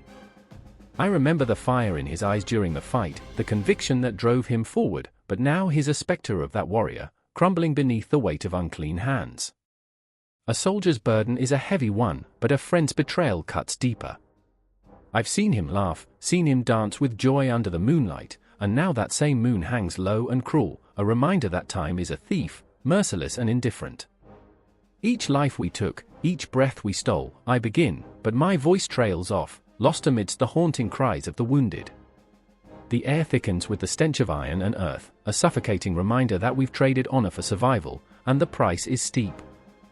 I watch as Ilara brushes her fingers through the hair of the fallen, her touch tender yet electrifying, and I'm struck with the realization that we're all pieces of this grotesque puzzle, ravaged and flawed. The sun dips lower, casting long shadows that creep like specters across the ground. Every tick of the clock marks another moment lost, another heartbeat fading into the ether.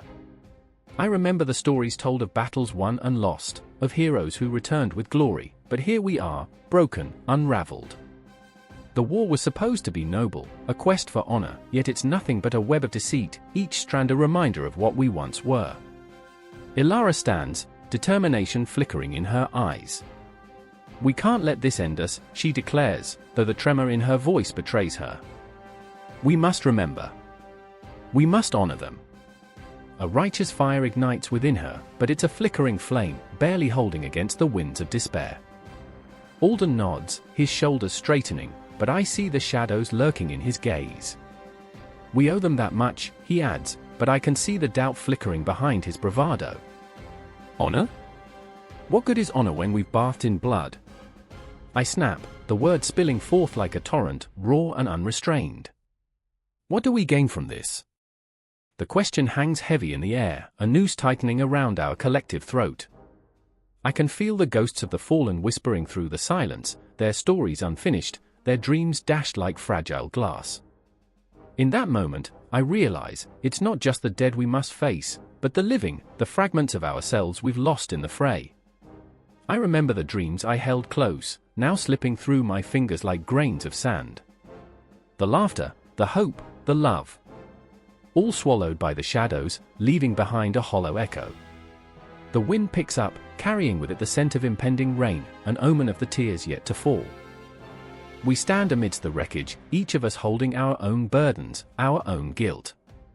I can feel the weight of the cosmos pressing down on me, as if the universe itself mourns our choices. And as the first drops begin to fall, blurring the lines between blood and rain, I know this moment is just the beginning. So we stand, three broken souls against a backdrop of ghostly silence, knowing that this isn't merely an aftermath. It's a reckoning, an awakening to the reality that our lives, once filled with promise, now dangle perilously on the edge of redemption. The clock ticks on, and with every breath, I grapple with the haunting shadows of our past, looking toward an uncertain future where hope and despair intertwine like wild vines, twining endlessly in the darkness. The clock struck midnight, its echo slicing through the silence like a blade, the kind that leaves an indelible mark on the soul. In London, the air hung heavy with the weight of uncertainty, thick and suffocating, pressing down on the hearts of the weary. I remember the flickering gaslights casting long shadows that danced around the cobblestone streets, mocking the despair brimming beneath the surface. That night, the city felt alive, but not in the way one might like. It was an insidious pulse, a heartbeat drumming in time with the anxiety radiating from every corner. In a dimly lit pub, voices rose and fell like waves crashing against a rocky shore, laughter clashing with heated arguments. Thomas, a stocky man with a beard that seemed to absorb the very essence of his bitterness, slammed his tankard down, splashing ale across the table. "They think they can just take what's ours, don't they?" he bellowed, his face scarlet with rage. "The colonies are rising like a storm, and we sit here like sheep waiting for slaughter." But it wasn't just the colonies stirring, it was the very fabric of British society unraveling, thread by frayed thread. I remember the way his words hung in the air, thick and tangible, swirling into the ears of the patrons, igniting both camaraderie and fear. Despite the fervor in Thomas's voice, his eyes betrayed him, glistening with unspent tears, a storm of emotions too tumultuous to contain. Across the room, Clara sat hunched over, a woman of quiet strength, her fingers tracing the rim of her glass with an absent-minded precision. She listened, absorbing the chaos around her, a silent observer caught in the tempest of conflicting loyalties. A colony-born woman, her heart was tethered to the land from which she hailed, yet her roots twisted deeper into British soil. "What do we want?" she whispered, almost to herself, yet loud enough that the question clawed at my heart. "Do we want loyalty or freedom? Security or the thrill of independence?" Each question echoed, thrumming against the walls, straining against the weight of history. I could feel the tension ripple through the room, a collective breath held in anticipation of what would come next. It was in the air, a living thing, and I could taste it, sharp and metallic. The laughter faded, replaced by the heavy silence of something unspeakable looming just beyond the horizon. Outside, the streets felt alive with whispers, shadows flitted among the alleyways like lost souls seeking solace. I remember the way the moon hung high and cruel in the sky, casting an eerie glow on the faces of those who wandered, their expressions etched in confusion and fear. And in those streets, I saw a flicker of something, hope, perhaps. Or was it desperation? It was so easy to mistake one for the other when the world felt like it was crumbling. Suddenly, a commotion surged like a tidal wave crashing onto the shore, and I turned to see a young man, wild-eyed and breathless, bursting through the pub doors, his clothes torn and dusty. "They're coming! The soldiers are coming!" The word struck our hearts like arrows, piercing the days. The bar erupted into chaos, chairs scraped back, voices clashing in a cacophony of fear. I felt my pulse quicken, a frantic rhythm that matched the urgency in the air.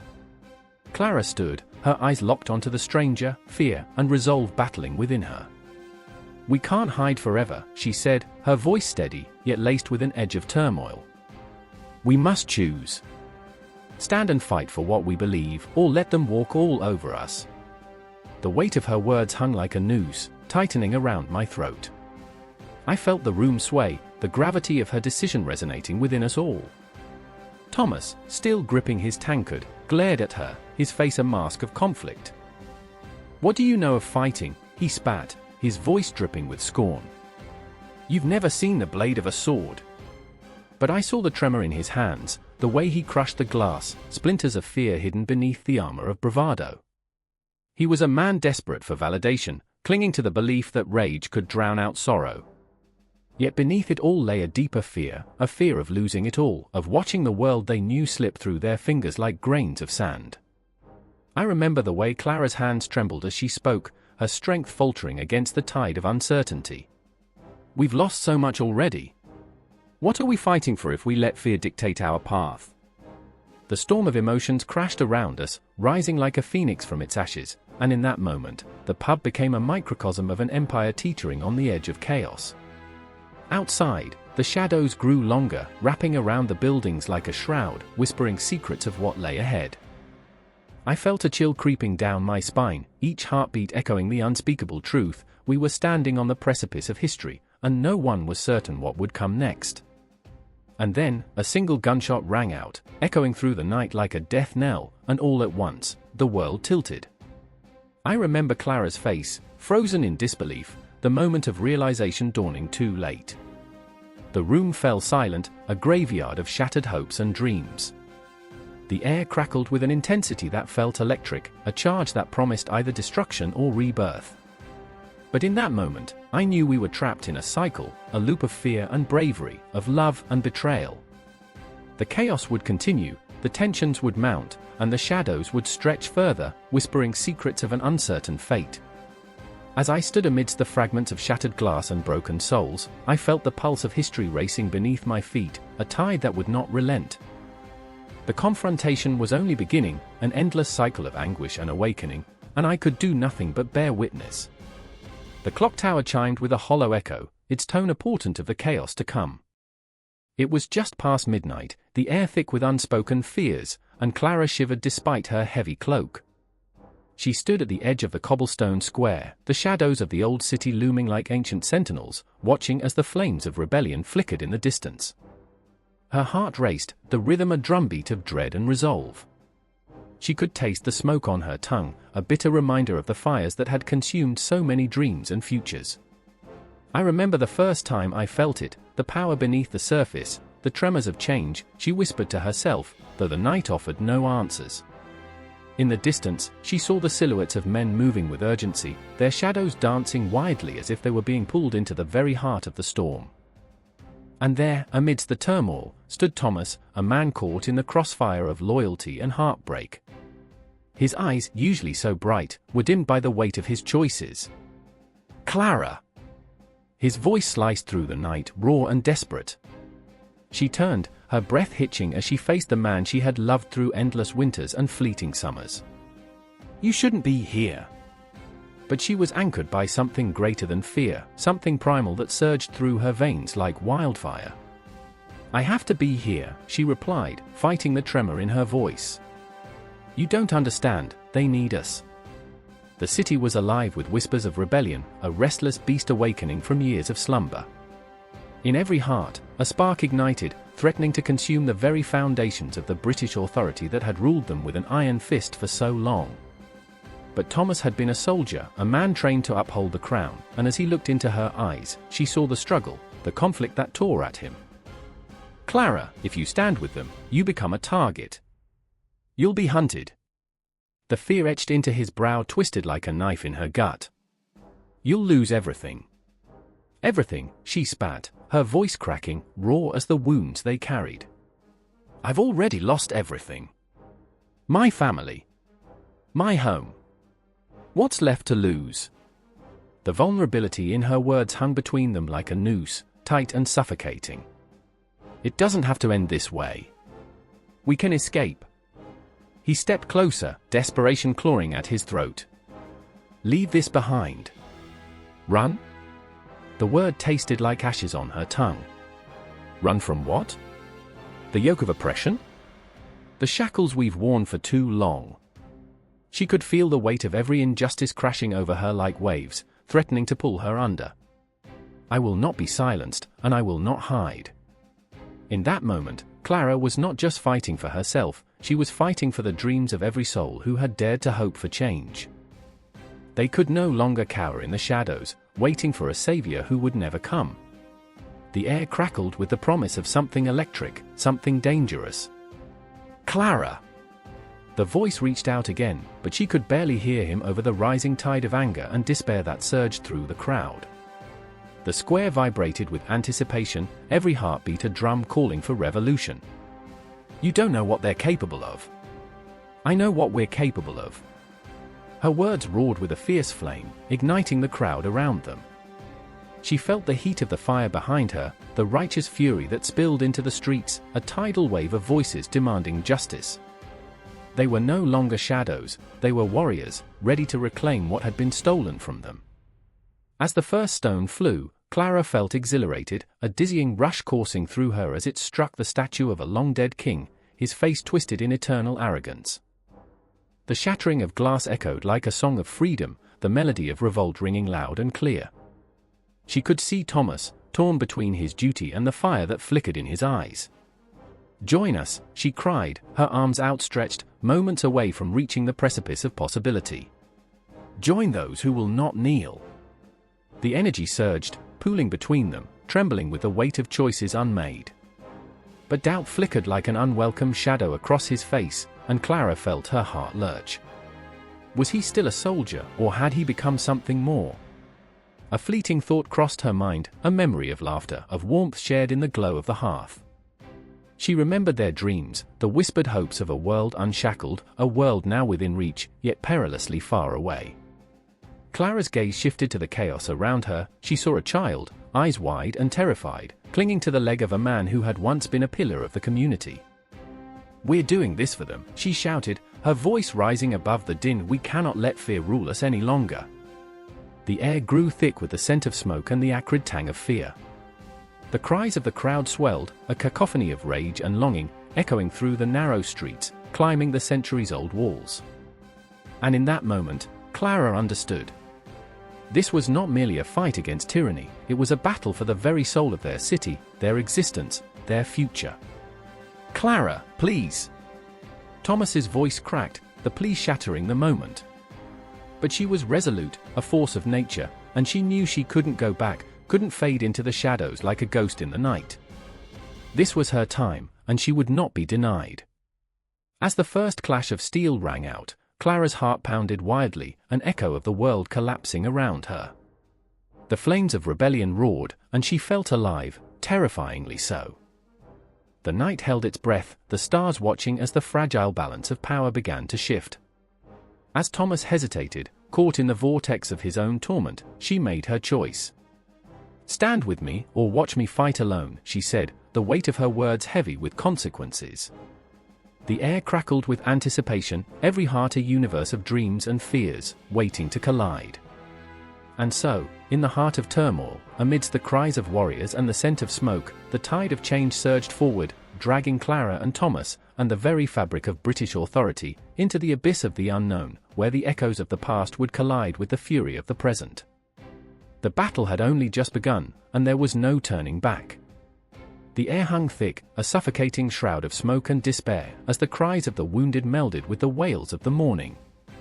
I remember the moment vividly, the clang of metal echoing like a death knell through the field.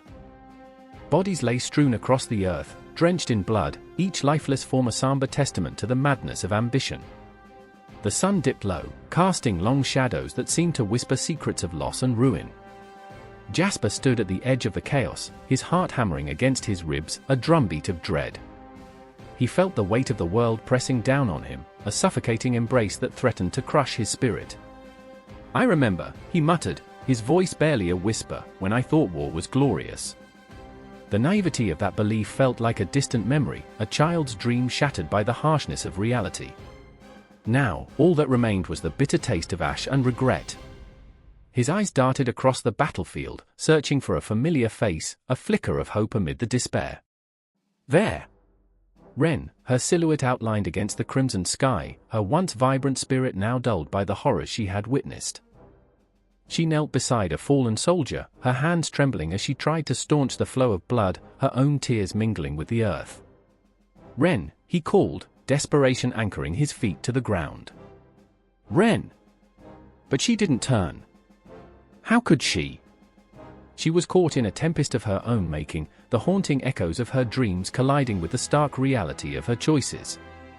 "I remember," she had said just days before, laughing amidst the preparations. "We'll be legends, Jasper. Our names will echo through the ages." The irony twisted in his gut now, a dark joke that the universe played on those who dared to dream. Jasper's chest tightened as he moved toward her, the sounds of the battle fading into a dull roar. Each step felt like a descent into the depths, an abyss of despair that threatened to swallow him whole. He reached her side, the warmth of her presence both a comfort and a torment. "You can't save them all," he murmured, but the words felt hollow, void of the reassurance he intended. "Maybe I can save just one," Ren replied, her voice steadier than he expected. Her eyes, once bright with ambition, now reflected a haunting determination, a fire against the encroaching darkness. "If I can save one life, if I can bring one soul back to the light, it'll be worth it." The weight of her conviction pressed down on him, heavy like the iron of a sword.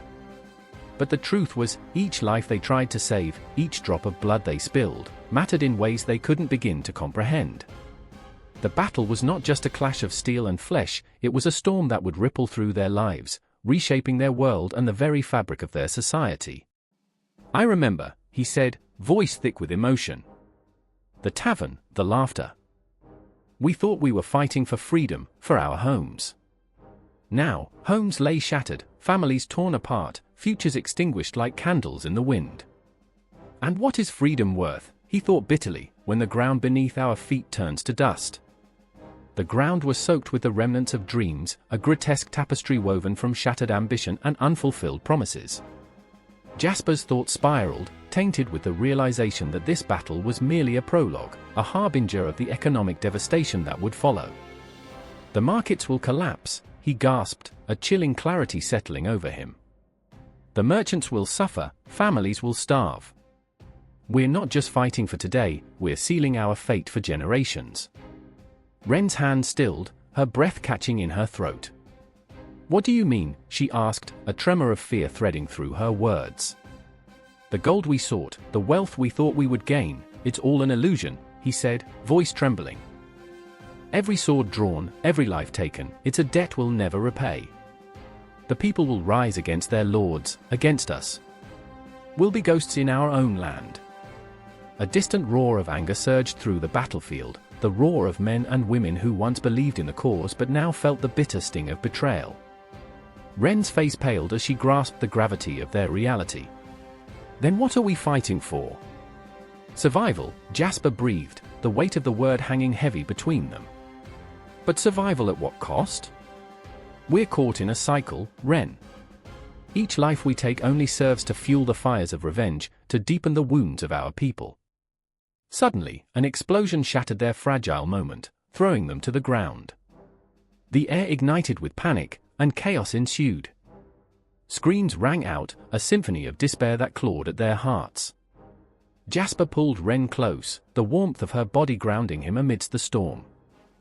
"We need to get out," he yelled, the urgency of the moment sharp as a blade. But as they rose, a darkness loomed over them, an ominous shadow that whispered of futures unfulfilled and dreams obliterated. "I remember the stories," he shouted over the din, his voice raw with emotion. "The tales of heroes who changed the course of history. We were supposed to be those heroes." Ren looked at him then, her eyes fierce, yet filled with a sorrow that echoed within him. "But we're not," she said, her voice breaking. "We're just two souls lost in the ruins, trapped in the aftermath of a battle that will haunt us forever." As they stumbled through the chaos, the world around them began to warp, the flames of destruction licking at their heels, threatening to consume them whole. Each heartbeat resonated like a war drum, each breath heavy with the weight of their choices, their hopes, their dreams. The battlefield was no longer just a place of bloodshed, it was a crucible of their existence, a reminder that even in the darkest hours, the fight for survival was relentless. And as they fled the carnage, the echoes of their past clung to them, a haunting melody that would follow them into the abyss. The economic ramifications of the battle would ripple outwards, spreading despair through towns and cities, forging a new reality from the ashes of their ambition. They were caught not just in a battle for land, but in a war for the soul of a nation. The sun dipped below the horizon, the shadows lengthening as the darkness swallowed the battlefield whole. Jasper and Ren raced toward an uncertain future, their hearts pounding with dread and determination. The cries of the fallen faded into the night, but the weight of their choices lingered, a haunting reminder that the fight was far from over. The moon hung low, a ghostly orb shrouded in a veil of thick, swarming clouds, casting an eerie glow over the desolate streets of a town that once buzzed with life. An unsettling silence wrapped around it, broken only by the faint rustle of leaves in the chill night air, whispering secrets of a world that had crumbled beneath the weight of its own history. I stood there, a witness, a ghost among the living, feeling the pulse of the past beat in my chest like a funeral dirge, a reminder of what was lost and what lingered. I remember the sound of the clock tower striking midnight, its chimes echoing like the cries of the betrayed, each tone a reminder of promises broken, trust shattered. That night, two figures emerged from the shadows, their faces etched with fear and defiance, Isabella, with her fiery spirit flickering like a candle in the wind, and Thomas, whose heavy heart bore the weight of generations of guilt. The air crackled with tension, thick with the unspoken words that hung between them, words that could ignite a war or heal the deepest wounds. "Why do we still fight?"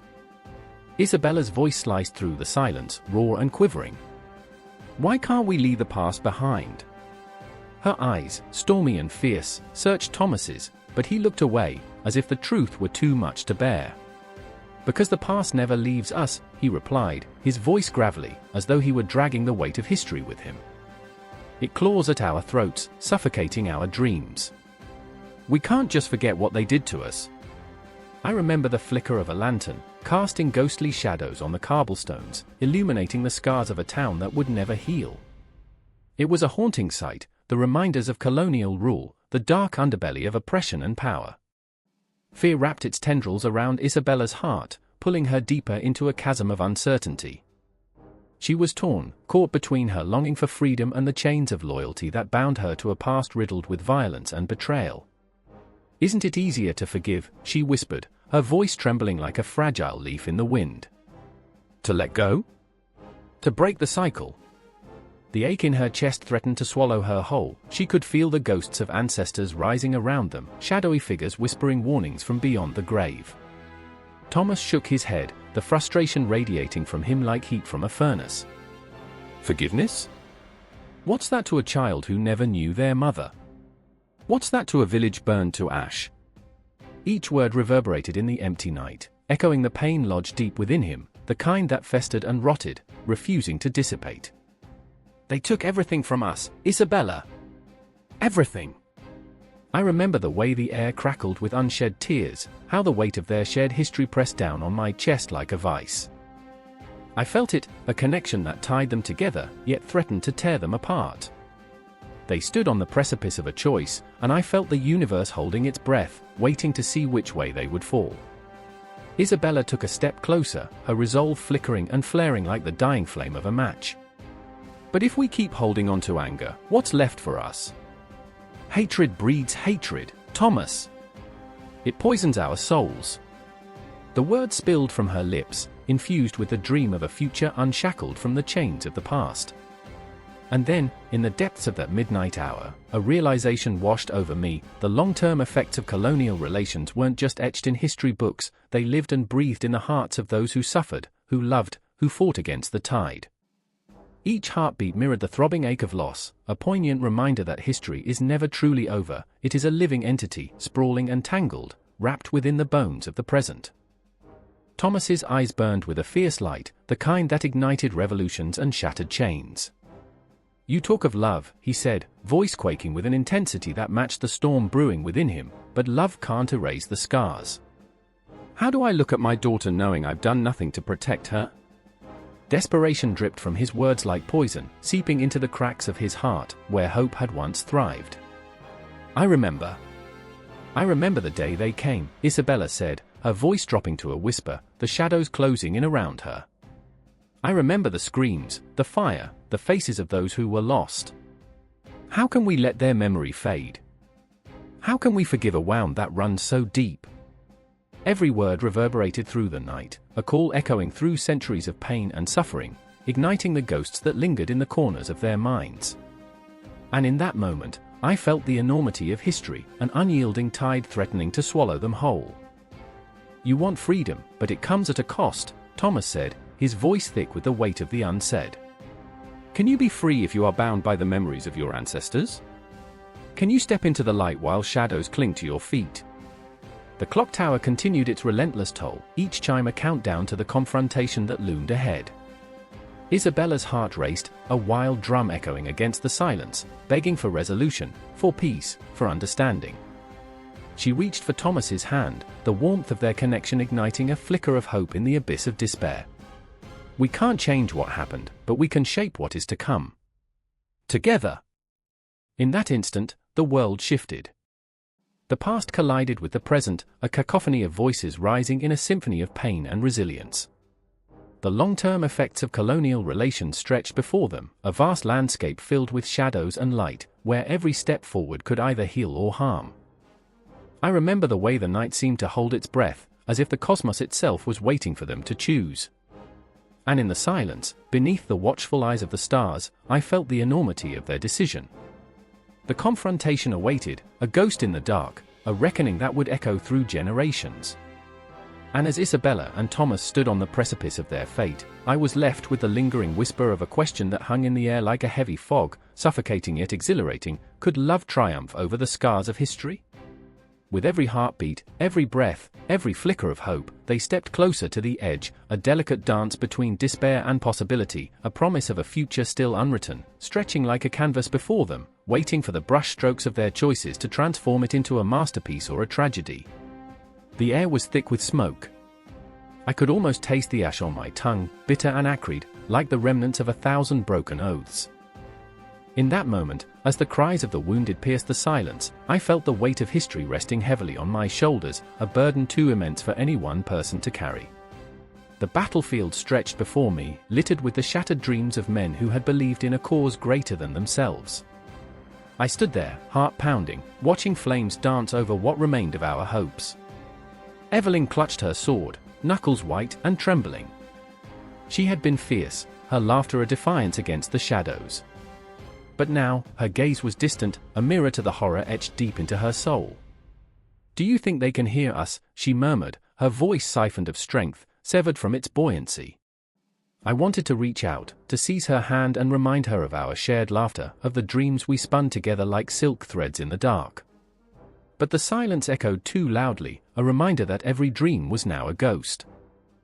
I remember the night before the battle, a sky full of stars, each one a witness to our plans.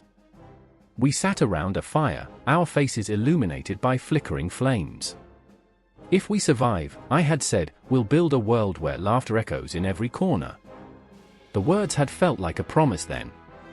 But here we were, promises turned to smoke, drifting away into the night. Now, only the shadows remained, alive with the memories of those we had lost. And then there was Felix, crouched low behind a crumbling stone wall, eyes darting like a trapped animal. He was a dreamer, his heart full of hope. But here, in the aftermath of devastation, hope felt like a cruel joke. The others, they were supposed to be here, he whispered, the tremor in his voice betraying the bravado he wore like armor. What if they don't come? The question hung between us, thick and suffocating, a dagger pressed against our throats. I remember the nights we spoke of alliances, of the promises made in dimly lit chambers, the desperate handshakes that sealed fates. It should have meant something. It should have meant everything. Together, we had vowed. Together, we're invincible. But invincibility had crumbled like the very walls that surrounded us, and now, trust felt like shattered glass beneath our feet.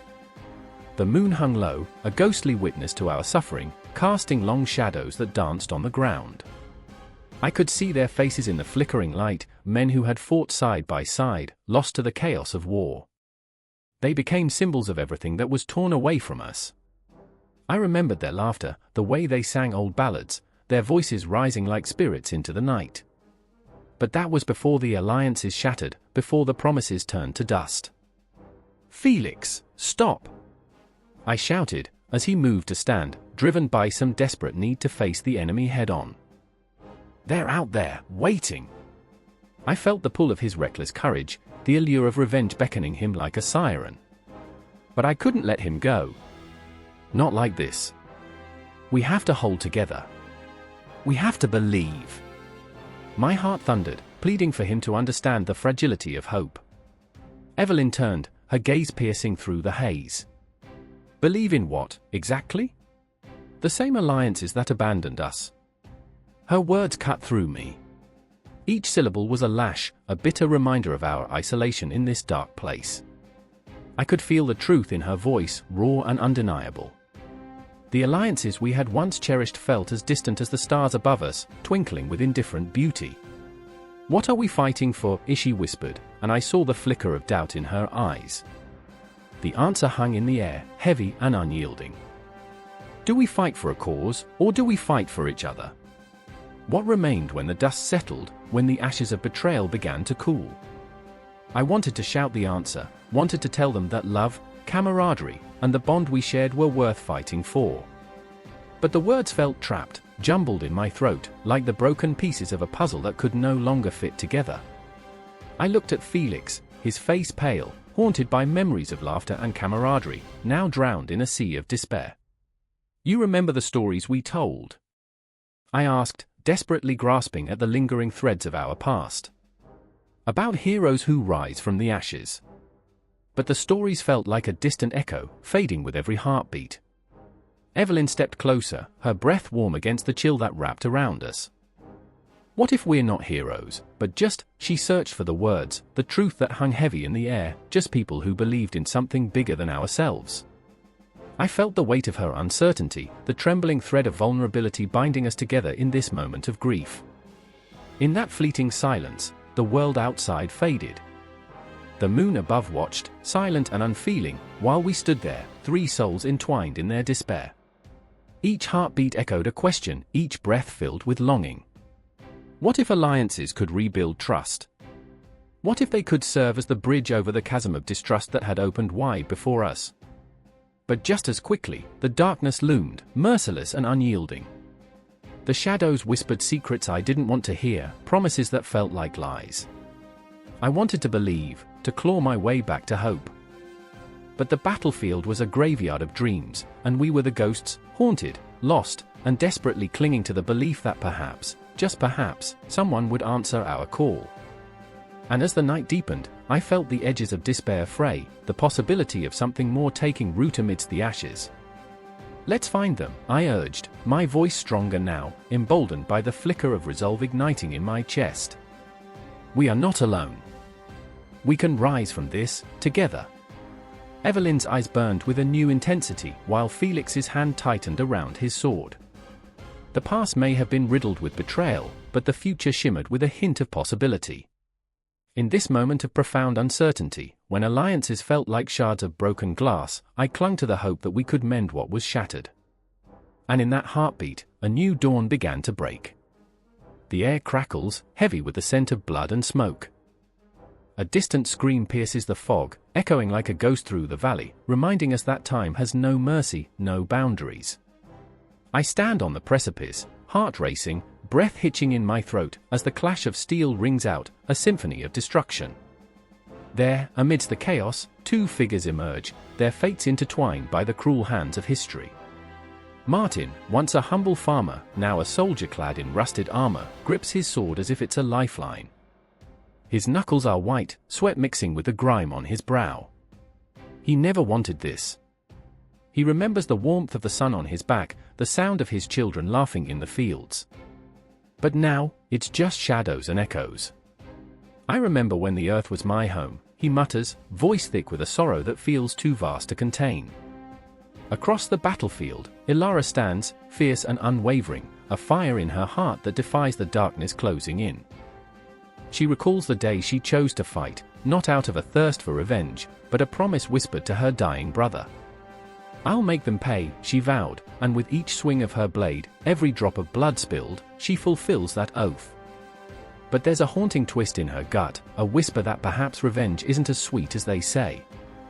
"Do you hear that?" Martin's voice trembles, tinged with fear. It's like the ghosts of the fallen are calling out, begging for peace. Ilara's gaze hardens, her memories a swirling storm. Peace? In war? They only call for justice, Martin. But even she knows justice wears a mask, and the face behind it is one she struggles to recognize. The sun dangles low, an orange orb bleeding into the horizon, casting long shadows over the fallen. The air thickens with the cries of the wounded, each sound a dagger to the heart.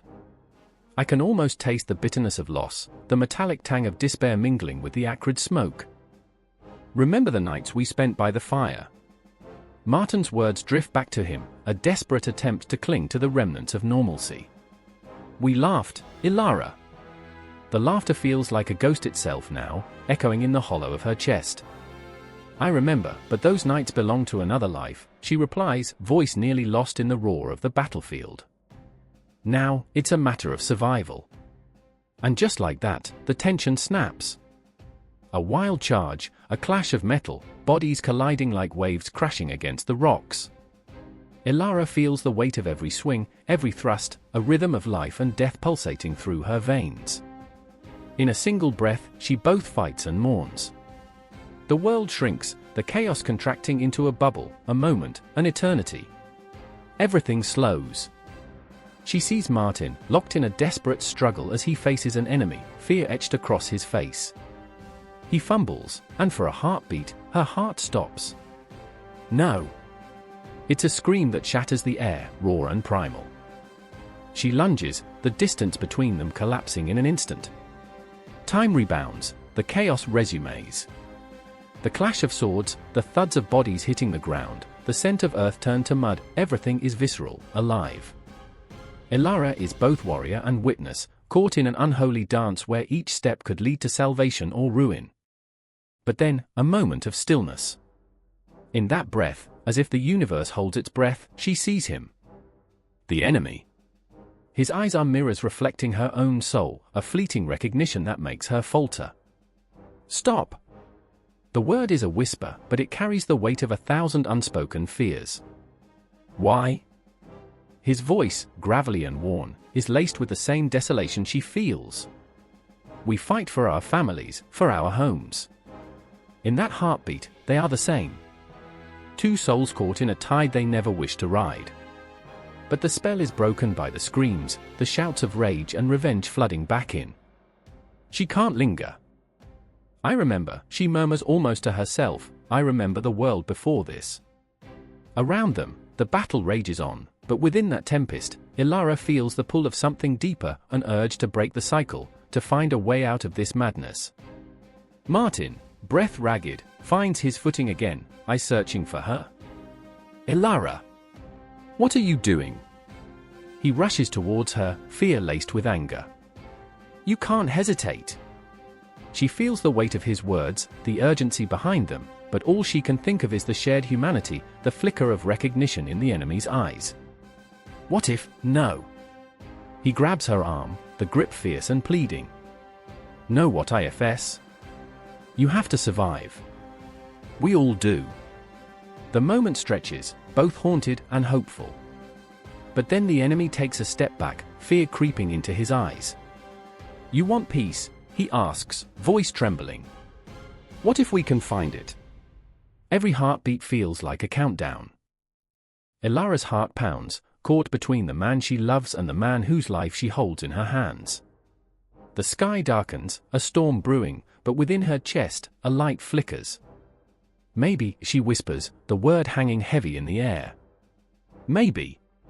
But that word is a fragile thing, dancing on the precipice of despair and hope, as the chaos swirls around them, threatening to engulf them whole. And just like that, the moment shatters, the battlefield roaring back to life, and Elara knows, there's no turning back now. The history of their lives, the tales woven into the fabric of time, is still being written, each choice a thread leading into the unknown. In the heart of that storm, they stand, three souls caught in the tumult of war, each yearning for a flicker of understanding, a glimmer of hope.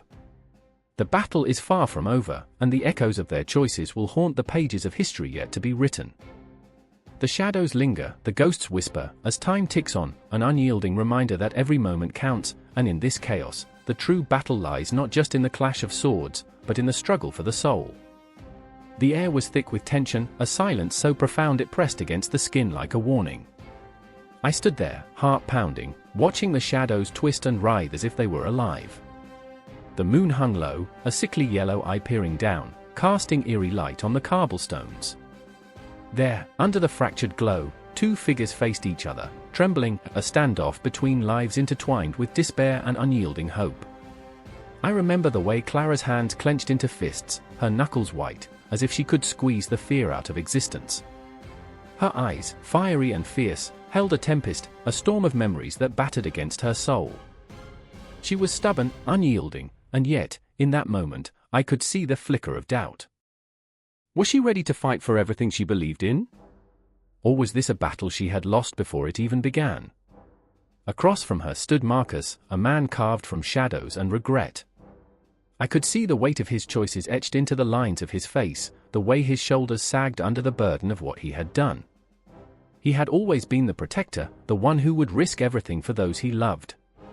But standing there, I noticed the tremor in his lower lip, the way he avoided Clara's gaze, as if fearing the fire she sparked within him. There was a ghost lingering between them, haunting, unrelenting. It was the ghost of their past, of laughter shared and promises broken, of love that flickered like a dying candle in the wind. "Why are you doing this?" Clara's voice cracked, sharp enough to shatter the silence. It sliced through the night like a blade, raw and desperate. "You know what they'll do to you." "I know," Marcus replied, the weight of his own admission crashing against him like waves against a cliff. "But I can't let them take you. Not again." The night held its breath, the air electric with unspoken words and hidden truths. I could taste the desperation in the atmosphere, thick and metallic, like the remnants of a dream gone horribly wrong. I remember sitting at the edge of this battle, feeling the pull of their history, their tangled threads weaving a web of pain and longing. They were two souls on opposite ends of a precipice, staring into an abyss that threatened to swallow them whole. Clara stepped forward, her courage igniting a spark in the darkness. "You think this is all for me? You think you can save me?" Her laughter was bitter, a jagged edge that cut deep. "You're mistaken. We're already lost." With those words, the air shifted, shadows danced like phantoms, twisting in ways that made my skin crawl. I could feel the chill creeping into my bones, wrapping around my heart like a vice.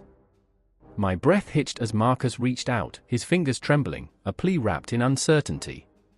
"I can't lose you again, Clara. Not to them. Not to this."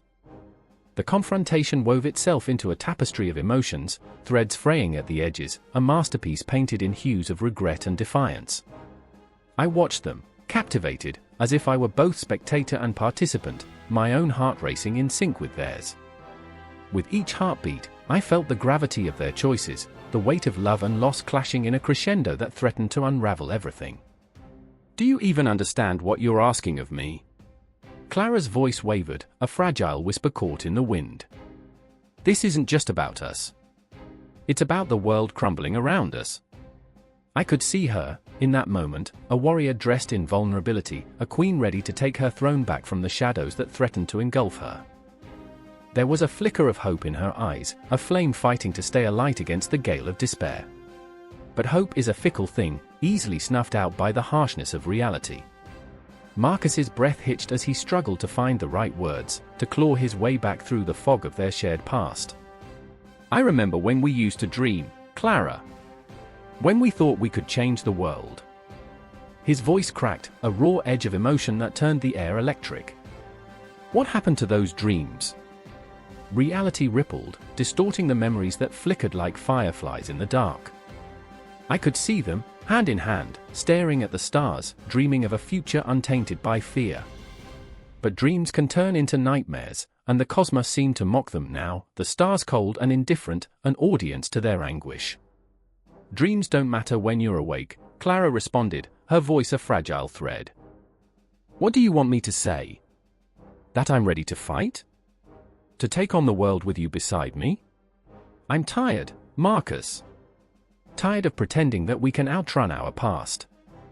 Her words hung in the air, heavy like lead, and I felt the ache of unfulfilled promises, the sting of lives lived on the edge of fragility. Time seemed to stretch and contract, the moments pulsing with an intensity that was almost unbearable. I was swept away in the tide of their emotions, their anguish wrapping around me like a shroud. And then it came, the moment of reckoning, the confrontation they'd both been dreading. With a sudden burst of fierce determination, Clara stepped closer, her voice a whisper, but cutting deeper than any blade. "If we are to fight, then we fight together. But if you can't do this, if you can't stand beside me, then I can't hold on anymore." The air crackled with intensity, the unspoken weight of their choices hanging like a noose. I felt the darkness close in, a looming reminder that love is not always a beacon of light. Sometimes, it is a battlefield, littered with scars and shattered dreams. I remember the moment, how it felt to be caught in the crossfire of their hearts. The cosmos seemed to conspire against them, the shadows lurking, the ghosts of their past whispering in their ears. And just as I thought resolution would break through, the ground shook beneath their feet, a reminder that the world outside their struggle was still turning, still racing toward a conclusion neither of them could predict. Together, Marcus whispered, a vow wrapped in desperation. "We'll find a way. Together." As their eyes locked, a pact was forged, a fragile connection woven amidst the chaos.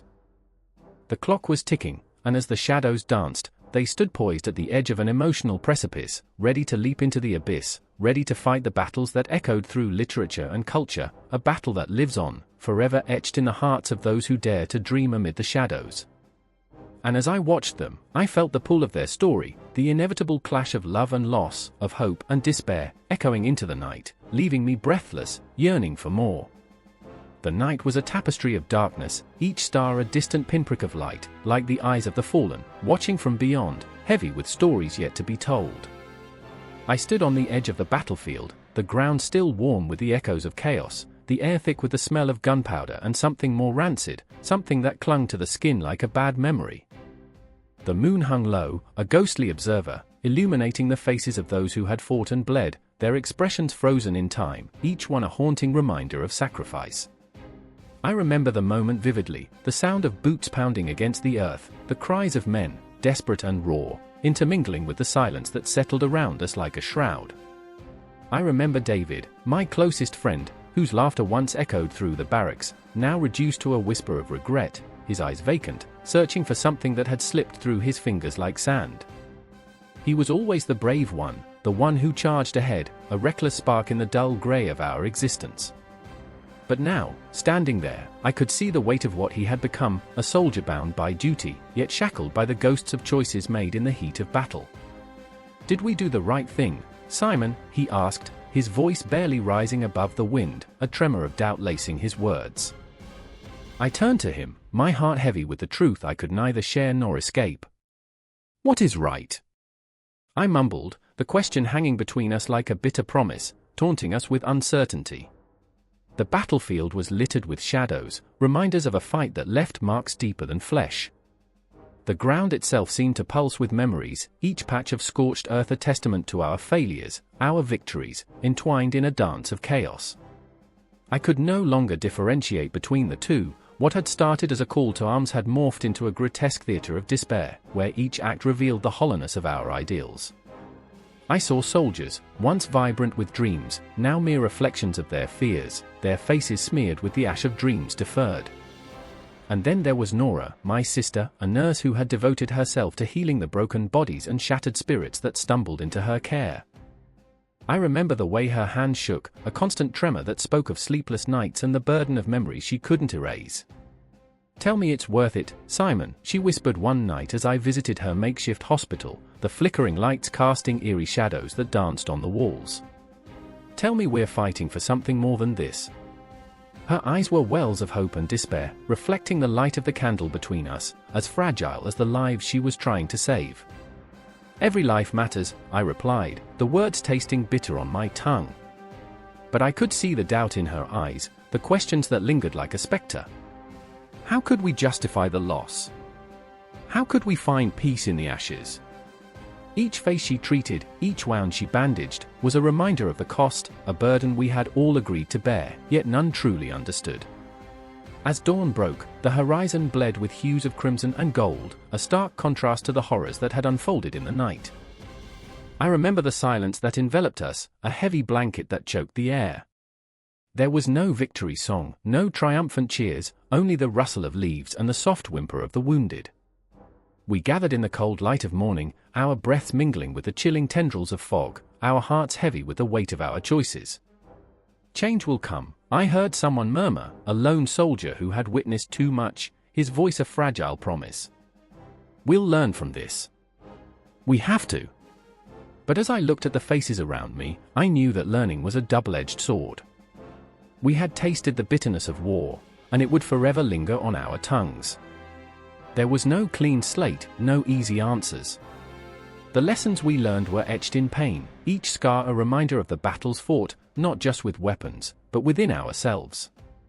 As the sun rose higher, illuminating the remnants of our fight, I realized that each lesson learned was a thread woven into the fabric of our existence. We would carry them, heavy and unyielding, into whatever lay ahead. David and Nora would carry them, too, each of us bound together by threads of grief and hope, stitched into the very essence of our being. In the distance, I could see the outlines of a city, a living, breathing entity, unaware of the turmoil that had unfolded so close to its heart. I thought of the families waiting for news, the lives untouched by our struggles, and I felt an urgency swell within me, a desperate need for change. We had to reform, to rise from the ashes of this battle, to evolve beyond the ghosts of our past. And yet, as I stood there, a chill ran down my spine, a whisper of something ominous, a reminder that change was a fickle friend. Would we truly learn? Would we break the cycle, or merely spin it anew? The questions hung in the air, a murky fog that blurred the lines between hope and despair. I looked back at David and Nora, their faces etched with uncertainty, and I felt the weight of their gazes upon me. "We will find a way," I declared, though even I could hear the tremor in my voice. But with each heartbeat, the truth lingered, like a shadow in the corner of my eye, watching, waiting. We were not just soldiers, we were human, flawed and scared, grappling with the vastness of our decisions. We were collectively a tapestry of scars, woven by the very hands that had sought to protect. As I stood on that battlefield, surrounded by echoes of the past and the promise of tomorrow, I knew that the lessons learned would shape more than just our military, they would ripple through the fabric of our lives, haunting us, guiding us, whispering the truths we dared not face. The battle was over, but the war within us was just beginning. The ground trembles beneath my feet, an echo of distant thunder, yet it's not a storm approaching. It's the agonizing roar of a battle long past, reverberating through the air like an unending scream. I can almost taste the iron in the blood-soaked soil, feel the warmth of the sun beating down on a field that bears witness to horrors unspeakable. The shadows of fallen warriors stretch across the dirt, alive with the ghosts of their forgotten dreams, their hopes extinguished.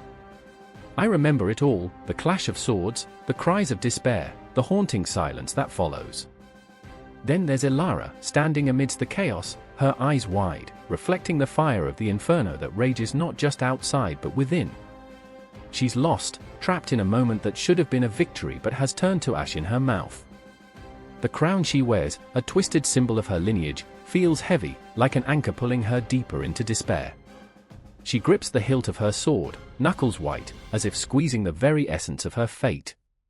"I didn't sign up for this," she mutters. "Not like this. Not at the cost of so many."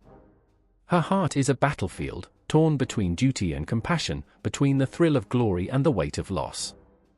Each battle she fights only deepens the chasm of her burden, and the faces of the fallen haunt her, a specter of guilt she can't shake. Every time she closes her eyes, she sees them, not just the warriors, but the innocents, the children with laughter that was silenced forever. "What have I done?" The echo of her cry pierces the fog of war, as sharp as the blade she wields. And there's Rowan, a soldier with scars that tell stories of survival, yet within, he feels like the walking dead. Every footfall in this cursed land feels like a funeral march, a dirge for lives shattered. He recalls the day he left home, driven by dreams of honor, only to be swept away by the tide of relentless conflict. The scent of gunpowder fills his lungs, a twisted perfume that lingers long after the echoes fade. "We were heroes once," he whispers, amidst the din, as if reminding himself of a truth buried deep. Yet, heroes are made in stories, not on blooded fields. "Do you remember?" he asks Ilara, his voice barely a murmur, swallowed by the cacophony around them. "The day we thought we could change the world." His laughter comes out hollow, a cracked porcelain mask. "We were naive, weren't we?"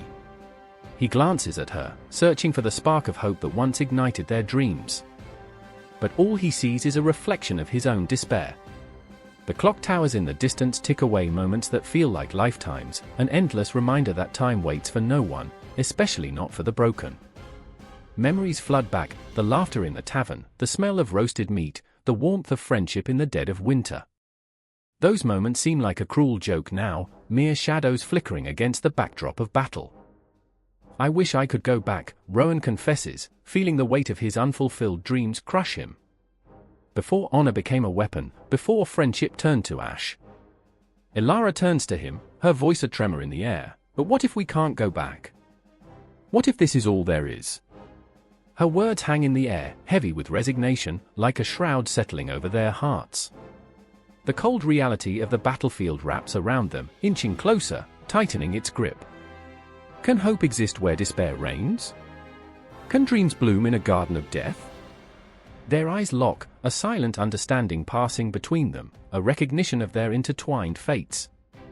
They are children of war, yet they carry the weight of a world that once was. They are warriors, and yet, they are so much more, a symphony of emotions, each note resonating with passion, fear, and longing. In the distance, the cries of the wounded pierce the air, a haunting reminder that the battle is far from over.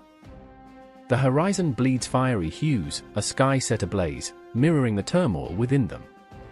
They cannot escape the reality that looms like a specter, yet they stand together, two souls entwined in the dance of fate. Hope flickers like a candle in the dark, fragile yet defiant. Yet, what is hope if not a dangerous gamble? It brings with it the promise of tomorrow but demands sacrifice today. "You can't just wish it away, Ilara," Rowan says, voice thick with emotion. "We have to fight. For them. For us."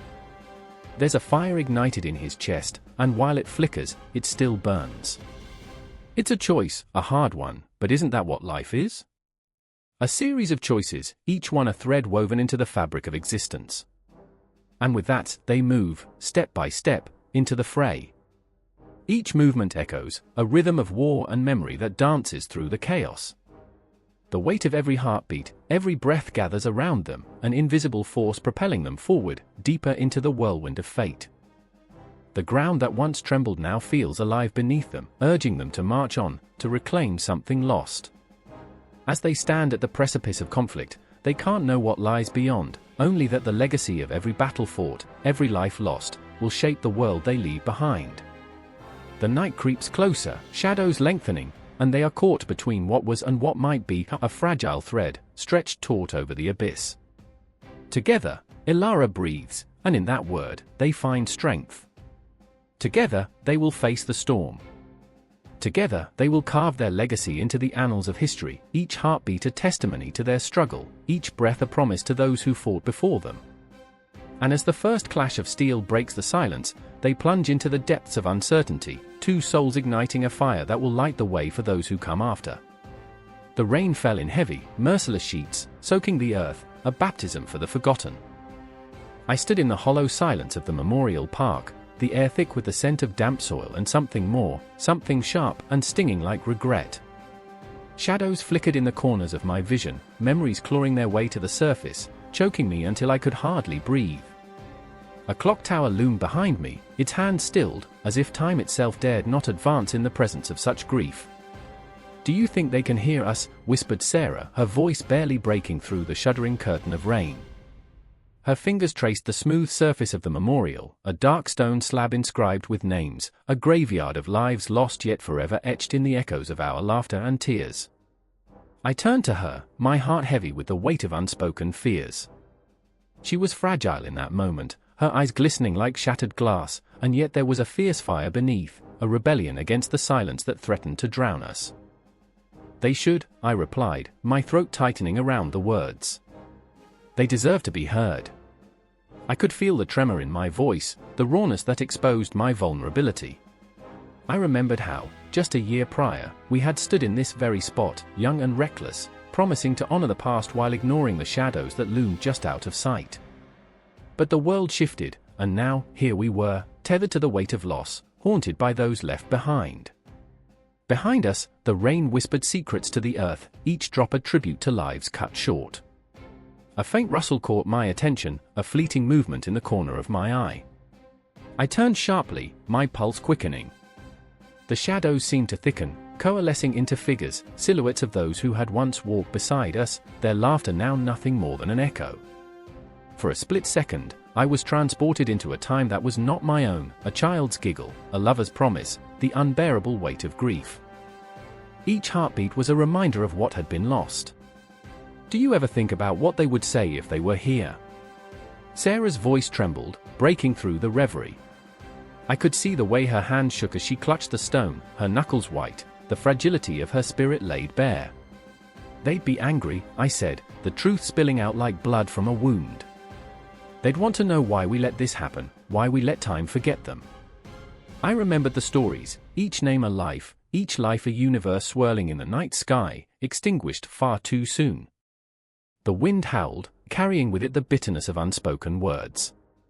A spectral chill seeped into my bones, as if the ghosts of the departed were wrapping their cold fingers around my heart, urging me to listen. To remember. Out of the corner of my eye, I saw a figure moving among the trees, an older man, his face etched with lines that spoke of sorrow and strength. I felt an electric pull, a magnetic force drawing me closer, as if he were the keeper of their stories. "Do you know them?" I called out, my voice breaking through the storm. He paused, the rain cascading down his weathered face, transforming his tears into an indistinguishable part of the storm. He nodded slowly, as if acknowledging a pact forged in the fires of grief. "Every name tells a story," he replied, his voice a gravelly whisper. "But stories get lost if we don't remember to tell them." He stepped closer, the frail light of the dying day illuminating his somber expression. "You have to honor them, not just in words, but in action. They live on in you." And in that moment, a shift occurred within me. I felt the weight of history pressing down, the burden of countless souls wrapped around my heart. I remembered the laughter that had once filled our lives, the joy that had been obliterated by the chaotic tide of existence. I remembered the last time I saw them, their smiles, their dreams, the promises left unfulfilled. "Can you feel them?" Sarah whispered, her voice barely audible against the backdrop of the storm. I turned to her, and in her eyes, I saw my own grief reflected back. Suddenly, the sky split apart, a crack of thunder shaking the very ground beneath us. It felt like the universe itself was responding to our pain, the heavens weeping for those who could no longer weep themselves. In that fierce, chaotic moment, I realized that this wasn't merely a memorial, it was a battleground of emotions, a clash of past and present, a desperate plea for remembrance. "Let's do more," I said, my voice ignited with newfound intensity.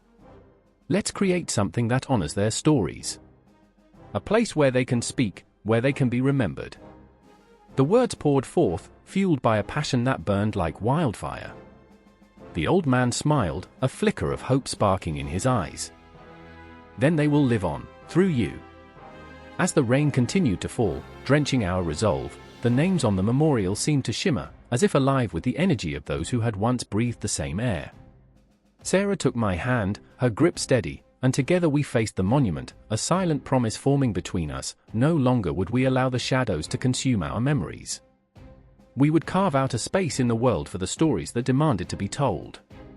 I could feel the spirit's electric in the air, urging us forward, urging us to remember.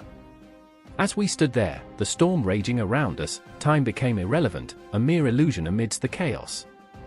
Each heartbeat echoed the lives lost, each breath a testament to the power of remembrance. The night deepened, wrapping us in its embrace, and the clock tower remained silent, its hands unmoving, as we vowed to honor the past with every fiber of our being.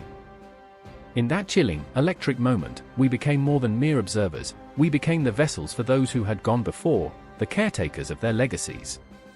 The storm raged on, but so did we, bound by grief, ignited by purpose, forever entwined in the haunting beauty of remembrance. The air was thick with smoke and the acrid smell of burning flesh. I stood frozen, heart hammering like a war drum, as the cries of the wounded pierced through the chaos. I remember the sound, like 1,000 souls screaming for justice, for peace, for a release that would never come. In that moment, time stretched, a taut string on the verge of snapping, and I felt it all, the fear, the desperation, the suffocating weight of history. Lining the narrow, dirt path were shadows, ghosts of those who had fallen, their eyes still searching the horizon for salvation that would never arrive. I remember Kai, his face streaked with blood and dirt, his breath ragged as he clutched his side, where a thin line of crimson blossomed. We were meant to be free, he gasped, struggling against the cascading pain, the truth of his words a bitter pill lodged in my throat. I wanted to scream, to shake him, to pull him back from the brink of despair, but I was paralyzed by an unseen force, the weight of history pressing down on my shoulders, binding me to this cursed land. It's all for nothing, he spat, his words laced with venom and despair. Freedom is a lie they sold us. And there was Lila, watching from a distance, her eyes wide, unblinking, as if the horrors unfolding before her were so grotesque that she feared the act of turning away would seal her fate. She was always the strong one, the one with the silver tongue and an unyielding spirit, but now she stood like a statue, frozen in a moment of disbelief. I remember how she used to smile, how her laughter would cut through the darkest of nights like a beacon. But now, that light was dimmed, the laughter choked out by the relentless tide of imperial ambition. Are we nothing more than pawns? She whispered, the question hanging heavy in the air, a damning indictment of the powers that sought to own our lives. In the distance, the battle raged on, the echo of gunfire a relentless reminder of our struggle, a symphony of violence that drowned out everything else. The drums of war beat on, relentless, and I felt the ground tremble beneath my feet, as if the earth itself were responding to the chaos we had unleashed. I remember thinking of the cities, once vibrant with culture, now reduced to smoldering ruins, their ghosts weaving through the ashes, trapped in a cycle of grief and rage. The shadows danced before me, whispering secrets of a time when we had dreams, when ambition was not a weapon but a promise. But promises are as fragile as glass, easily shattered under the weight of greed and entitlement. I remembered my father's stories of the past, of empires rising and falling like the tide, of dreams built upon the backs of the oppressed. The world is a stage, he would say, and we are but actors playing our parts in a tragedy. It was a lesson that echoed in my mind as I watched Kai struggle, felt Lila's despair seep into my bones. We were players in this grand spectacle of imperialism, forced to wear the masks of our oppressors while the world turned its back. The moon hung low in the sky, a cold sentinel watching over our plight, and I felt its gaze pierce through me, as if it sought to strip away the layers of denial that cloaked my heart. I remember the moment when fear turned to resolve, a flicker of defiance igniting within me like a flame against the dark. I reached out to Kai, my fingers trembling as I touched his shoulder. "We are not alone," I said, my voice barely above a whisper. "We will fight for our freedom, for those who came before us, for those who will come after." The words felt heavy, laden with the ghosts of 1,000 ancestors, urging me to rise, to act, to scream back at the heart of the storm. And then, the moment crystallized, the tension reached a fever pitch as the shadows around us coalesced into a storm, the air thick with an impending confrontation. I knew we were standing on the precipice, a cliff overlooking the abyss where history demanded a reckoning. In that instant, I felt the pulse of humanity, the heartbeat of those who had suffered, of those who had dreamed of a world untainted by the hand of tyranny. "We are the echoes of the past," I shouted, my voice cutting through the cacophony. "And we will not be silenced." Kai's eyes flickered with a spark of hope, and Lila stepped forward, the weight of her unyielding spirit igniting a fire within my chest. In that moment, I was no longer just an observer, no longer just a pawn on this bloodstained chessboard. We were warriors in our own right, bound by the threads of sorrow and strength, ready to confront the tide of imperialism that sought to sweep us away. The night wore on, the chaos swirling around us, and I felt the pull of destiny close in, a dark embrace that promised both pain and liberation. We stood together, 3 souls against an empire, hearts racing, breaths mingling in the air of desperation and resolve.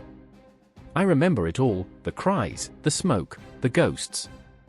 And as the horizon began to bleed into dawn, I understood that this battle was more than just a fight for land, it was a fight for our very souls, a testament to the resilience of the human spirit. We would not fade into the shadows, we would carve our names into the annals of history, as long as we breathed, as long as we dared to dream. Each heartbeat surged with the promise of revolution, and as the first light broke across the sky, I knew this was just the beginning. The ghosts would not remain silent, and neither would we.